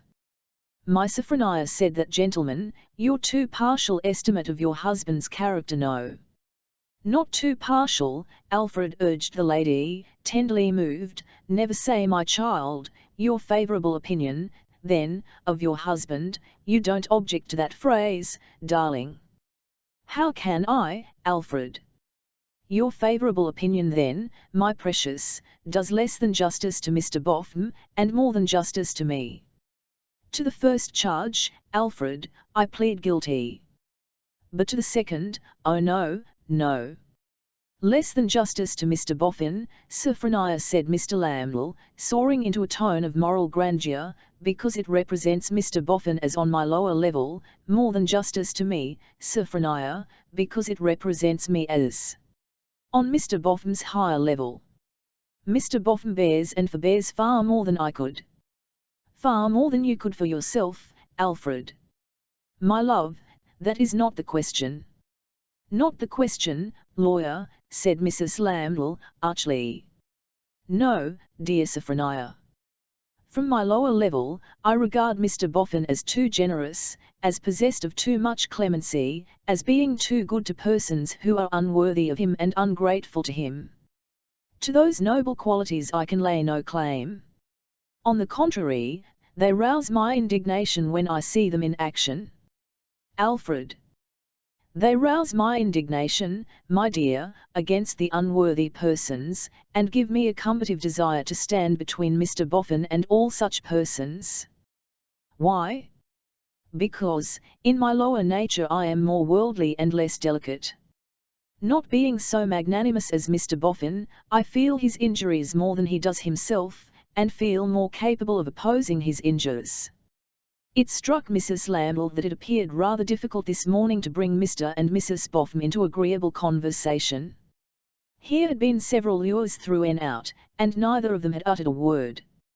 Here were she, Mrs. Lamble, and her husband discoursing at once affectingly and effectively, but discoursing alone. Assuming that the dear old creatures were impressed by what they heard, still one would like to be sure of it, the more so, as at least one of the dear old creatures was somewhat pointedly referred to. If the dear old creatures were too bashful or too dull to assume their required places in the discussion, why then it would seem desirable that the dear old creatures should be taken by their heads and shoulders and brought into it. "But is not my husband saying in effect," asked Mrs. Lamble, therefore, with an innocent air, of Mr. and Mrs. Boffin, that he becomes unmindful of his own temporary misfortunes in his admiration of another whom he is burning to serve? And is not that making an admission that his nature is a generous one?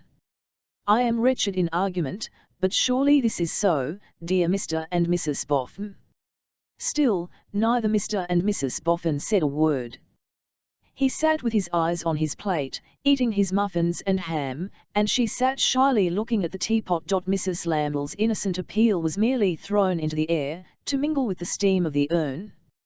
Glancing towards Mr. and Mrs. Boffin, she very slightly raised her eyebrows, as though inquiring of her husband, "Do I notice anything wrong here?" Mr. Lamble, who had found his chest effective on a variety of occasions, maneuvered his capacious shirt front into the largest demonstration possible, and then smiling retorted on his wife, thus, Sophronia, darling, Mr. and Mrs. Boffin will remind you of the old adage, that self-praise is no recommendation. Self-praise, Alfred? Do you mean because we are one and the same? No, my dear child. I mean that you cannot fail to remember, if you reflect for a single moment, that what you are pleased to compliment me upon feeling in the case of Mr. Boffin, you have yourself confided to me as your feeling in the case of Mrs. Boffin. I shall be beaten by this lawyer, Mrs. Lamble gaily whispered to Mrs. Boffin. I am afraid I must admit it, if he presses me, for it's damagingly true. Several white dints began to come and go about Mr. Lamble's nose, as he observed that Mrs. Boffin merely looked up from the teapot for a moment with an embarrassed smile, which was no smile, and then looked down again. Do you admit the charge, Sophronia? Inquired Alfred, in a rallying tone. Really, I think, said Mrs. Lamble, still gaily, I must throw myself on the protection of the court. Am I bound to answer that question, my lord? To Mr. Boffin? You needn't, if you don't like, was his answer. It's not of the least consequence. Both husband and wife glanced at him, very doubtfully. His manner was grave, but not coarse, and derived some dignity from a certain repressed dislike of the tone of conversation. Again Mrs. Lamble raised her eyebrows for instruction from her husband. He replied in a slight nod, try em again. To protect myself against the suspicion of covert self-laudation, my dear Mrs. Boffin, said the airy Mrs. Lamble, therefore, I must tell you how it no. Pray don't, Mr. Boffin interposed. Mrs. Lamble turned to him laughingly. The court objects, said Mr. Boffin. The court, if I am the court, does object. The court objects for two reasons. First, because the court don't think it fair. Secondly, because the dear old lady, Mrs. Court, if I am Mr., gets distressed by it. A very remarkable wavering between two bearings, between her propitiatory bearing there, and her defiant bearing at Mr. Twemlow's, was observable on the part of Mrs. Lamble as she said, what does the court not consider fair? Letting you go on, replied Mr. Boffin, nodding his head soothingly, as who should say, we won't be harder on you than we can help, we'll make the best of it. It's not above board and it's not fair. When the old lady is uncomfortable, there's sure to be good reason for it. I see she is uncomfortable, and I plainly see this is the good reason wherefore. Have you breakfasted, Mrs. Lamble, settling into her defiant manner, pushed her plate away, looked at her husband, and laughed, but by no means gaily. Have you breakfasted, sir? Inquired Mr. Boffin. Thank you, replied Alfred, showing all his teeth. If Mrs. Boffin will oblige me, I'll take another cup of tea. He spilled a little of it over the chest which ought to have been so effective, and which had done so little, but on the whole drank it with something of an air, though the coming and going dints got almost as large, the while, as if they had been made by pressure of the teaspoon. 1,000 thanks, he then observed. I have breakfasted. Now, which, said Mr. Boffin softly, taking out a pocket-book, which of you two is cashier? Sophronia, my dear, remarked her husband, as he leaned back in his chair, waving his right hand towards her, while he hung his left hand by the thumb in the armhole of his waistcoat, it shall be your department. I would rather, said Mr. Boffin, that it was your husband's, because, but never mind, because, I would rather have to do with him. However, what I have to say, I will say with as little offence as possible, if I can say it without any, I shall be heartily glad.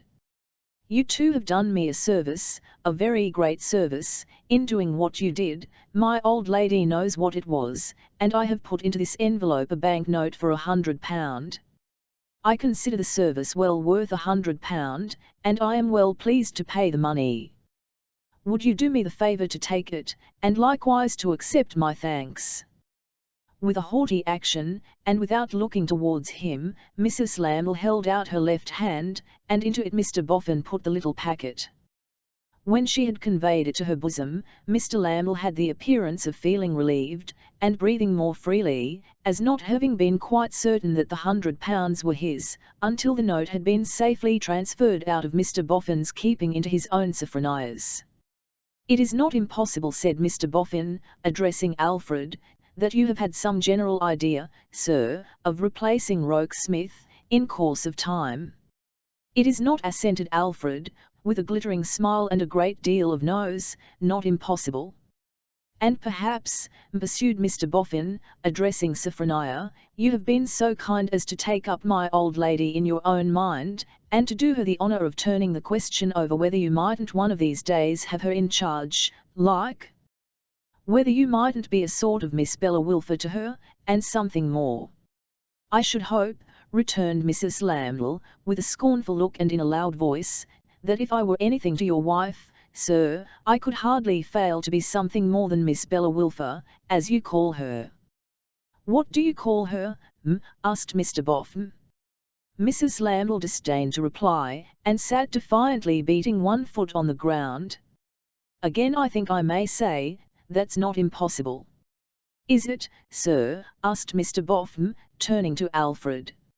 "It is not," said Alfred, smiling assent as before, "not impossible." "Now," said Mr. Boffin, gently, "it won't do. I don't wish to say a single word that might be afterwards remembered as unpleasant, but it won't do." "Sophronia, my love," her husband repeated in a bantering manner, "you hear? It won't do." "No," said Mr. Boffin, with his voice still dropped, "it really won't. You positively must excuse us. If you'll go your way, we'll go ours, and so I hope this affair ends to the satisfaction of all parties." Mrs. Lamble gave him the look of a decidedly dissatisfied party demanding exemption from the category, but said nothing. "The best thing we can make of the affair," said Mr. Boffin, "is a matter of business, and as a matter of business it's brought to a conclusion. You have done me a great service, a very great service, and I have paid for it. Is there any objection to the price?" Mr. and Mrs. Lamble looked at one another across the table, but neither could say that there was. Mr. Lamble shrugged his shoulders, and Mrs. Lamble sat rigid. "Very good," said Mr. Boffin. "We hope, my old lady and me, that you'll give us credit for taking the plainest and honestest short-cut that could be taken under the circumstances. We have talked it over with a deal of care, my old lady and me, and we have felt that at all to lead you on, or even at all to let you go on of your own selves, wouldn't be the right thing. So, I have openly given you to understand that Mr. Boffin sought for a new turn of speech, but could find none so expressive as his former one, repeated in a confidential tone, that it won't do. If I could have put the case more pleasantly I would, but I hope I haven't put it very unpleasantly, at all events I haven't meant to. So," said Mr. Boffin, by way of peroration, "wishing you well in the way you go, we now conclude with the observation that perhaps you'll go it." Mr. Lamble rose with an impudent laugh on his side of the table, and Mrs. Lamble rose with a disdainful frown on hers. At this moment a hasty foot was heard on the staircase, and Georgiana Podsnap broke into the room, unannounced and in tears. "Oh, my dear Sophronia," cried Georgiana, wringing her hands as she ran up to embrace her, "to think that you and Alfred should be ruined. Oh, my poor dear Sophronia, to think that you should have had a sale at your house after all your kindness to me. Oh, nearer and nearer Boffin, pray forgive me for this intrusion, but you don't know how fond I was of Sophronia when Pa wouldn't let me go there any more, or what I have felt for Sophronia since I heard from Ma of her having been brought low in the world. You don't, you can't, you never can, think, how I have lain awake at night and cried for my good Sophronia, my first and only friend." Mrs. Lamble's manner changed under the poor silly girl's embraces, and she turned extremely pale, directing one appealing look, first to Mrs. Boffin, and then to Mr. Boffin. Both understood her instantly, with a more delicate subtlety than much better educated people, whose perception came less directly from the heart, could have brought to bear upon the case. "I haven't a minute," said poor little Georgiana, "to stay. I am out shopping early with Ma, and I said I had a headache and got Ma to leave me outside in the phaeton, in Piccadilly, and ran round to Sackville Street, and heard that Sophronia was here, and then Ma came to see, oh such a dreadful old stony woman from the country in a turban in Portland Place, and I said I wouldn't go up with Ma but would drive round and leave cards for the Boffins, which is taking a liberty with the name, but oh my goodness I am distracted, and the phaeton's at the door."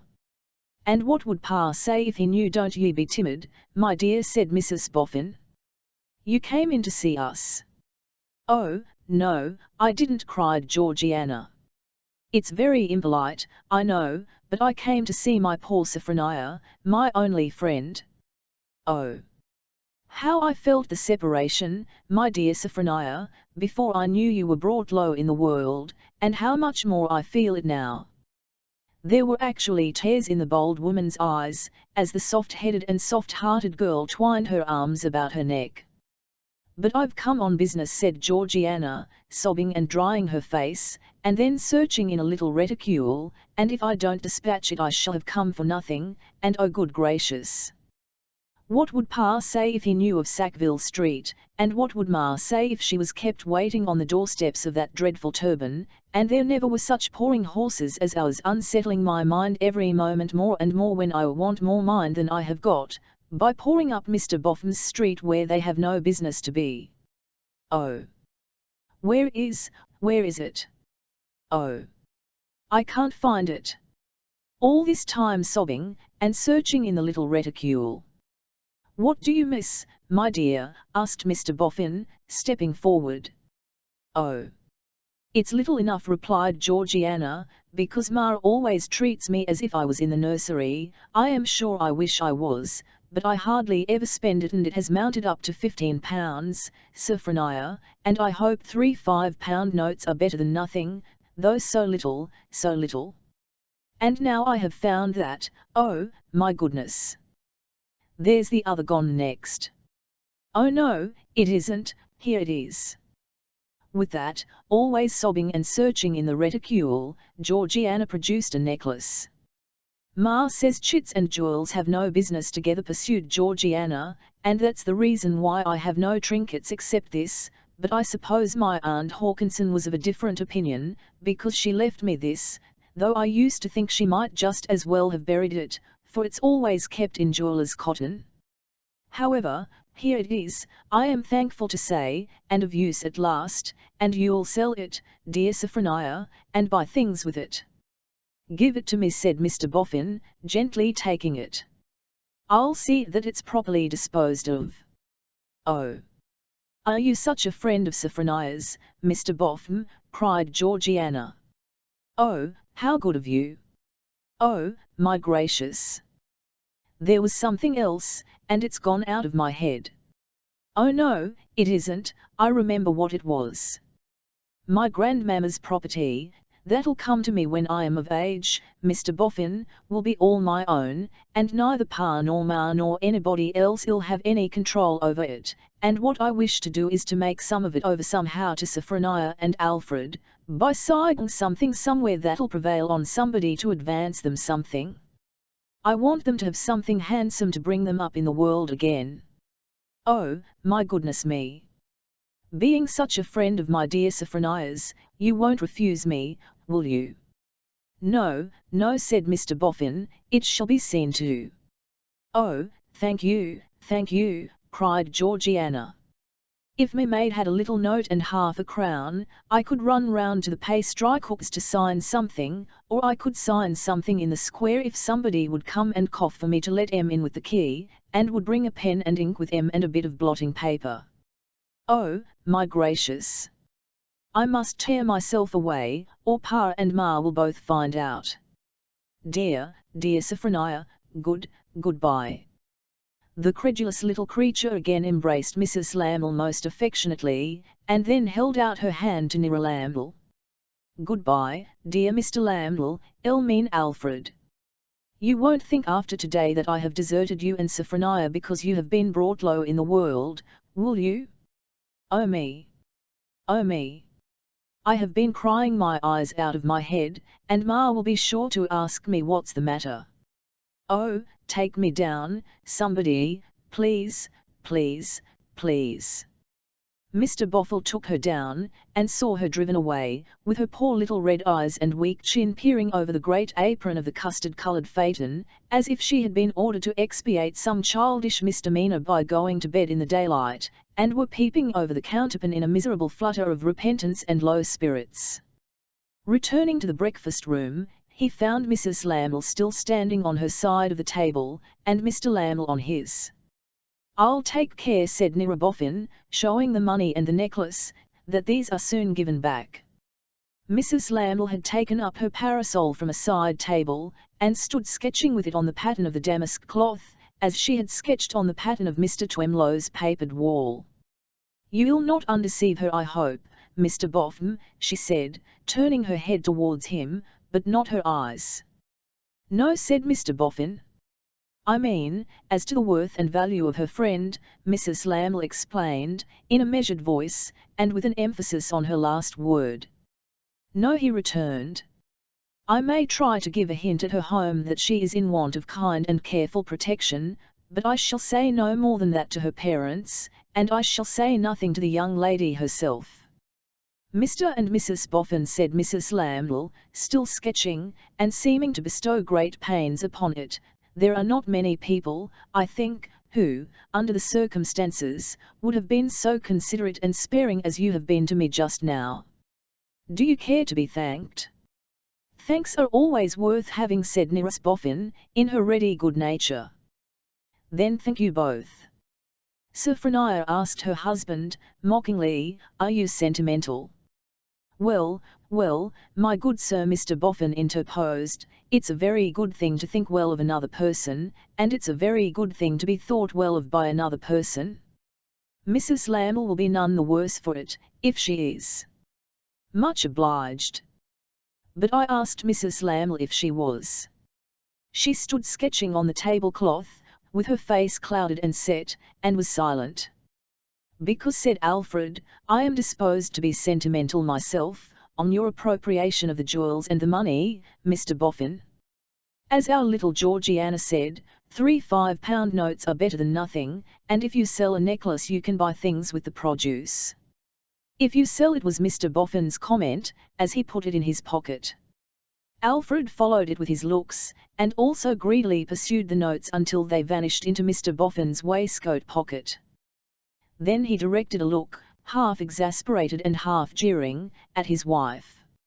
She still stood sketching, but, as she sketched, there was a struggle within her, which found expression in the depth of the few last lines the parasol point indented into the tablecloth, and then some tears fell from her eyes. "Why, confound the woman!" exclaimed Laml, "she is sentimental." She walked to the window, flinching under his angry stare, looked out for a moment, and turned round quite coldly. "You have had no former cause of complaint on the sentimental score, Alfred, and you will have none in future. It is not worth your noticing. We go abroad soon, with the money we have earned here. You know we do, you know we must. There is no fear of my taking any sentiment with me. I should soon be eased of it, if I did. But it will be all left behind. It is all left behind. Are you ready, Alfred?" "What the deuce have I been waiting for but you, Sophronia? Let us go then. I am sorry I have delayed our dignified departure." She passed out and he followed her. Mr. and Mrs. Boffin had the curiosity softly to raise a window and look after them as they went down the long street. They walked arm in arm, showily enough, but without appearing to interchange a syllable. It might have been fanciful to suppose that under their outer bearing there was something of the shamed air of two cheats who were linked together by concealed handcuffs, but, not so, to suppose that they were haggardly weary of one another, of themselves, and of all this world. In turning the street corner they might have turned out of this world, for anything Mr. and Mrs. Boffin ever saw of them to the contrary, for they set eyes on the Lamls nevermore. Chapter 3 The Golden Dustman sinks again. The evening of that day being one of the reading evenings at the Bower, Mr. Boffin kissed Mrs. Boffin after a 5 o'clock dinner, and trotted out, nursing his big stick in both arms, so that, as of old, it seemed to be whispering in his ear. He carried so very attentive an expression on his countenance that it appeared as if the confidential discourse of the big stick required to be followed closely. Mr. Boffin's face was like the face of a thoughtful listener to an intricate communication, and, in trotting along, he occasionally glanced at that companion with the look of a man who was interposing the remark, "You don't mean it." Mr. Boffin and his stick went on alone together, until they arrived at certain crossways where they would be likely to fall in with any one coming, at about the same time, from Clerkenwell to the Bower. Here they stopped, and Mr. Boffin consulted his watch. "It wants 5 minutes, good, to Venus's appointment," said he. "I'm rather early." But Venus was a punctual man, and, even as Mr. Boffin replaced his watch in its pocket, was to be descried coming towards him. He quickened his pace on seeing Mr. Boffin already at the place of meeting, and was soon at his side. "Thank ye, Venus," said Mr. Boffin. "Thank ye, thank ye, thank ye." It would not have been very evident why he thanked the anatomist, but for his furnishing the explanation in what he went on to say. "All right, Venus, all right. Now, that you've been to see me, and have consented to keep up the appearance before Weg of remaining in it for a time, I have got a sort of a backer. All right, Venus. Thank ye, Venus. Thank ye, thank ye, thank ye."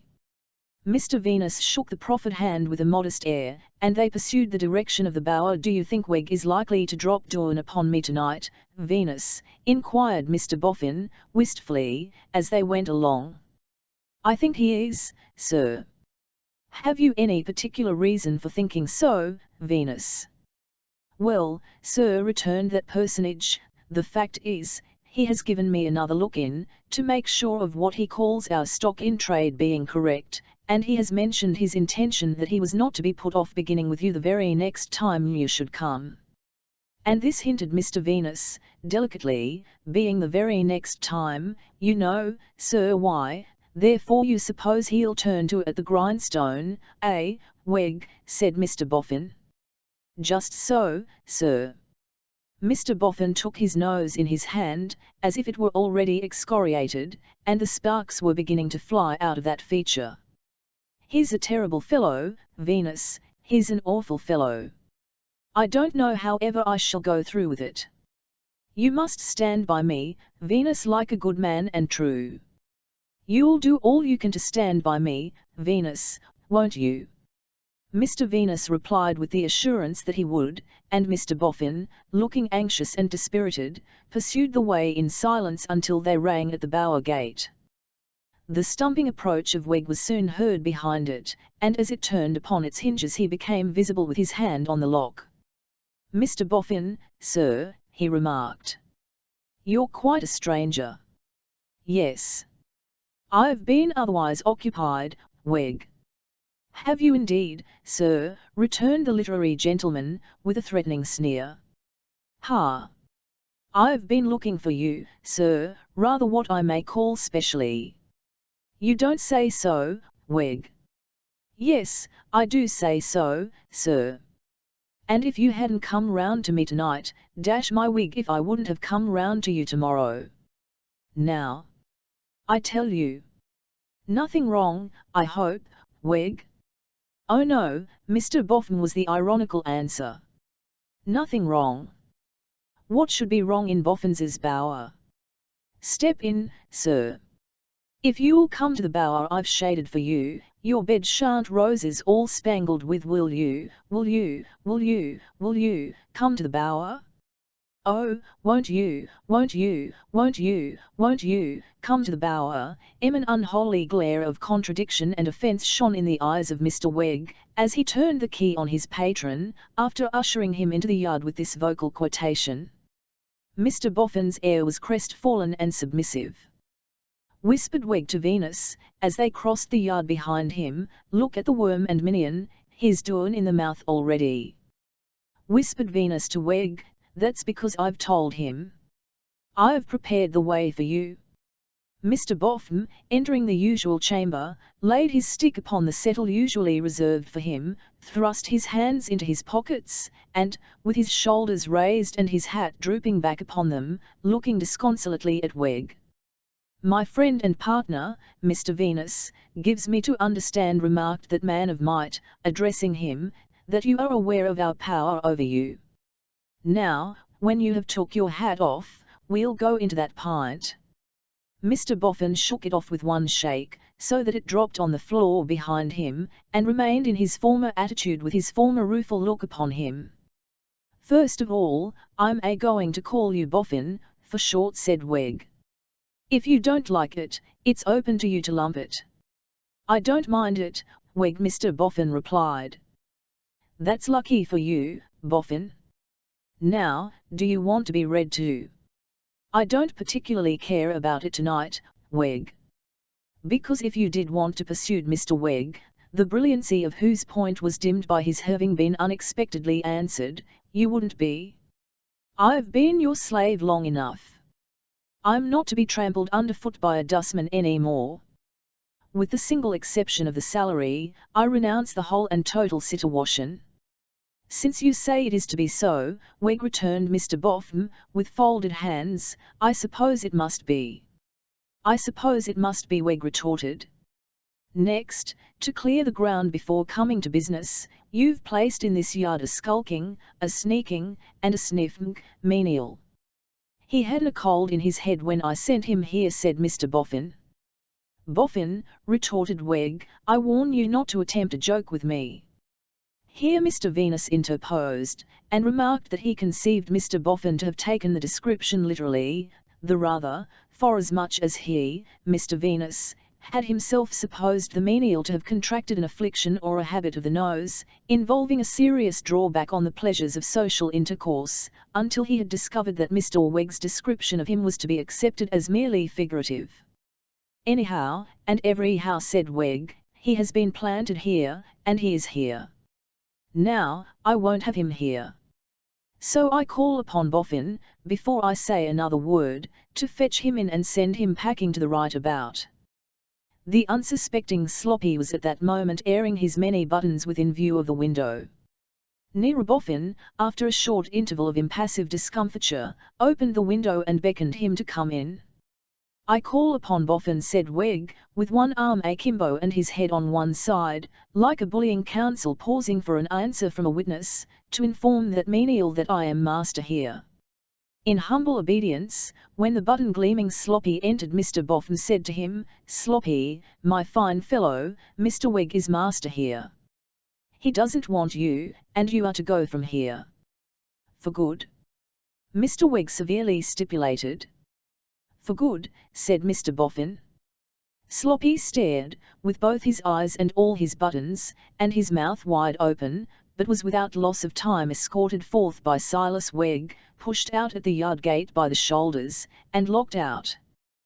"The atom spear," said Weg, stumping back into the room again, a little reddened by his late exertion, "is now freer for the purposes of respiration. Mr. Venus, sir, take a chair. Boffin, you may sit down." Mr. Boffin, still with his hands ruefully stuck in his pockets, sat on the edge of the settle, shrunk into a small compass, and eyed the potent Silas with conciliatory looks. "This gentleman," said Silas Weg, pointing out Venus, "this gentleman, Boffin, is more milk and watery with you than I'll be. But he hasn't borne the Roman yoke as I have, nor yet he hasn't been required to pander to your depraved appetite for miserly characters." "I never meant, my dear Weg," Mr. Boffin was beginning, when Silas stopped him. "Hold your tongue, Boffin. Answer when you're called upon to answer. You'll find you've got quite enough to do. Now, you're aware, are you, that you're in possession of property to which you've no right at all? Are you aware of that?" "Venus tells me so," said Mr. Boffin, glancing towards him for any support he could give. "I tell you so," returned Silas. "Now, here's my hat, Boffin, and here's my walking stick. Trifle with me, and instead of making a bargain with you, I'll put on my hat and take up my walking stick, and go out, and make a bargain with the rightful owner. Now, what do you say?" "I say," returned Mr. Boffin, leaning forward in alarmed appeal, with his hands on his knees, "that I am sure I don't want to trifle, Weg. I have said so to Venus." "You certainly have, sir," said Venus. "You're too milk and watery with our friend, you are indeed," remonstrated Silas, with a disapproving shake of his wooden head. "Then at once you confess yourself desirous to come to terms, do you, Boffin? Before you answer, keep this hat well in your mind and also this walking stick." "I am willing, Weg, to come to terms." "Willing won't do, Boffin. I won't take willing. Are you desirous to come to terms? Do you ask to be allowed as a favour to come to terms?" Mr. Weg again planted his arm, and put his head on one side. "Yes." "Yes what?" said the inexorable Weg. "I won't take yes. I'll have it out of you in full, Boffin dear me," cried that unfortunate gentleman. "I am so worrited. I ask to be allowed to come to terms, supposing your document is all correct." "Don't you be afraid of that," said Silas, poking his head at him. "You shall be satisfied by seeing it. Mr. Venus will show it you, and I'll hold you the while." "Then you want to know what the terms are? Is that about the sum and substance of it? Will you or won't you answer, Boffin?" For he had paused a moment. "Dear me!" cried that unfortunate gentleman again, "I am worrited to that degree that I'm almost off my head. You hurry me so. Be so good as name the terms, Weg." "Now, mark, Boffin," returned Silas, "mark 'em well, because they are the lowest terms and the only terms. You'll throw your mound, the little mound as comes to you anyway, into the general estate, and then you'll divide the whole property into 3 parts, and you'll keep one and hand over the others." Mr. Venus's mouth screwed itself up, as Mr. Boffin's face lengthened itself, Mr. Venus not having been prepared for such a rapacious demand. "Now, wait a bit," Boffin Weg proceeded, "there's something more. You've been squandering this property, laying some of it out on yourself. That won't do. You've bought a house. You'll be charged for it. I shall be ruined, Weg." Mr. Boffin faintly protested. "Now, wait a bit, Boffin, there's something more.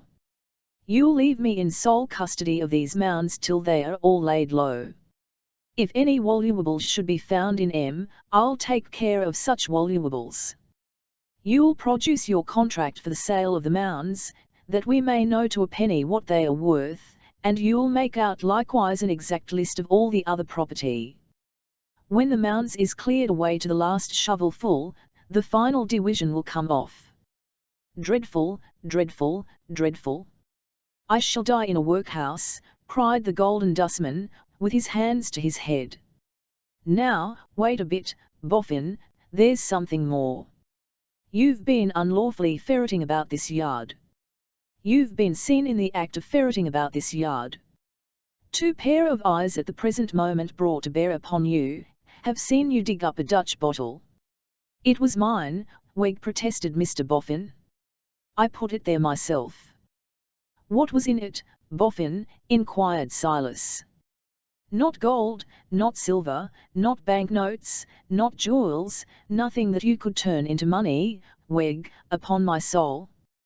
"Prepared, Mr. Venus," said Weg, turning to his partner with a knowing and superior air, "for an elusive answer on the part of our dusty friend here. I have hit out a little idea which I think will meet your views. We charge that bottle against our dusty friend at £1,000.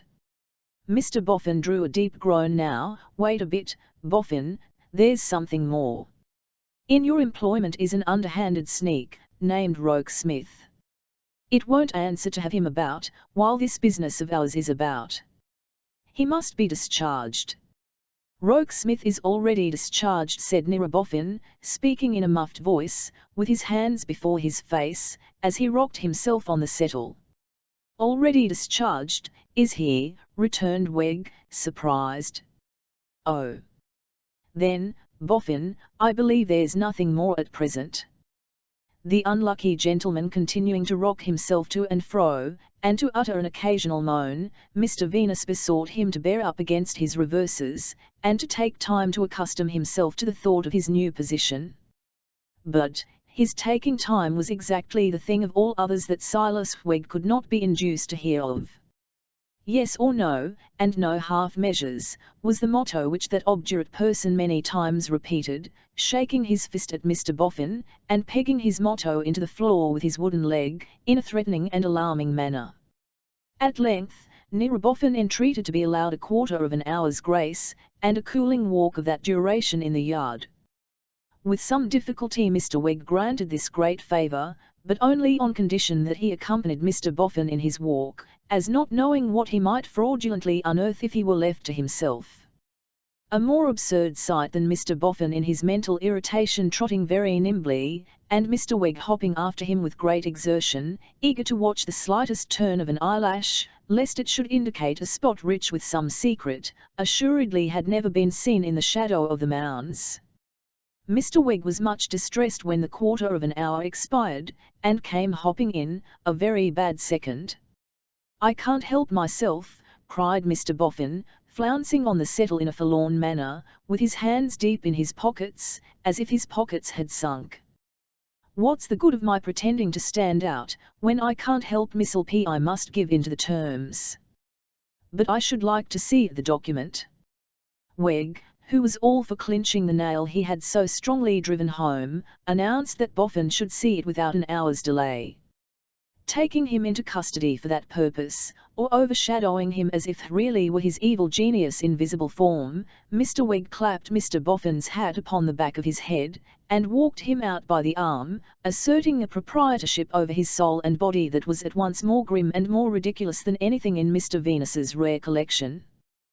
That light-haired gentleman followed close upon their heels, at least backing up Mr. Boffin in a literal sense, if he had not had recent opportunities of doing so spiritually, while Mr. Boffin, trotting on as hard as he could trot, involved Silas Wegg in frequent collisions with the public, much as a preoccupied blind man's dog may be seen to involve his master.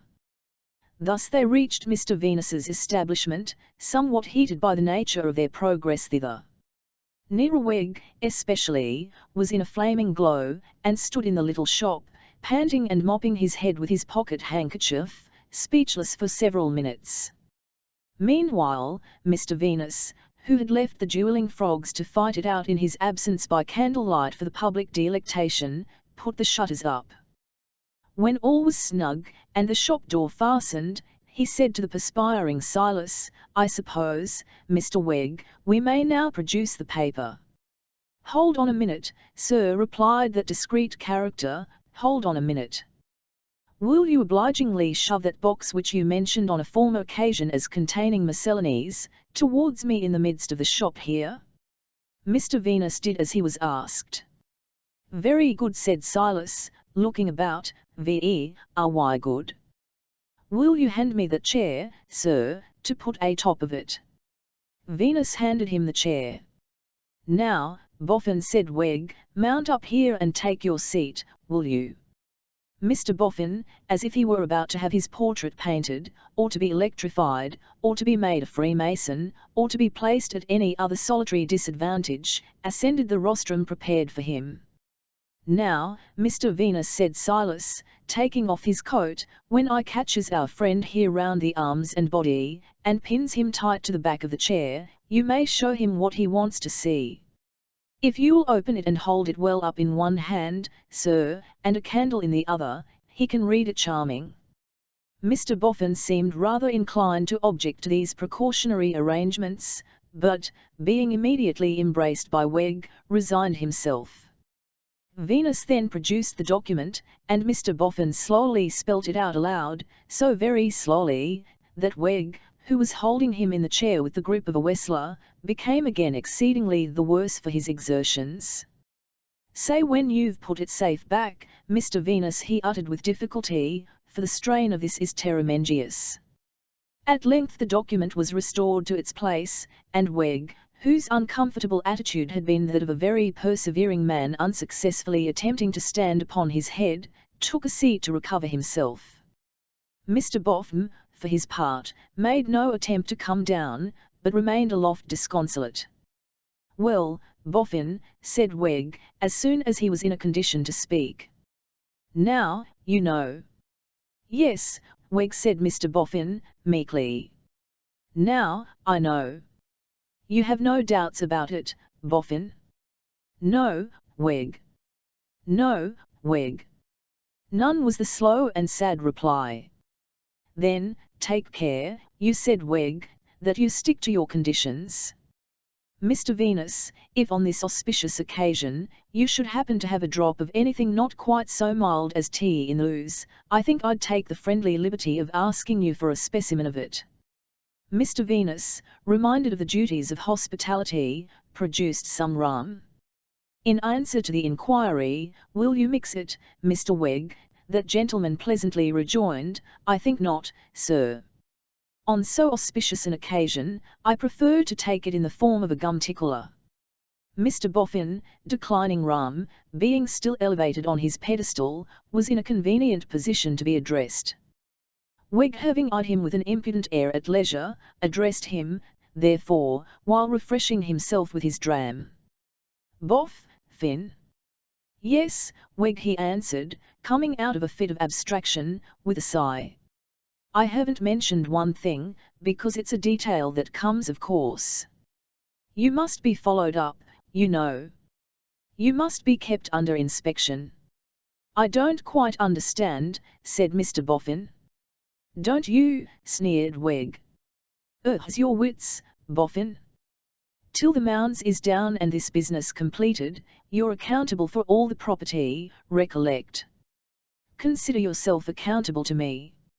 Neither Venus here being too milk and watery with you, I am the boy for you." "I've been a-thinking," said Mr. Boffin, in a tone of despondency, "that I must keep the knowledge from my old lady." "The knowledge of the division, do ye mean?" inquired Wegg, helping himself to a third gum tickler, for he had already taken a second. "Yes.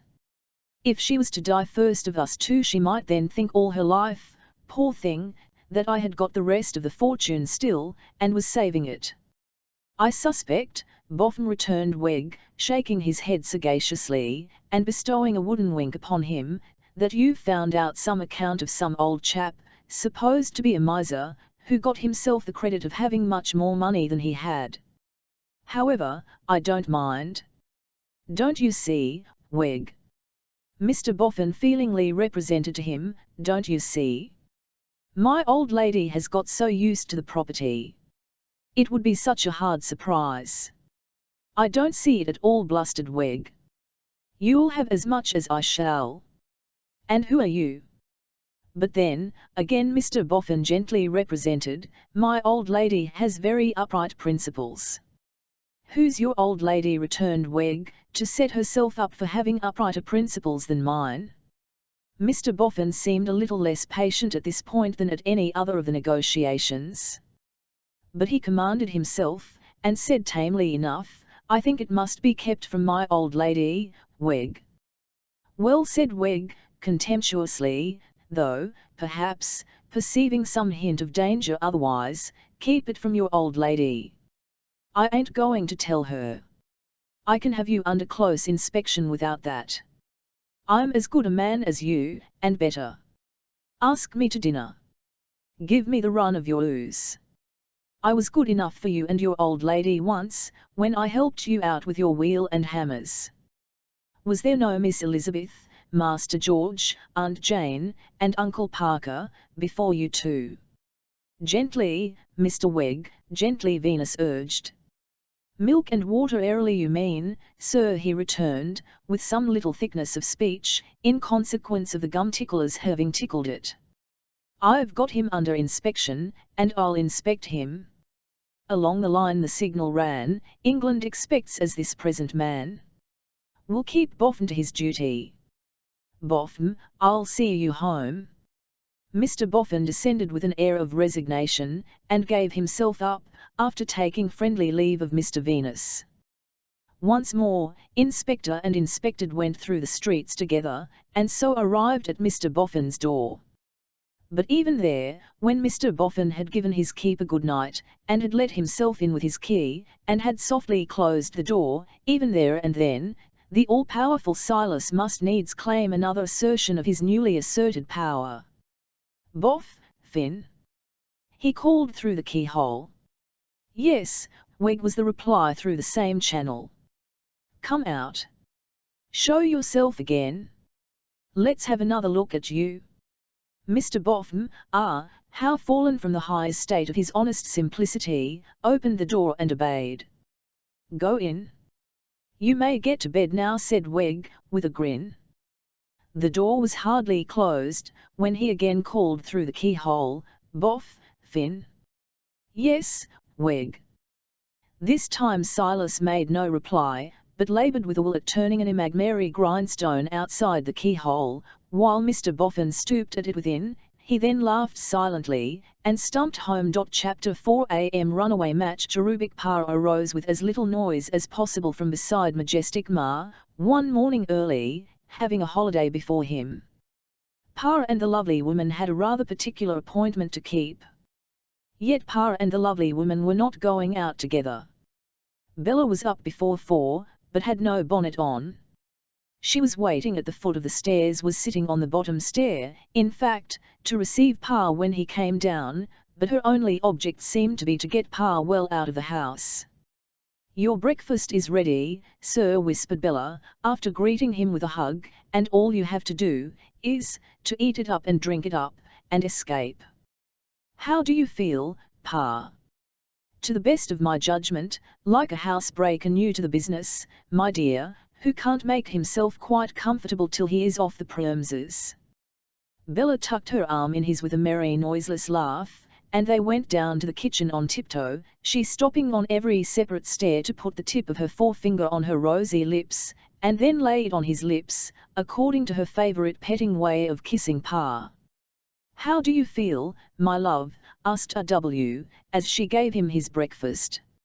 "I feel as if the fortune teller was coming true, dear Pa, and the fair little man was turning out as was predicted." "Ho! Only the fair little man," said her father. Bella put another of those finger seals upon his lips, and then said, kneeling down by him as he sat at table, "Now, look here, sir. If you keep well up to the mark this day, what do you think you deserve? What did I promise you should have, if you were good, upon a certain occasion? Upon my word I don't remember, precious." "Yes, I do, though. Wasn't it one of these beautiful tresses, with his caressing hand upon her hair? Wasn't it, too?" returned Bella, pretending to pout. "Upon my word. Do you know, sir, that the fortune teller would give 5,000 guineas, if it was quite convenient to him, which it isn't, for the lovely piece I have cut off for you. You can form no idea, sir, of the number of times he kissed quite a scrubby little piece, in comparison, that I cut off for him. And he wears it, too, round his neck, I can tell you." "Near his heart," said Bella, nodding. "Ah. Very near his heart. However, you have been a good boy, and you are the best of all the dearest boys that ever were, this morning, and here's the chain I have made of it, Pa, and you must let me put it round your neck with my own loving hands." As Pa bent his head, she cried over him a little, and then said, after having stopped to dry her eyes on his white waistcoat, the discovery of which incongruous circumstance made her laugh now, "Darling Pa, give me your hands that I may fold them together, and do you say after me, my little Bella." "My little Bella," repeated Pa. "I am very fond of you." "I am very fond of you, my darling," said Pa. "You mustn't say anything not dictated to you, sir. You daren't do it in your responses at church, and you mustn't do it in your responses out of church." "I withdraw the darling," said Pa. "That's a pious boy." "Now again, you were always," repeated Pa. "A vexatious, no you weren't," said Pa. A vexatious, do you hear, sir, a vexatious, capricious, thankless, troublesome animal, but I hope you'll do better in the time to come, and I bless you and forgive you. Here, she quite forgot that it was PA's turn to make the responses, and clung to his neck. Dear Pa, if you knew how much I think this morning of what you told me once, about the first time of our seeing old Mr. Harmon, when I stamped and screamed and beat you with my detestable little bonnet.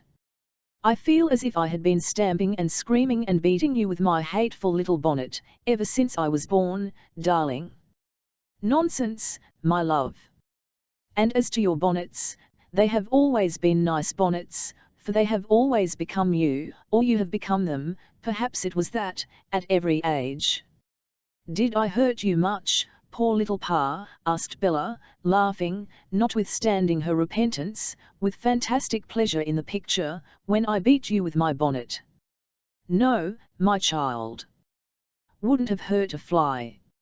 But I am afraid I shouldn't have beat you at all, unless I had meant to hurt you, said Bella. Did I pinch your legs, Pa? Not much, my dear, but I think it's almost time yes, cried Bella. If I go on chattering, you'll be taken alive. Fly, Pa, fly. So, they went softly up the kitchen stairs on tiptoe, and Bella with her light hand softly removed the fastenings of the house door, and Pa, having received a parting hug, made off. When he had gone a little way, he looked back. Upon which, Bella set another of those finger seals upon the air, and thrust out her little foot expressive of the mark. Pa, in appropriate action, expressed fidelity to the mark, and made off as fast as he could go. Bella walked thoughtfully in the garden for an hour and more, and then, returning to the bedroom where Lavvy the irrepressible still slumbered, put on a little bonnet of quiet, but on the whole of sly appearance, which she had yesterday made. I am going for a walk, Lavvy, she said, as she stooped down and kissed her. The irrepressible, with a bounce in the bed, and a remark that it wasn't time to get up yet, relapsed into unconsciousness, if she had come out of it. Behold Bella tripping along the streets, the dearest girl afoot under the summer sun. Behold Pa waiting for Bella behind a pump, at least 3 miles from the parental roof tree. Behold Bella and Pa aboard an early steamboat for Greenwich. Were they expected at Greenwich? Probably.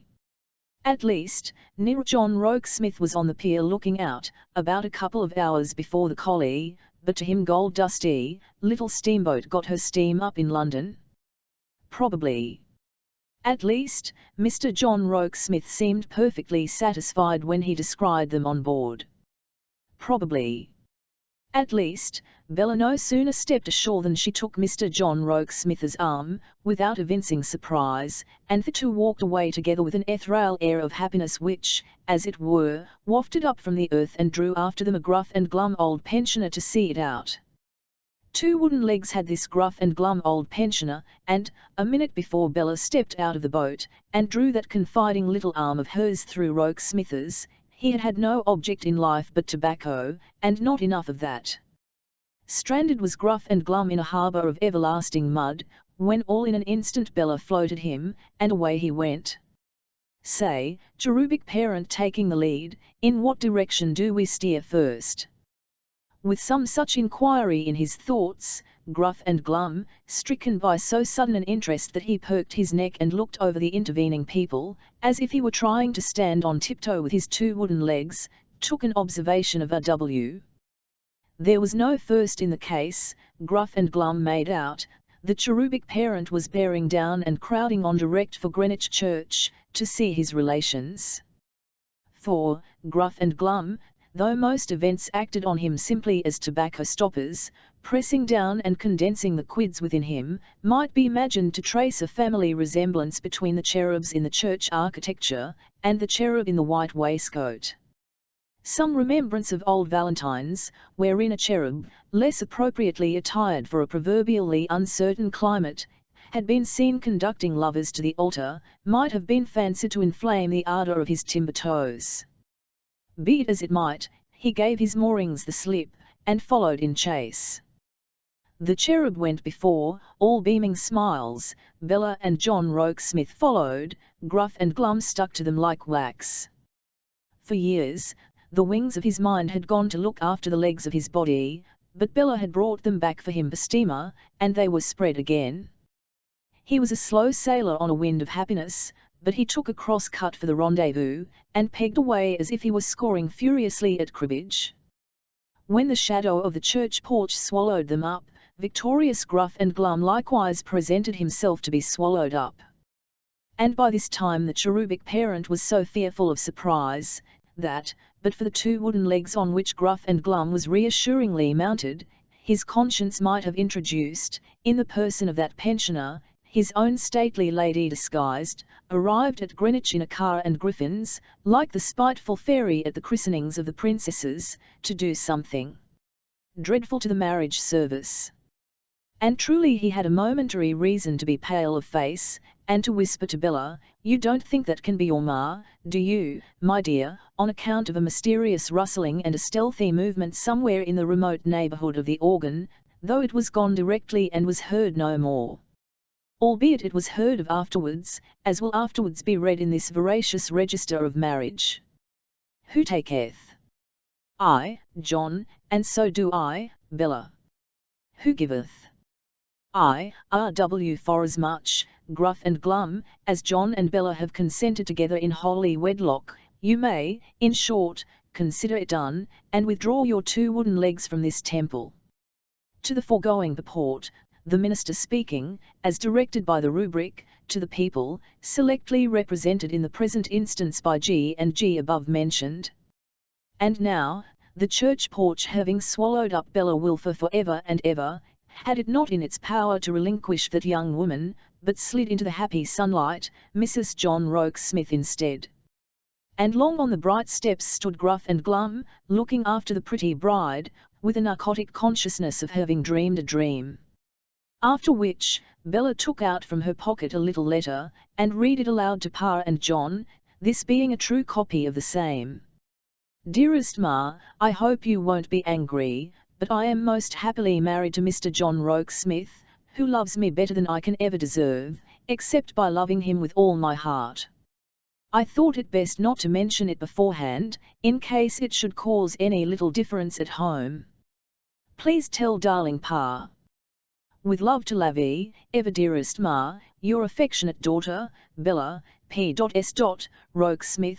Then, John Rokesmith put the Queen's countenance on the letter when had her gracious Majesty looked so benign as on that blessed morning, and then Bella popped it into the post office, and said merrily, "Now, dearest Pa, you are safe, and will never be taken alive."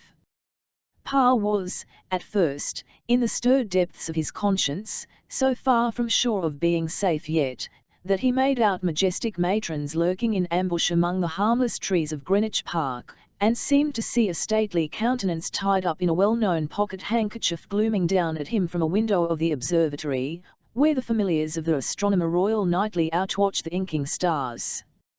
But, the minutes passing on and no Mrs. Wilfer in the flesh appearing, he became more confident, and so repaired with good heart and appetite to Mr. and Mrs. John Rokesmith's cottage on Blackheath, where breakfast was ready.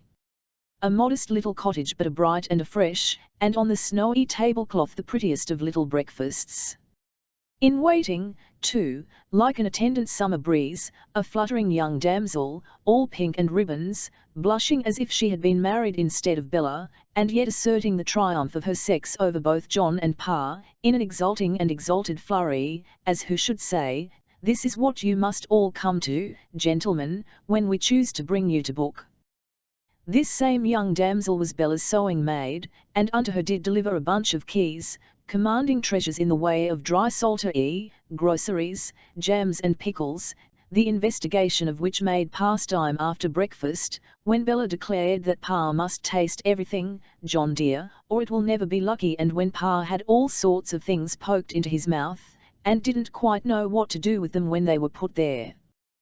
Then they, all three, out for a charming ride, and for a charming stroll among heath in bloom, and there behold the identical Gruff and Glum with his wooden legs horizontally disposed before him, apparently sitting meditating on the vicissitudes of life. To whom said Bella, in her light-hearted surprise, "Oh, how do you do again? What a dear old pensioner you are." To which Gruff and Glum responded that he see her married this morning, my beauty, and that if it warn't a liberty he wished her G and the fairest of fair wind and weather, further, in a general way requesting to know what cheer? And scrambling up on his two wooden legs to salute, hat in hand, ship-shape, with the gallantry of a man-of-warsman and a heart of oak. It was a pleasant sight, in the midst of the golden bloom, to see this salt old Gruff and Glum, waving his shovel hat at Bella, while his thin white hair flowed free, as if she had once more launched him into blue water again. "You are a charming old pensioner," said Bella, "and I am so happy that I wish I could make you happy, too." Answered Gruff and Glum, "Give me leave to kiss your hand, my lovely, and it's done." So it was done to the general contentment, and if Gruff and Glum didn't in the course of the afternoon splice the main brace, it was not for want of the means of inflicting that outrage on the feelings of the infant bands of hope. But the marriage dinner was the crowning success, for what had bride and bridegroom plotted to do, but to have and to hold that dinner in the very room of the very hotel where Pa and the lovely woman had once dined together. Bella sat between Pa and John, and divided her attentions pretty equally, but felt it necessary, in the waiter's absence before dinner, to remind Pa that she was his lovely woman no longer. "I am well aware of it, my dear," returned the cherub, "and I resign you willingly." "Willingly, sir? You ought to be broken-hearted." "So I should be, my dear, if I thought that I was going to lose you. But you know you are not, don't you, poor dear Pa? You know that you have only made a new relation who will be as fond of you and as thankful to you for my sake and your own sake both, as I am, don't you, dear little Pa? Look here, Pa." Bella put her finger on her own lip, and then on Pa's, and then on her own lip again, and then on her husband's. "Now, we are a partnership of three, dear Pa." The appearance of dinner here cut Bella short in one of her disappearances, the more effectually, because it was put on under the auspices of a solemn gentleman in black clothes and a white cravat, who looked much more like a clergyman than the clergyman, and seemed to have mounted a great deal higher in the church, not to say, scaled the steeple. This dignitary, conferring in secrecy with John Rokesmith on the subject of punch and wines, bent his head as though stooping to the papistical practice of receiving auricular confession. Likewise, on John's offering a suggestion which didn't meet his views, his face became overcast and reproachful, as enjoining penance. What a dinner! Specimens of all the fishes that swim in the sea, surely had swum their way to it, and if samples of the fishes of divers colours that made a speech in the Arabian Nights, quite a ministerial explanation in respect of cloudiness, and then jumped out of the frying pan, were not to be recognised, it was only because they had all become of one hue by being cooked in batter among the white bait. And the dishes being seasoned with bliss, an article which they are sometimes out of, at Greenwich, were of perfect flavour, and the golden drinks had been bottled in the golden age and hoarding up their sparkles ever since. The best of it was, that Bella and John and the cherub had made a covenant that they would not reveal to mortal eyes any appearance whatever of being a wedding party. Now, the supervising dignitary, the Archbishop of Greenwich, knew this as well as if he had performed the nuptial ceremony. And the loftiness with which his Grace entered into their confidence without being invited, and insisted on a show of keeping the waiters out of it, was the crowning glory of the entertainment. There was an innocent young waiter of a slender form and with weakish legs, as yet unversed in the wiles of waiterhood, and but too evidently of a romantic temperament, and deeply, it were not too much to add hopelessly, in love with some young female not aware of his merit. This guileless youth, descrying the position of affairs, which even his innocence could not mistake, limited his waiting to languishing admiringly against the sideboard when Bella didn't want anything, and swooping at her when she did.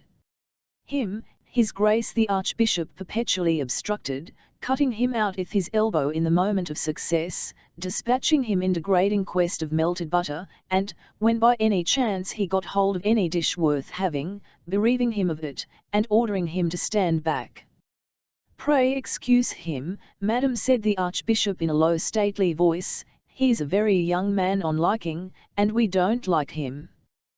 This induced John Rokesmith to observe, by way of making the thing more natural, "Bella, my love, this is so much more successful than any of our past anniversaries, that I think we must keep our future anniversaries here." "Where are you to?" Bella replied, with probably the least successful attempt at looking matronly that ever was seen. "Indeed, I think so, John, dear." Here the Archbishop of Greenwich coughed a stately cough to attract the attention of 3 of his ministers present, and staring at them, seemed to say, "I call upon you by your fealty to believe this."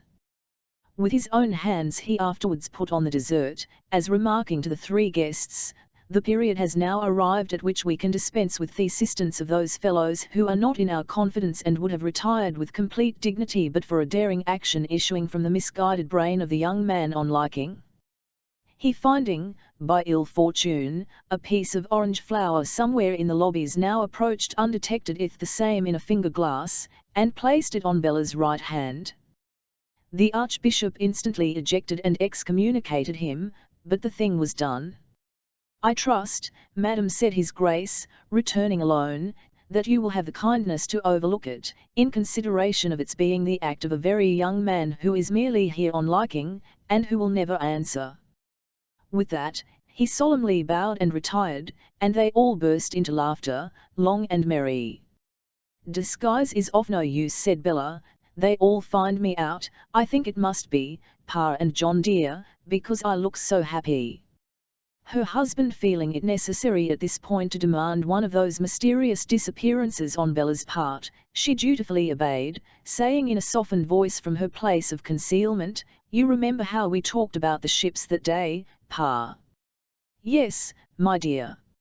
"Isn't it strange, now, to think that there was no John in all the ships, Pa?" "Not at all, my dear." "Oh, Pa." "Not at all." "No, my dear." "How can we tell what coming people are aboard the ships that may be sailing to us now from the unknown seas?" Bella remaining invisible and silent, her father remained at his dessert and wine, until he remembered it was time for him to get home to Holloway.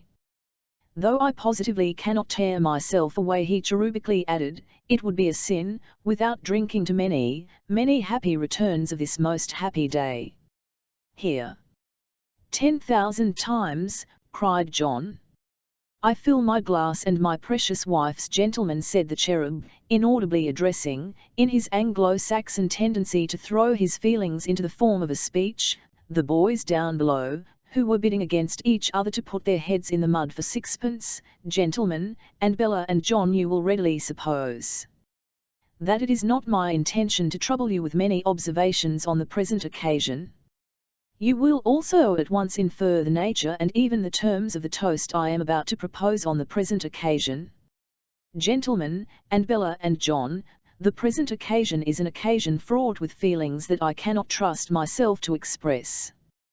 But gentlemen, and Bella and John, for the part I have had in it, for the confidence you have placed in me, and for the affectionate good nature and kindness with which you have determined not to find me in the way, when I am well aware that I cannot be otherwise than in it more or less, I do most heartily thank you. Gentlemen, and Bella and John, my love to you, and may we meet, as on the present occasion, on many future occasions, that is to say, gentlemen, and Bella and John, on many happy returns of the present happy occasion." Having thus concluded his address, the amiable cherub embraced his daughter, and took his flight to the steamboat which was to convey him to London, and was then lying at the floating pier, doing its best to bump the same to bits. But the happy couple were not going to part with him in that way, and before he had been on board 2 minutes, there they were, looking down at him from the wharf above. "Pa, dear," cried Bella, beckoning him with her parasol to approach the side, and bending gracefully to whisper, "Yes, my darling." "Did I beat you much with that horrid little bonnet, Pa?" "Nothing to speak of, my dear." "Did I pinch your legs, Pa?" "Only nicely, my pet." "You are sure you quite forgive me, Pa?" "Please, Pa, please, forgive me quite." Half laughing at him and half crying to him, Bella besought him in the prettiest manner, in a manner so engaging and so playful and so natural, that her cherubic parent made a coaxing face as if she had never grown up, and said, "What a silly little mouse it is! But you do forgive me that, and everything else, don't you, Pa?" "Yes, my dearest." "And you don't feel solitary or neglected, going away by yourself, do you, Pa?" "Lord bless you! No, my life." "Goodbye, dearest Pa." "Goodbye. Goodbye, my darling." "Take her away, my dear John." "Take her home." So, she leaning on her husband's arm, they turned homeward by a rosy path which the gracious sun struck out for them in its setting. And oh, there are days in this life and worth death. And oh, what a bright old song it is, that oh, 'tis love, 'tis love, 'tis love that makes the world go round. Chapter 5 Concerning the Mendicant's Bride. The impressive gloom with which Mrs. Wilfer received her husband on his return from the wedding, knocked so hard at the door of the cherubic conscience, and likewise so impaired the firmness of the cherubic legs, that the culprit's tottering condition of mind and body might have roused suspicion in less occupied persons than the grimly heroic lady, Miss Lavinia, and that esteemed friend of the family, Mr. George Sampson. But, the attention of all three being fully possessed by the main fact of the marriage, they had happily none to bestow on the guilty conspirator, to which fortunate circumstance he owed the escape for which he was in nowise indebted to himself. "You do not, R.W., said Mrs. Wilfer from her stately corner, inquire for your daughter Bella." "To be sure, my dear," he resumed, with a most flagrant assumption of unconsciousness, "I did omit it." "How, or perhaps I should rather say where is Bella?" "Not here," Mrs. Wilfer proclaimed, with folded arms. The cherub faintly muttered something to the abortive effect of "Oh, indeed, my dear." "Not here," repeated Mrs. Wilfer, in a stern sonorous voice. "In a word, R.W., you have no daughter Bella." "No daughter Bella, my dear." "No. Your daughter Bella," said Mrs. Wilfer, with a lofty air of never having had the least co-partnership in that young lady, of whom she now made reproachful mention as an article of luxury which her husband had set up entirely on his own account, and in direct opposition to her advice, "your daughter Bella has bestowed herself upon a mendicant." "Good gracious, my dear! Show your father his daughter Bella's letter," Lavinia said Mrs. Wilfer, in her monotonous Act of Parliament tone, and waving her hand. "I think your father'll admit it to be documentary proof of what I tell him. I believe your father is acquainted with his daughter Bella's writing. But I do not know. He may tell you he is not. Nothing will surprise me." "Posted at Greenwich, and dated this morning," said the irrepressible, flouncing at her father in handing him the evidence. "Hope's Ma won't be angry, but is happily married to Mr. John Rokesmith, and didn't mention it beforehand to avoid words, and please tell darling you, and love to me, and I should like to know what you'd have said if any other unmarried member of the family had done it." He read the letter, and faintly exclaimed, "Dear me." "You may well say dear me," rejoined Mrs. Wilfer, in a deep tone. Upon which encouragement he said it again, though scarcely with the success he had expected, for the scornful lady then remarked, "With extreme bitterness, you said that before. It's very surprising." "But I suppose, my dear," hinted the cherub, as he folded the letter after a disconcerting silence, "that we must make the best of it. Would you object to my pointing out, my dear, that Mr. John Rokesmith is not, so far as I am acquainted with him, strictly speaking, a mendicant?" "Indeed," returned Mrs. Wilfer, with an awful air of politeness. "Truly so? I was not aware that Mr. John Rokesmith was a gentleman of landed property. But I am much relieved to hear it." "I doubt if you have heard it, my dear," the cherub submitted with hesitation. "Thank you," said Mrs. Wilfer. "I make false statements, it appears. So be it. If my daughter flies in my face, surely my husband may." The one thing is not more unnatural than the other. There seems a fitness in the arrangement. By all means. Assuming, with a shiver of resignation, a deadly cheerfulness. But, here the impressible skirmished into the conflict, dragging the reluctant form of Mr. Sampson after her. "Ma," interposed the young lady, "I must say I think it would be much better if you would keep to the point, and not hold forth about people's flying into people's faces, which is nothing more nor less than impossible nonsense." "How?" exclaimed Mrs. Wilfer, knitting her dark brows. "Just impossible nonsense, Ma," returned Lavie, "and George Sampson knows it is, as well as I do." Mrs. Wilfer, suddenly becoming petrified, fixed her indignant eyes upon the tetched George, who, divided between the support due from him to his love, and the support due from him to his love's mamma, supported nobody, not even himself. "The true point is," pursued Lavinia, "that Bella has behaved in a most unsisterly way to me, and might have severely compromised me with George and with George's family, by making off and getting married in this very low and disreputable manner, with some pew opener or other, I suppose, for a bridesmaid, when she ought to have confided in me, and ought to have said, if, Lavie, you consider it due to your engagement with George, that you should countenance the occasion by being present, then, Lavie, I beg you to be present, keeping my secret from Ma and Pa." "As of course I should have done." "As of course you would have done." "Ingrate!" exclaimed Mrs. Wilfer. "Vulpo! I say. You know. Upon my honour you mustn't," Mr. Sampson remonstrated, shaking his head seriously. "With the highest respect for you, upon my life you mustn't. No, really, you know. When a man with the feelings of a gentleman finds himself engaged to a young lady, and it comes, even on the part of a member of the family, to vipers, you know, would merely put it to your own good feeling, you know," said Mr. Sampson, in rather lame conclusion.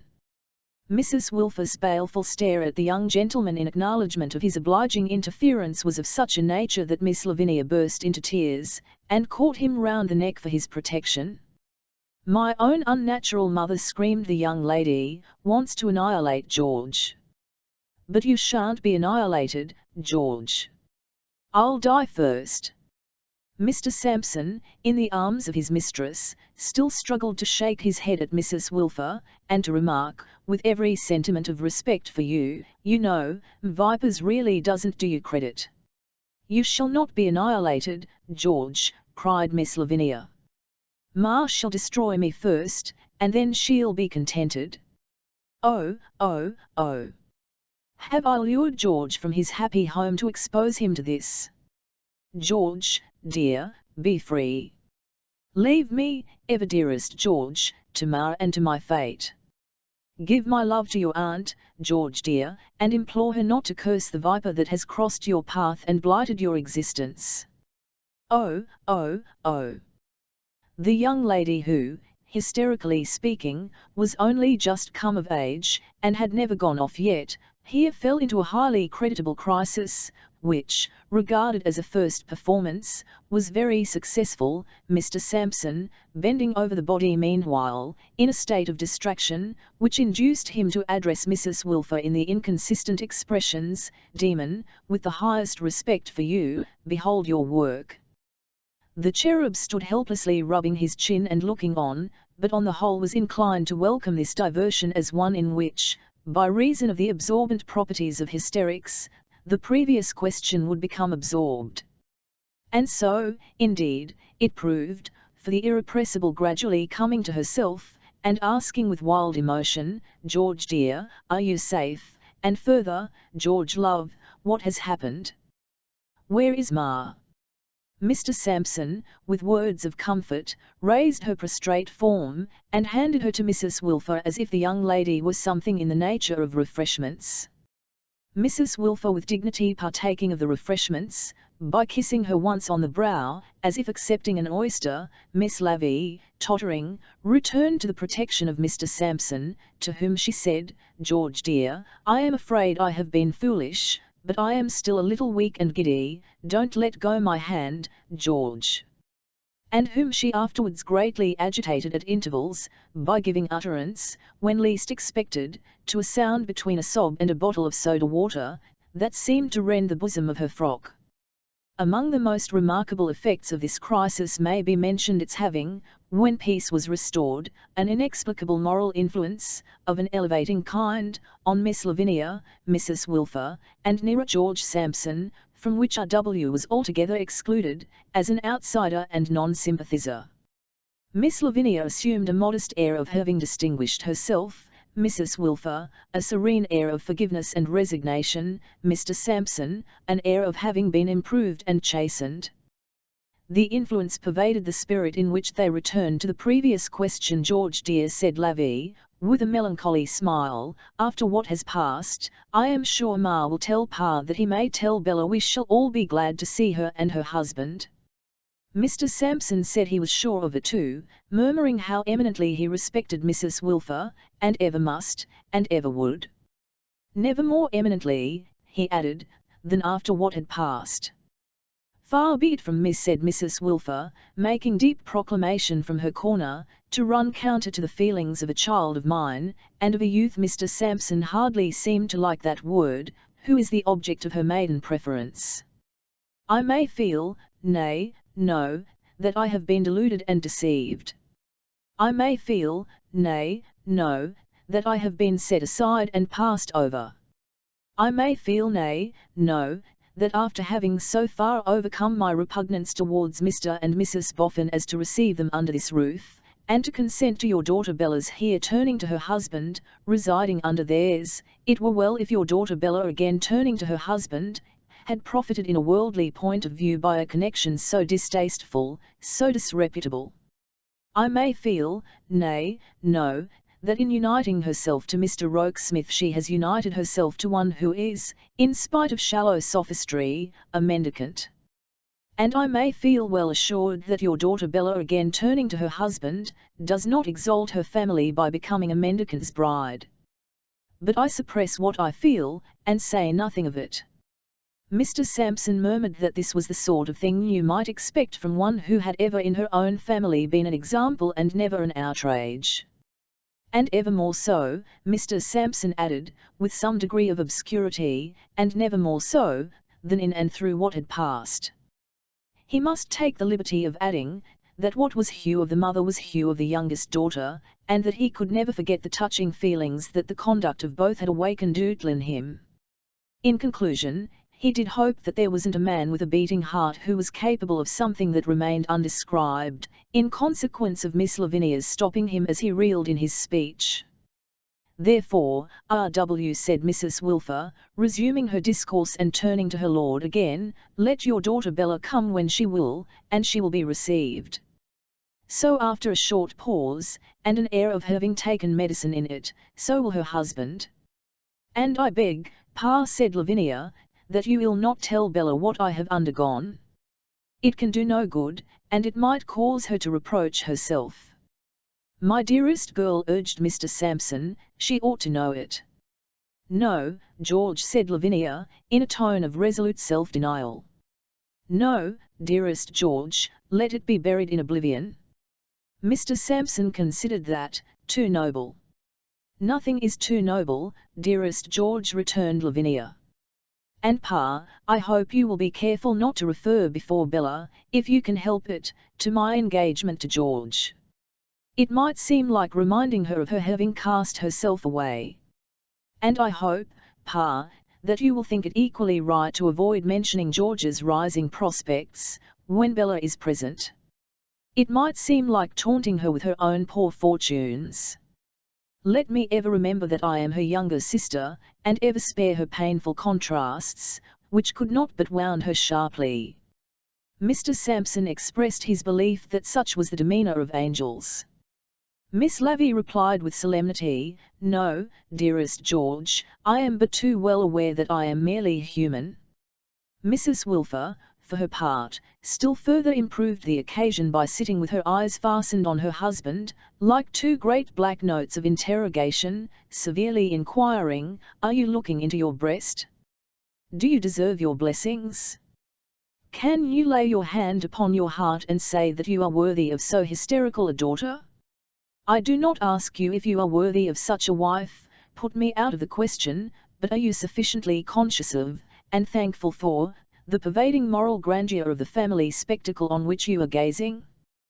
These inquiries proved very harassing to R.W. who, besides being a little disturbed by wine, was in perpetual terror of committing himself by the utterance of stray words that would betray his guilty foreknowledge. However, the scene being over, and, all things considered, well over, he sought refuge in a doze, which gave his lady immense offence. "Can you think of your daughter Bella, and sleep?" she disdainfully inquired. To which he mildly answered, "Yes, I think I can, my dear."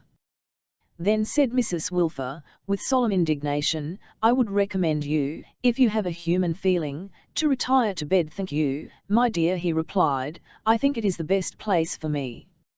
And with these unsympathetic words very gladly withdrew. Within a few weeks afterwards, the mendicant's bride, arm in arm with the mendicant, came to tea, in fulfilment of an engagement made through her father. And the way in which the mendicant's bride dashed at the unassailable position so considerately to be held by Miss Lavey, and scattered the whole of the works in all directions in a moment, was triumphant. "Dearest Ma," cried Bella, running into the room with a radiant face, "how do you do, dearest Ma?" And then embraced her, joyously. "And Lavey darling, how do you do, and how's George Sampson, and how is he getting on, and when are you going to be married, and how rich are you going to grow? You must tell me all about it, Lavey dear, immediately. John, love, kiss Ma and Lavey, and then we shall all be at home and comfortable." Mrs. Wilfer stared, but was helpless. Miss Lavinia stared, but was helpless. Apparently with no compunction, and assuredly with no ceremony, Bella tossed her bonnet away, and sat down to make the tea. "Dearest Ma and Lavey, you both take sugar, I know. And Pa, you good little Pa, you don't take milk. John does. I didn't before I was married, but I do now, because John does. John dear, did you kiss Ma and Lavey?" "Oh, you did." "Quite correct, John dear, but I didn't see you do it, so I asked. Cut some bread and butter, John, that's a love. Ma likes it doubled. And now you must tell me, dearest Ma and Lavey, upon your words and honours. Didn't you for a moment, just a moment, think I was a dreadful little wretch when I wrote to say I had run away?" Before Mrs. Wilfer could wave her gloves, the mendicant's bride in her merriest affectionate manner went on again. "I think it must have made you rather cross, dear Ma and Lavey, and I know I deserved that you should be very cross. But you see I had been such a heedless, heartless creature, and had led you so to expect that I should marry for money, and so to make sure that I was incapable of marrying for love, that I thought you couldn't believe me. Because, you see, you didn't know how much of good I had learned from John. Well, so I was sly about it, and ashamed of what you supposed me to be, and fearful that we couldn't understand one another and might come to words, which we should all be sorry for afterwards, and so I said to John that if he liked to take me without any fuss, he might. And as he did like, I let him. And we were married at Greenwich Church in the presence of nobody, except an unknown individual who dropped in." Here her eyes sparkled more brightly, "and half a pensioner. And now, isn't it nice, dearest Ma and Lavey, to know that no words have been said which any of us can be sorry for, and that we are all the best of friends at the pleasantest of teas?" Having got up and kissed them again, she slipped back to her chair, after a loop on the road to squeeze her husband round the neck, and again went. "And now you will naturally want to know, dearest Ma and Lavey, how we live, and what we have got to live upon. Well, and so we live on Blackheath, in the charm, in jest of dolls' houses, delightfully furnished, and we have a clever little servant who is decidedly pretty, and we are economical and orderly, and do everything by clockwork, and we have £150 a year, and we have all we want, and more.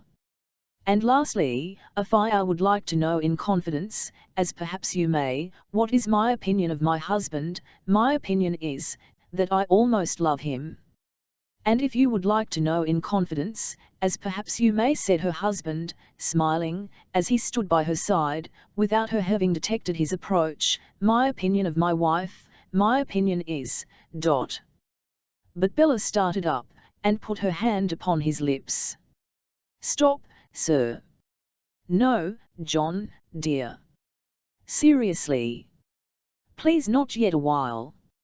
I want to be something so much worthier than the doll in the doll's house. My darling, are you not? Not half, not a quarter, so much worthier as I hope you may some day find me.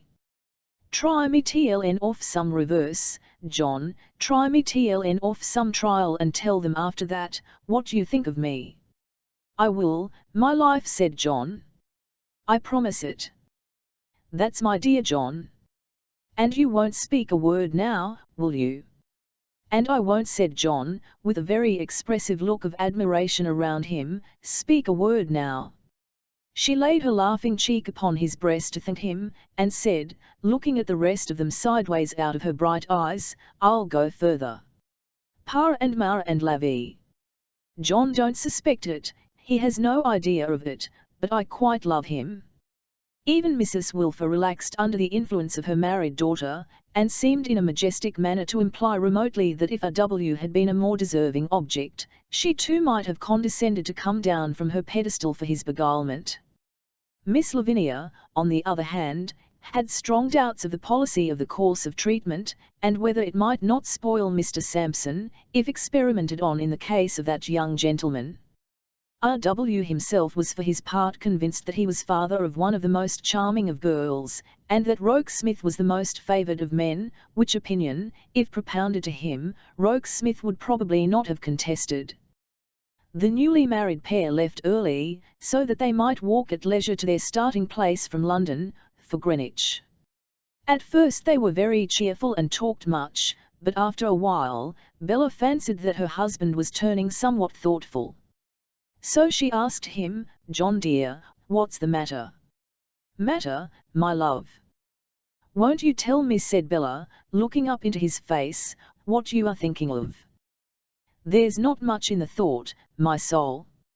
I was thinking whether you wouldn't like me to be rich. You rich, John, repeated Bella, shrinking a little. I mean, really rich. Say, as rich as Mr. Boffin? You would like that? I should be almost afraid to try, John dear. Was he much the better for his wealth? Was I much the better for the little part I once had in it? But all people are not the worse for riches, my oom. Most people. Bella musingly suggested with raised eyebrows. Nor even most people, it may be hoped. If you were rich, for instance, you would have a great power of doing good to others. Yes, sir, for instance, Bella playfully rejoined, but should I exercise the power, for instance? And again, sir, for instance, should I, at the same time, have a great power of doing harm to myself? Laughing and pressing her arm, he retorted, but still, again, for instance, would you exercise that power? I don't know, said Bella, thoughtfully shaking her head. I hope not. I think not. But it's so easy to hope not and think not, without the riches. Why don't you say, my darling, instead of that phrase, being poor, he asked, looking earnestly at her. Why don't I say, being poor? Because I am not poor. Dear John, it's not possible that you suppose I think we are poor. I do, my love. Oh John. Understand me, sweetheart. I know that I am rich beyond all wealth in having you, but I think of you, and think for you. In such a dress as you are wearing now, you first charmed me, and in no dress could you ever look, to my thinking, more graceful or more beautiful. But you have admired many finer dresses this very day, and is it not natural that I wish I could give them to you? It's very nice that you should wish it, John. It brings these tears of grateful pleasure into my eyes, to hear you say so with such tenderness. But I don't want them. Again he pursued, we are now walking through the muddy streets. I love those pretty feet so dearly, that I feel as if I could not bear the dirt to soil the sole of your shoe. Is it not natural that I wish you could ride in a carriage? It's very nice, said Bella, glancing downward at the feet in question, to know that you admire them so much, John dear, and since you do, I am sorry that these shoes are a full size too large. But I don't want a carriage, believe me. You would like one if I could have one, Bella. I shouldn't like it for its own sake, half so well as such a wish for it. Dear John, your wishes are as real to me as the wishes in the fairy story, that were all fulfilled as soon as spoken. Wish me everything that you can wish for the woman you dearly love, and I have as good as got it, John. I have better than got it, John. They were not the less happy for such talk, and home was not the less home for coming after it. Bella was fast developing a perfect genius for home. All the loves and graces seemed, her husband thought, to have taken domestic service with her, and to help her to make home engaging. Her married life glided happily on. She was alone all day, for, after an early breakfast her husband repaired every morning to the city, and did not return until their late dinner hour. He was in a China house, he explained to Bella, which she found quite satisfactory, without pursuing the China house into minuter details than a wholesale vision of tea, rice, odd-smelling silks, carved boxes, and tight-eyed people in more than double-soled shoes, with their pigtails pulling their heads of hair off, painted on transparent porcelain.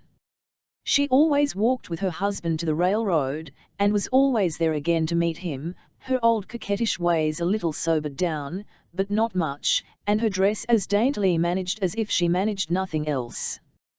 But, John gone to business and Bella returned home, the dress would be laid aside, trim little tappers and aprons would be substituted, and Bella, putting back her hair with both hands, as if she were making the most business-like arrangements for going dramatically distracted, would enter on the household affairs of the day.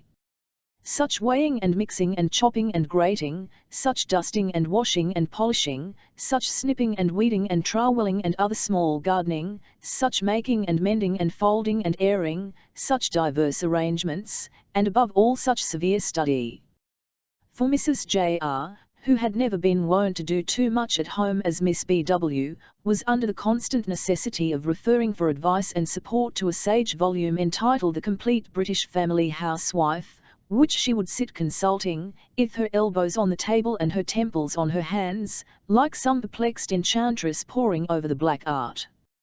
This, principally because the complete British housewife, however sound a Briton at heart, was by no means an expert Briton at expressing herself with clearness in the British tongue, and sometimes might have issued her directions to equal purpose in the Kamskatchan language.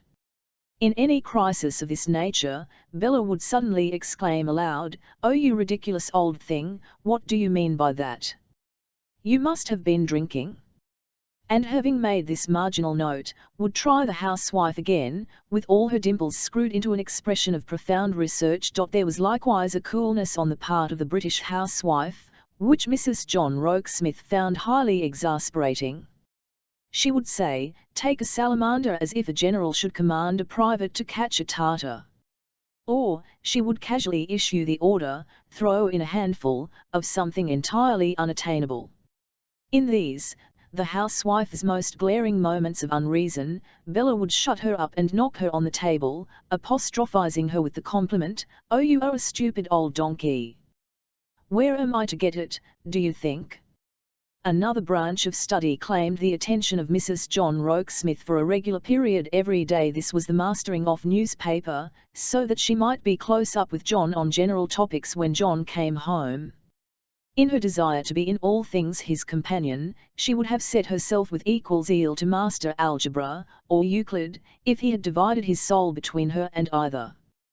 Wonderful was the way in which she would store up the city intelligence, and beamingly shed it upon John in the course of the evening, incidentally mentioning the commodities that were looking up in the markets, and how much gold had been taken to the bank, and trying to look wise and serious over it until she would laugh at herself most charmingly and would say, kissing him, "It all comes of my love, John dear."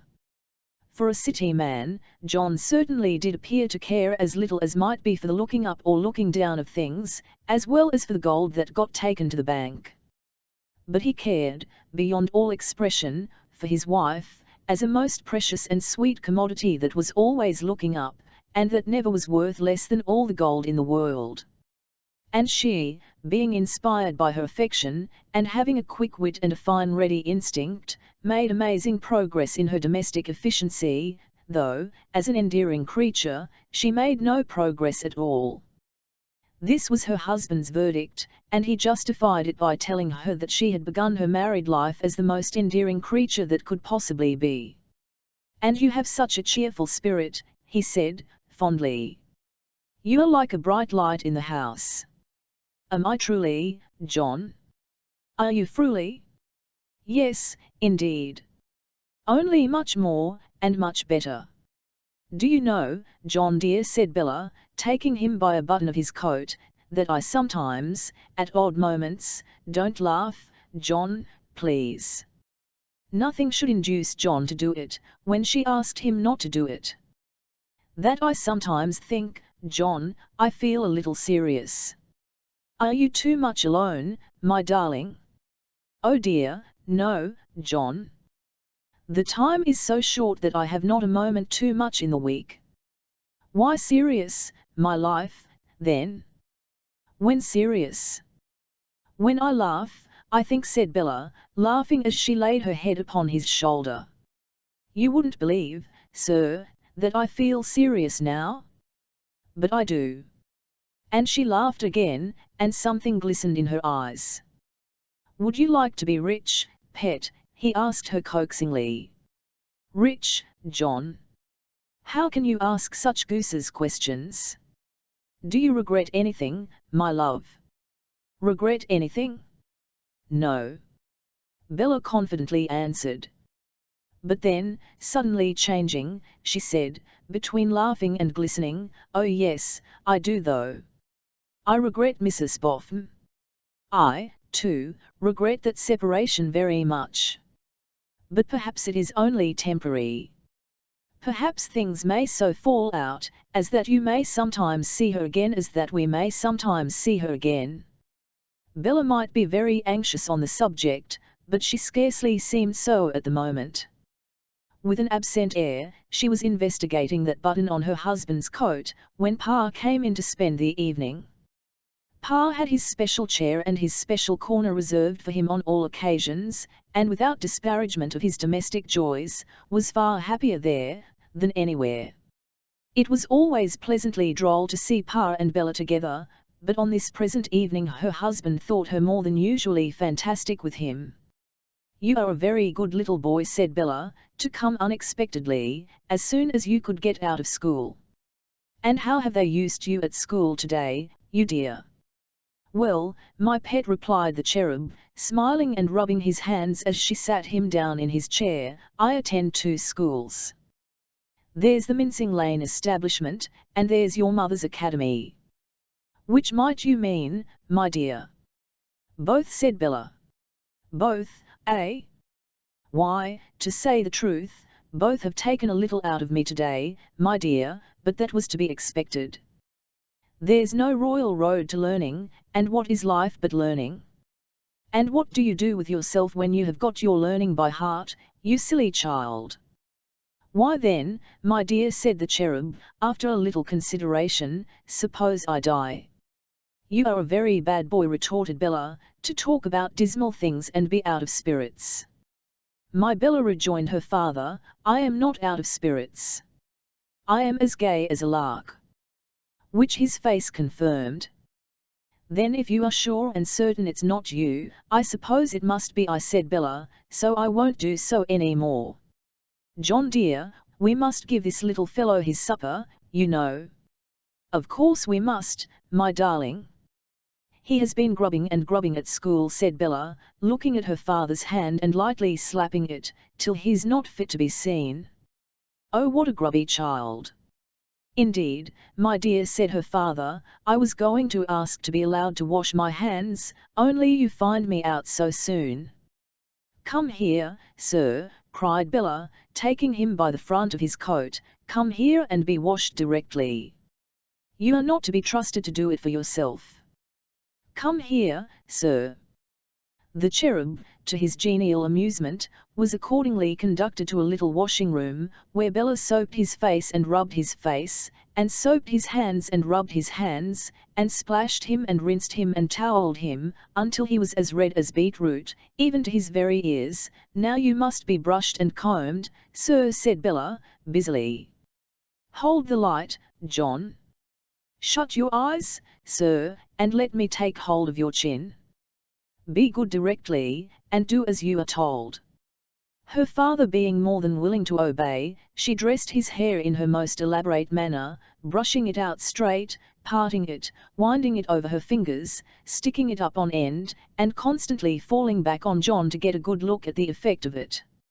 Always received her on his disengaged arm, and detained her, while the patient cherub stood waiting to be finished. "There," said Bella, when she had at last completed the final touches. "Now, you are something like a genteel boy. Put your jacket on, and come and have your supper." The cherub, investing himself with his coat, was led back to his come-aware, but for having no egotism in his pleasant nature, he would have answered well enough for that radiant though self-sufficient boy, Jack Homer. Bella with her own hands laid a cloth for him, and brought him his supper on a tray. "Stop a moment," said she, "we must keep his little clothes clean," and tied a napkin under his chin, in a very methodical manner. While he took his supper, Bella sat by him, sometimes admonishing him to hold his fork by the handle, like a polite child, and at other times carving for him, or pouring out his drink. Fantastic as it all was, and accustomed as she ever had been to make a plaything of her good father, ever delighted that she should put him to that account, still there was an occasional something on Bella's part that was new. It could not be said that she was less playful, whimsical, or natural, than she always had been, but it seemed, her husband thought, as if there were some rather graver reason than he had supposed for what she had so lately said, and as if TLN or throughout all this, there were glimpses of an underlying seriousness. It was a circumstance in support of this view of the case, that when she had lighted her father's pipe, and mixed him his glass of grog, she sat down on a stool between her father and her husband, leaning her arm upon the latter, and was very quiet. So quiet, that when her father rose to take his leave, she looked round with a start, as if she had forgotten his being there. "You go a little way with Pa, John?" "Yes, my dear." "Do you?" "I have not written to Lizzie Hexam since I wrote and told her that I really had a lover, a whole one. I have often thought I would like to tell her how right she was when she pretended to read in the live coals that I would go through fire and water for him. I am in the humour to tell her so tonight, John, and I'll stay at home and do it." "You are tired?" "Not at all tired, John dear, but in the humour to write to Lizzie." "Good night, dear Pa." "Good night, you dear, good, gentle Pa." Left to herself she sat down to write, and wrote Lizzie a long letter. She had but completed it and read it over, when her husband came back. "You are just in time, sir," said Bella, "I am going to give you your first curtain lecture. It shall be a parlour curtain lecture. You shall take this chair of mine when I have folded my letter, and I will take the stool, though you ought to take it, I can tell you, sir, if it's the stool of repentance, and you'll soon find yourself taken to task soundly." Her letter folded, sealed, and directed, and her pen wiped, and her middle finger wiped, and her desk locked up and put away, and these transactions performed with an air of severe business sedateness, which the complete British housewife might have assumed, and certainly would not have rounded off and broken down in with a musical laugh, as Bella did. She placed her husband in his chair, and placed herself upon her stool. "Now, sir, to begin at the beginning. What is your name?" A question more decidedly rushing at the secret he was keeping from her, could not have astounded him. But he kept his countenance and his secret, and answered, "John Rokesmith, my dear. Good boy. Who gave you that name?" With a returning suspicion that something might have betrayed him to her, he answered, interrogatively, "My godfathers and my godmothers, dear love." "Pretty good," said Bella. "Not goodest good, because you hesitate about it. However, as you know your catechism fairly, so far, I'll let you off the rest. Now, I am going to examine you out of my own head. John dear, why did you go back, this evening, to the question you once asked me before, would I like to be rich? Again, his secret." He looked down at her as she looked up at him, with her hands folded on his knee, and it was as nearly told as ever secret was. Having no reply ready, he could do no better than embrace her. "In short, dear John," said Bella, "this is the topic of my lecture. I want nothing on earth, and I want you to believe it. If that's all, the lecture may be considered over, for I do." "It's not all, John dear." Bella hesitated. "It's only firstly. There's a dreadful secondly, and a dreadful thirdly to come, as I used to say to myself in sermon time when I was a very small-sized sinner at church.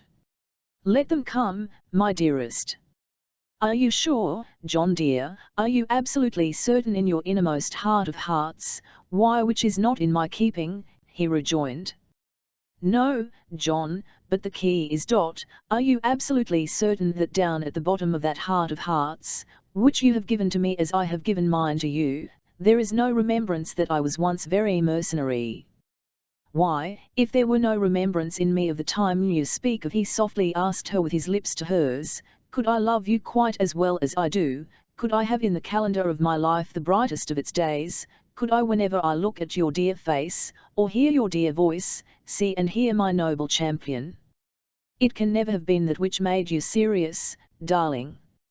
"No, John, it wasn't that, and still less was it Mrs. Boffin, though I love her. Wait a moment, and I'll go on with the lecture. Give me a moment, because I like to cry for joy. It's so delicious, John dear, to cry for joy." She did so on his neck, and, still clinging there, laughed a little when she said, "I think I am ready now for thirdly, John." "I am ready for thirdly," said John, "whatever it is." "I believe, John," pursued Bella, "that you believe that I believe." "My dear child," cried her husband gaily, "what a quantity of believing!" "Isn't there?" said Bella, with another laugh. "I never knew such a quantity. It's like verbs in an exercise. But I can't get on with less believing. I'll try again. I believe, dear John, that you believe that I believe that we have as much money as we require, and that we want for nothing. It is strictly you, Bella. But if our money should by any means be rendered not so much, if we had to stint ourselves a little in purchases that we can afford to make now, would you still have the same confidence in my being quite contented, John?" "Precisely the same confidence, my soul." "Thank you, John dear, thousands upon thousands of times. And I may take it for granted, no doubt, with a little faltering, that you would be quite as contented yourself, John. But, yes, I know I may.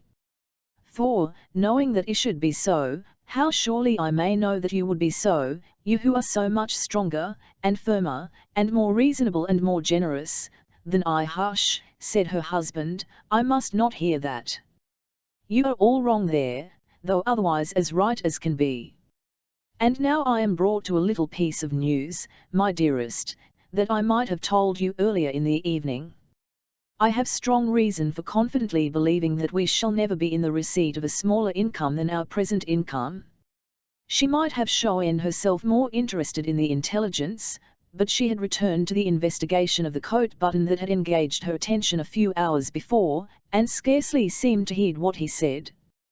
"And now we have got to the bottom of it at last," cried her husband, rallying her, "and this is the thing that made you serious." "No dear," said Bella, twisting the button and shaking her head, "it wasn't." "Why then, Lord bless this little wife of mine, there's a fourthly," exclaimed John. This worried me a little, and so did secondly, said Bella, occupied with the button, but it was quite another sort of seriousness, a much deeper and quieter sort of seriousness, that I spoke of, John dear. As he bent his face to hers, she raised hers to meet it, and laid her little right hand on his eyes, and kept it there. Do you remember, John, on the day we were married, P.A.'s speaking of the ships that might be sailing towards us from the unknown seas? Perfectly, my darling. I think, among them, there is a ship upon the ocean, bringing, to you and me, a little baby, John. Chapter 6 A.M. Cry for help. The paper mill had stopped work for the night, and the paths and roads in its neighbourhood were sprinkled with clusters of people going home from their day's labour in it. There were men, women, and children in the groups, and there was no want of lively colour to flutter in the gentle evening wind. The mingling of various voices and the sound of laughter made a cheerful impression upon the ear, analogous to that of the fluttering colours upon the eye. Into the sheet of water reflecting the flushed sky in the foreground of the living picture, a knot of urchins were casting stones, and watching the expansion of the rippling circles. So, in the rosy evening, one might watch the ever-widening beauty of the landscape, beyond the newly released workers wending home, beyond the silver river, beyond the deep green fields of corn, so prospering, that the loiterers in their narrow threads of pathway seemed to float immersed breast high, beyond the hedgerows and the clumps of trees, beyond the windmills on the ridge, away to where the sky appeared to meet the earth, as if there were no immensity of space between mankind and heaven. It was a Saturday evening, and at such a time the village dogs, always much more interested in the doings of humanity than in the affairs of their own species, were particularly active. At the general shop, at the butcher's and at the public house, they evinced an inquiring spirit never to be satiated. Their especial interest in the public house would seem to imply some latent rakishness in the canine character, for little was eaten there, and they, having no taste for beer or tobacco, Mrs. Hubbard's dog is said to have smoked, but proof is wanting, could only have been attracted by sympathy with loose convivial habits. Moreover, a most wretched fiddle played within, a fiddle so unutterably vile, that one lean long-bodied cur, with a better ear than the rest, found himself under compulsion at intervals to go round the corner and howl.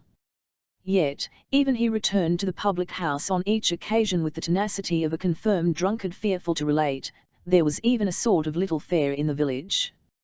Some despairing gingerbread that had been vainly trying to dispose of itself all over the country, and had cast a quantity of dust upon its head in its mortification, again appealed to the public from an infirm booth.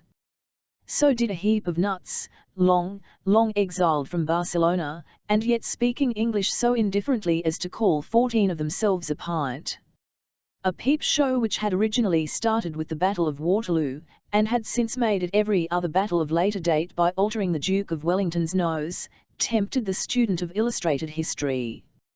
A fat lady, perhaps in part sustained upon postponed pork, her professional associate being a learned pig, displayed her life-size picture in a low dress as she appeared when presented at court, several yards round.